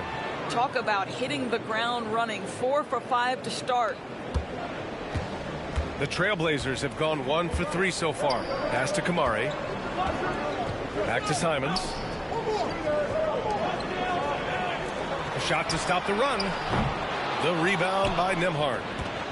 For Indiana, they've gone 4 of 5 so far. Looking sharp. Oh, and he got fouled on his way up. He'll head to the line to shoot 2. You know, Doris, the last few years, Siakam has gotten back to attacking the rim like he once did. To me, B.A., that's where he's at his best. He's got such length and creativity. You don't want to have to step in his path as a defender. Listen, he knows he's got to shoot the 3, but go to your first strength. And one thing that Siakam has always had a knack for, Grant, cutting to the rim and finishing plays. Yeah, he plays so well when he has space to move. He's just great off the ball, and that fits with any team. His ability to convert at the rim makes his cuts that much better. Pass to Kamari. Here's Grant. Oh, Grant throws it down. How about Jeremy Grant playing to his strength, uses that athleticism to finish that one with authority. Halliburton finds Turner. Now here's Matherin. Kicks it out to Siakam. Out of bounds, it'll go to the Trailblazers. Let's go to the 2K leaderboard. We look at the last month's premier teams on the fast break. 5th, the Pacers. And you know, over this stretch, they've really had their way in the open court, pushing the ball hard and getting those fast break points. Portland making a switch here. Henderson's checked in. Blazers trail by 7. Avdia passes to Simons. Henderson outside. Siakam against Avdia. That one drops for him. Let's remember, Avdia is 6'9", which means he is quite capable of being effective in the painted area. Siakam outside. Out to the right wing. Halliburton against Simons. Nembhard outside. Launches it. Rebounded by Kamari. The Trailblazers have gone 3 of 6 from the floor. And here's Simons outside. And he misses again. Now 0 for 3. Now here's Halliburton. And he's been a big part of their offense, averaging more than 18 points a game. This one for 3. Sinks it from distance. Halliburton's got 7 points in the game. Their offense looking like a well-oiled machine. Pass to Kamari. 1:52 left in the opening quarter. Ayton, no good. He expects to make every one of those, and we expect him to make them too. And here's Nembhard. Puts up a three. Rebounded by Kamari.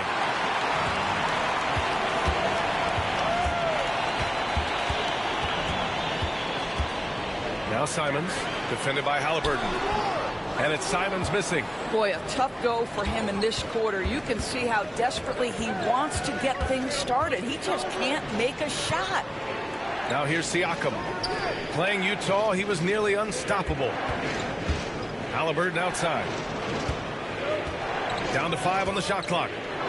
And he drives in. Ooh, plenty of contact on that shot. Officials call the foul, and he'll take 2 free throws now. Yeah, and I can't help but remember Tyrese Halliburton in the 2024 All-Star Game. A spectacular performance from him in that one. And the icing on the cake, him dropping the shot that took the East point total to over 200 points. Doris, you look at the youth on this Pacers roster. Plenty of upside moving forward. Oh, B.A., there is no doubt one of the strengths of this team is the chemistry of the young pieces you just referenced. And remember, this group plays a unique style, the fastest pace in the league, one of the most dangerous offenses in the league. A ton of fun to watch this Pacers roster play together. Here's Grant. Gets it to go. That makes him 2 for 3 in this game. Well, this is why Jeremy Grant's size is important. Stretches out beautifully whenever he's close to the rack. Walker for 3. The Pacers again can't hit. Blazers trail by 6. Sharp finds Grant.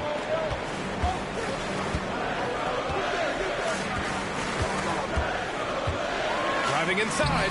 The layup off target. Boy, this guy is a good finisher, so he misses a chippy. That's tough to take.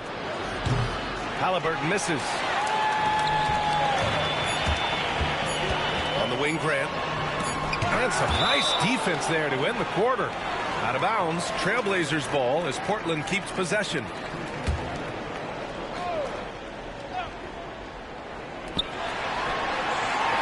And so it's Indiana with a 6-point lead at the close of the quarter. They've done well to disrupt the opposition, playing inspired defense. Back to the game after this break.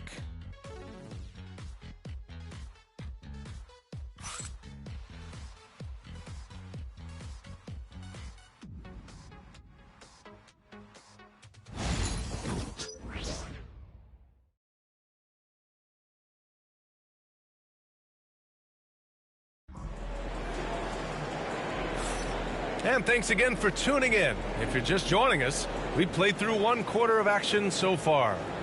All right, guys, let me get your thoughts on the Pacers and how they're playing so far. Well, they came out with a physical presence and made rebounding a priority. I think it's why they hold the lead here early, because they're controlling the flow of the game with those second chance opportunities. And Halliburton has got the ball here for the Pacers. Their biggest lead of the game was 9. On the court for the Pacers, second quarter underway. We've got Walker, Neesmith out there with Toppin. Then there's Tyrese Halliburton, and it's McConnell in at the point guard position. Now here's Henderson. No points so far. Grant outside. Back to Henderson from outside the arc, and he buries his first look. The response from Scoot in answer 3, what a back and forth. Oh, my. All right, let's check in with Allie LaForce. The Pacers have a star tandem with Tyrese Halliburton and the newly re-signed Pascal Siakam, who set his all-star point guard. His knowledge of the game and his desire to win and get better, that's all you can really ask for from a young player. Out there on the floor together, I think it's naturally just a fit. Ryan? Okay, Allie, thanks. Yeah, not afraid to finish at the rim. Sharp, just relentless. Toppin passes to Neesmith. Off target from outside. And he probably thought he was going to bury that one. Here's Henderson, and that one is stuffed right through. Wow. Always fun to see point guards who can elevate above the rim like that. Oh, a strong mindset and even stronger finish. Boy, it's incredible how much explosive scoring ability can come from the lead guard position. That is a big-time play. Oh, that's great basketball. Denying them on one end while grabbing points on the other. It's tipped. Here's Grant. Pass to Sharp. Henderson outside. It's Sharp on the wing. Neesmith covering. And the dunk to finish it off. A beauty. Showing off some playmaking abilities with the pick and roll. I know Coach likes seeing this from Sharp. And we'll have a timeout here called by Rick Carlisle. He wants a few moments to regroup with his players. Benton, he's checked in for Grant. Miles Turner, he's checked in for Indiana. Nimhart comes in for McConnell. Looking at lineups around the league, Grant, seems like they're becoming more positionless than ever before. Yeah, you're spot on, B.A. To the point where some people feel all-star voting shouldn't be by position anymore. It should be by merit. Pure from three-point range. And the Pacers lead by 1. Wow, from the arc, Toppin shoots with real authority. You can tell it's an area of the floor that he's comfortable. Henderson for 3. And no good. Indiana's gone 4 of 9 so far from the perimeter. Pass to Turner. The shot no good. Some solid defense from Williams. Here's Sharp. And they're going to count that bucket, and they'll send him to the line. It could be a three-point play. They're really working the paint now. And some stats here, guys. The scoring breakdown for Portland. In the early goings, their effort level has been exceptional. The speeding around the defense and opening up options with good penetration. We've also seen them show a willingness to take advantage of the mid-range opportunities. The defense conceding these looks, and they're cashing in. Back to Turner. Pass to Walker.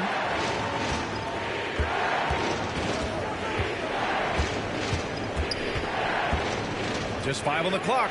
Here's Toppin. Yes! Great play by Walker to set it up. Toppin's got 5 points. The shooting fundamentals are real plus for Obi Toppin. He has consistent mechanics and a high release point. Blockbuster trades have become more the norm here in the NBA, Grant. Just ask Portland in 2023.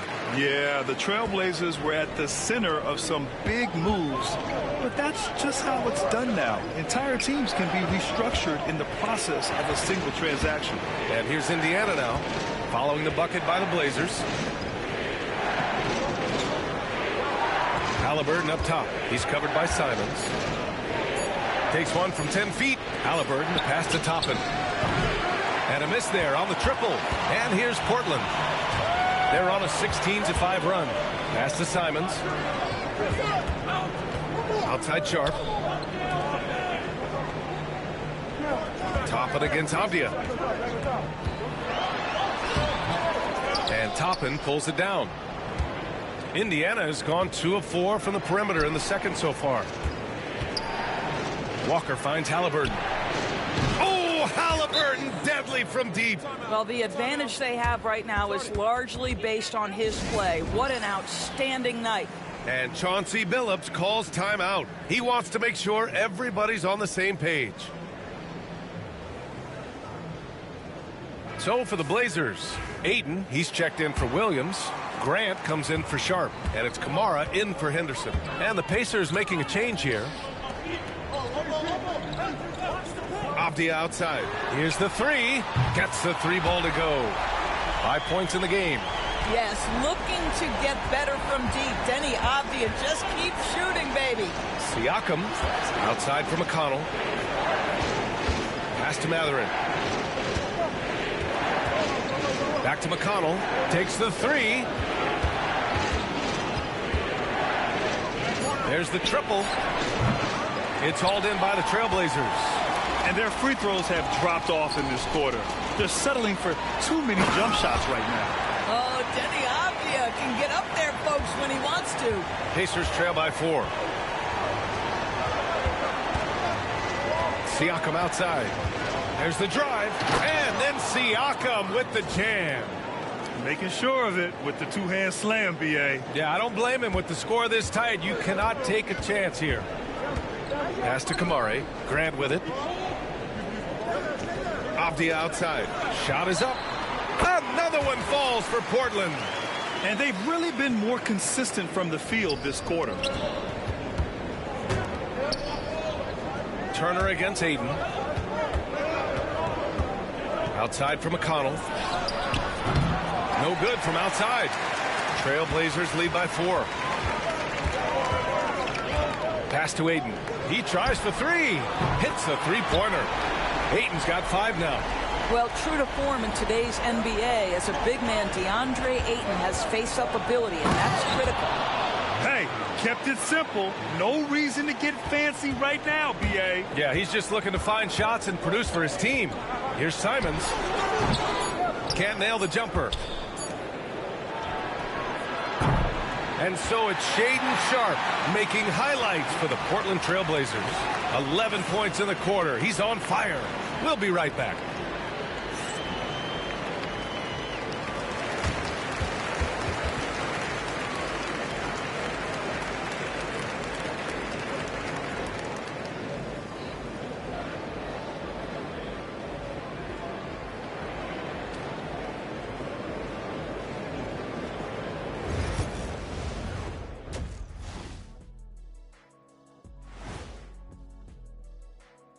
Thanks for stopping by, y'all. First up on the show tonight, a quick look ahead of some upcoming games on the docket. And for their matchup with the Clippers, this looks like a complete toss-up to me. Talent level is similar. These games often come down to a few key plays. And if that's the case, we'll see who has the better closers tonight. And returning our attention to this game, a solid first half for the Trail Blazers. They've been playing very unselfish. I'm telling you, these guys are feeding off the ball movement, and as a basketball fan, it's wonderful to watch, Shaq. Yeah, no Tyler ball from them. That's why they're getting the good looks. Get it, Tyler Hero? Tyler ball, hero ball. I knew you would understand, Ernie.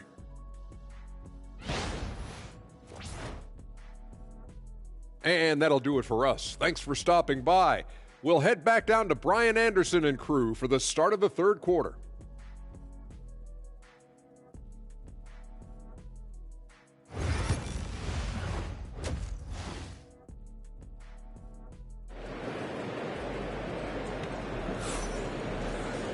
And if you're just joining us, we played through the first half in a game that's been fairly even so far. Tyrese Halliburton has been sensational. Through the first 2 quarters, he's been on fire. Explosive offensive performance. Boy, he has been shouldering the load. Aggressive, skilled, talented, and thus far unstoppable. Jeremy Grant out there with Denny Avdia. Then it's DeAndre Ayton.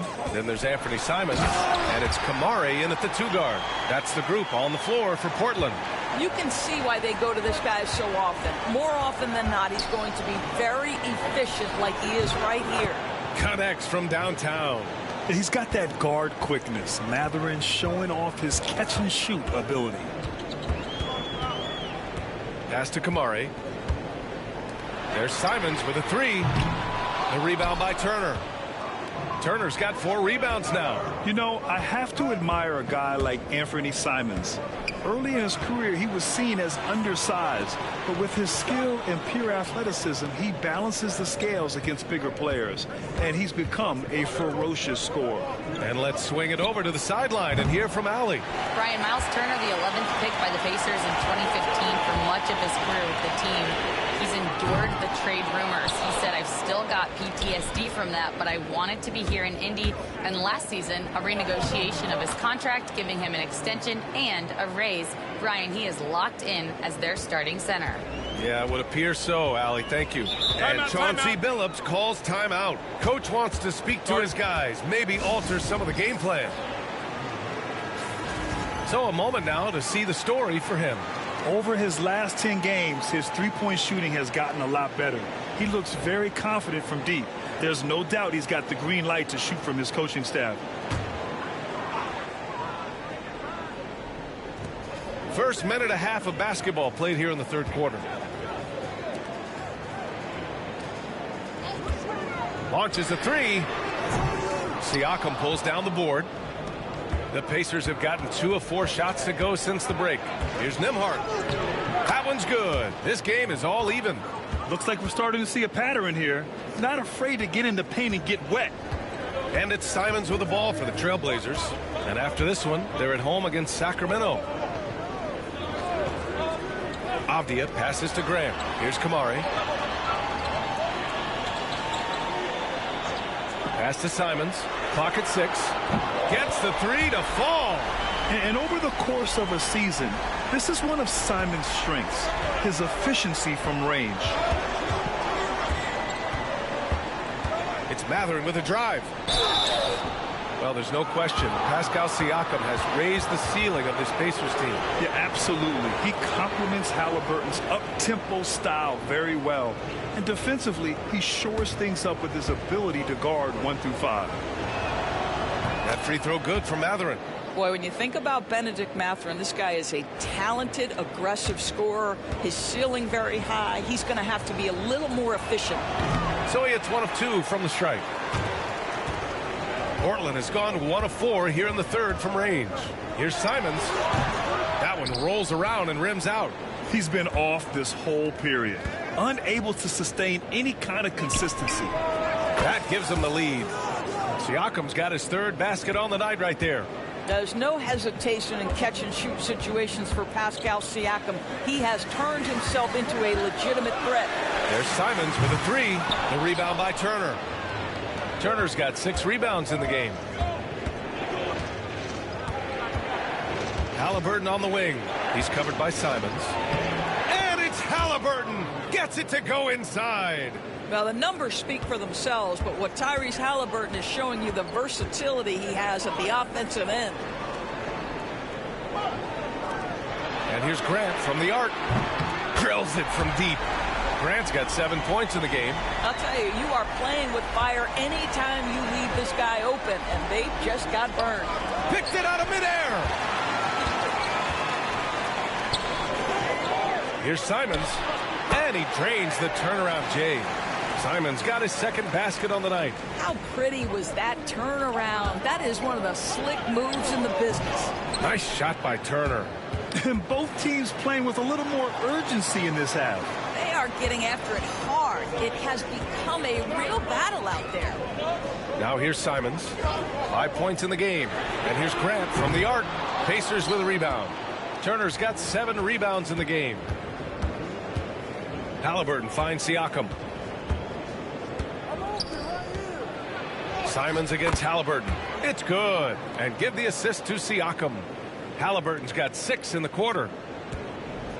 For Portland, they've gotten only 4 of 10 shots to fall so far in the third. And Chauncey Billups calls timeout here. He wants to give him a breather and talk things over.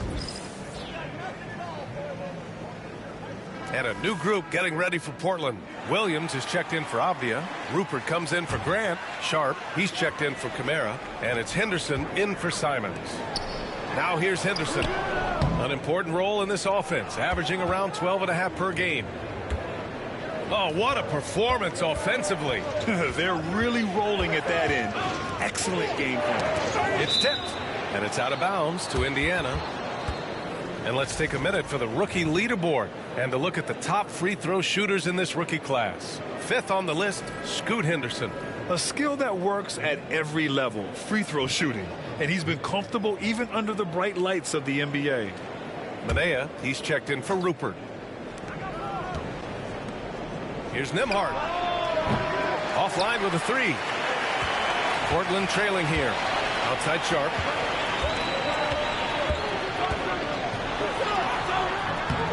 And Toppin pulls it down. Indiana's gotten 2 of 4 threes to fall here in this third quarter. And a moment now to quickly take a look at the offensive approach for Indiana. Their offensive game plan has been simple. Look to shoot it often from outside the arc. And the results have been outstanding. I think it's also important we mention the number of assists this group has tallied. Their offense continues to just hum along right now. Oh, wow! And so difficult to defend. Sharp has 3-level scoring ability, and he is prolific. Oh, doing damage above the rim. That was our AT&T 5G slam cam. Portland's shooting around 50% of the game so far. Pass to Murray. Soft touch off the glass. Murray's gotten his first bucket of the night. Growing his passing game. Sharp knows being able to reliably create for others will really round out his skill set. Walker finds McConnell. Now Toppin. Nembhard outside. Siakam in the post. Is covered by Ayton. Lets it go from the wing. Portland grabs the miss. There's 21 seconds left to play in the third. Here's Sharp. And he was fouled while in the act of shooting, so he'll take 2 free throws. That one on Nembhard. And Sharp has no off switch. He's consistent at attacking defenses and drawing whistles. He misses the free throw. Portland making a switch here.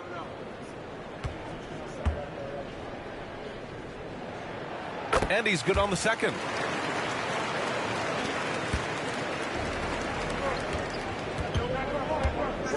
Here's Toppin. He takes it in. And a slam dunk by Toppin. Well, you see the run, jump, athleticism of Obi Toppin. He gets to the rim in a hurry.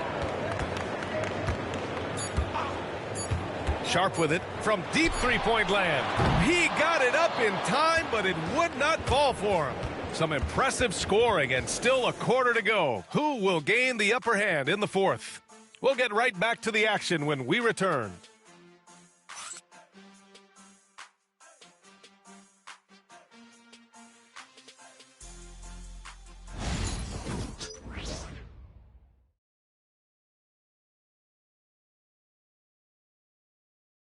And let's take this opportunity to show you our State Farm assist to the game. This is the definition of team chemistry. I love to see this kind of communication and connection between teammates leading to the perfect pass. Nothing better than chemistry, right? Working together to create a bucket. And with these teams locked in a very close contest, this fourth quarter promises to be a good one. And Indiana looking at who they've got. They've got Halliburton. Aaron Nesmith is out there with Walker. Then it's Obi Toppin, and it's McConnell in at the one. And for the Pacers, they're shooting around 51%. That's a good number. The officials were right on top of that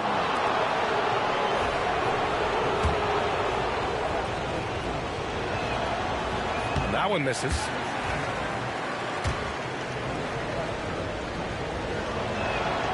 Good on the second one. Out in front now, although he left 1 point on the board right there. Well, the Trailblazers shooting it well, almost 50% from the floor. Outside Sharp. And it's off from three-point range. Well, they are daring him to miss, and he obliges. Here's Halliburton. The finish inside from Halliburton. We call that tough points from a tough guy, young Tyrese Halliburton. Here's Benton. He's marked by McConnell. The ball's knocked loose. Outside Sharp. Here he goes. Oh, wow. Get out the way, Greg. Come on. Get out the way. The burst. Man, Sharp can go from 0 to 100 in the blink of an eye. Outside for Halliburton. Halliburton drives. And the dunk by Halliburton. And you have to love it. The floor general taking things into his own hands. Just the aggression they're looking for, man. Boy, and not just the aggression, the ability to get to the rim, but how about the finish with intention? Oh. Here's Henderson. Can't get it to drop. Excellent D there from Toppin. Indiana leading by 3. Outside Nesmith. It's Walker on the wing. Back to Nesmith. Fires for 3. Yes. Great play by Walker to set it up. Nesmith's got 4 points now in the quarter. Throughout the second half, they've achieved excellent efficiency on the offensive end. Floats one up. And Toppin pulls it down. Toppin's got his 5th rebound in this one. Out to the wing. McConnell from outside. And again, it's Indiana with a 3. As the deep shots continue to fall, you can sense the frustration growing among these defenders. Now Henderson. Can they get it? Oh, and that one, no question, powered it down. Yeah, he's just explosive. I mean, Scoot gets off the ground in a hurry and puts some emphasis on it, too. So Indiana going with an almost entire new group here. Miles Turner, he's checked in for Toppin. Pascal Siakam comes in for Neesmith. Matherin's checked in for Walker. And it's Nembhard in for McConnell. And they're doing strong work on the glass, a +5 advantage for them. Great body control allows Matherin to finish through contact. Blazers trail by 9. Here's Henderson. And he gets it to go off the front iron. And here in the fourth, he's been zeroed in, hitting some big-time buckets. With the step back. Siakam, pass to Halliburton. Kept alive by Indiana. And here's Nembhard for 3. And Tyrese Halliburton, good for 3. Halliburton's got 13 in the second half. I just love the ball movement. And Chauncey Billups calls timeout. He wants their game plan to be crystal clear at this point. Kamara, he's checked in for Portland. Gives us a chance to catch up with Allie LaForce. Guys, over the last break, I listened to Chauncey Billups address the team. He told the guys to stay after it inside. He said our play inside is terrific right now. He said don't lose any of that intensity. Stay strong down there. It's always nice to hear a coach enjoying his team's play. Back to you. Okay, thank you, Allie. Puts up a 3. The shot by Nembhard, no good. Blazers trail by 10. Now here's Simons. And Turner with the block. How about the reach of Miles Turner? He covers so much ground to come up with these blocks. And Halliburton has got the ball here for the Pacers. So far in the fourth, they've allowed just 6 points. Knocks down the triple. And the Pacers lead by 13. Coming down the stretch, they've leaned on the perimeter game. Boy, the three-point arc has been a major factor in what they've done here tonight. You love the aggressiveness. This close in, Simons is consistent. The defense really can't allow him to find that look. And so he draws the foul, headed to the line to shoot a pair. And he made sure to get his money's worth on that foul. That free throw misses.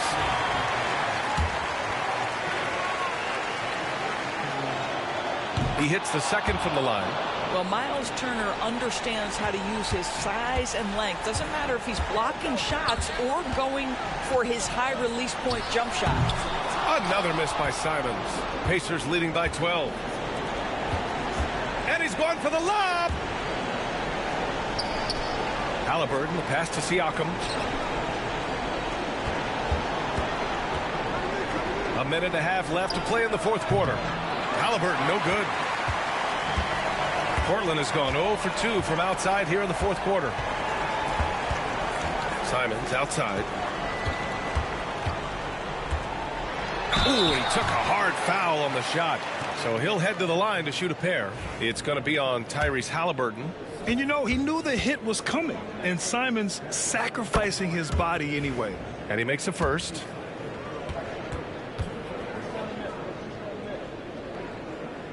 Good on both.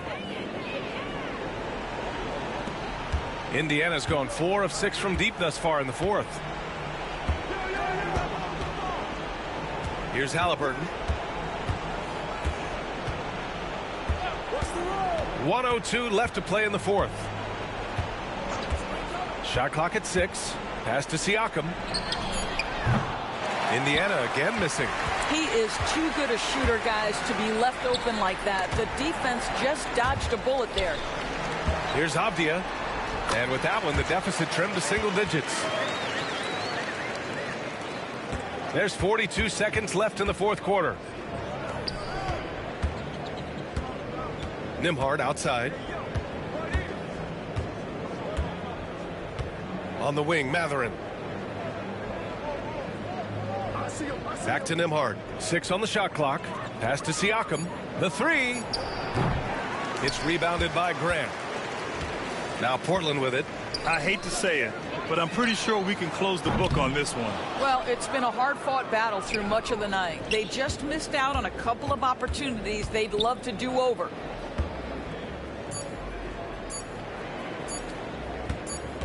Three-pointer, Halliburton.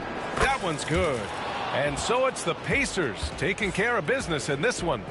Boy, a nice win on the road. By the time this one was winding down, this building was stone cold silent. And that's exactly what you got to do. You have to try to take the crowd out of it. And that about wraps it up. For Doris Burke, Allie LaForce, and Grant Hill, and all of our crew, this is Brian Anderson thanking you for watching this 2K Sports presentation of the NBA. And let's reveal our player of the game, Tyrese Halliburton.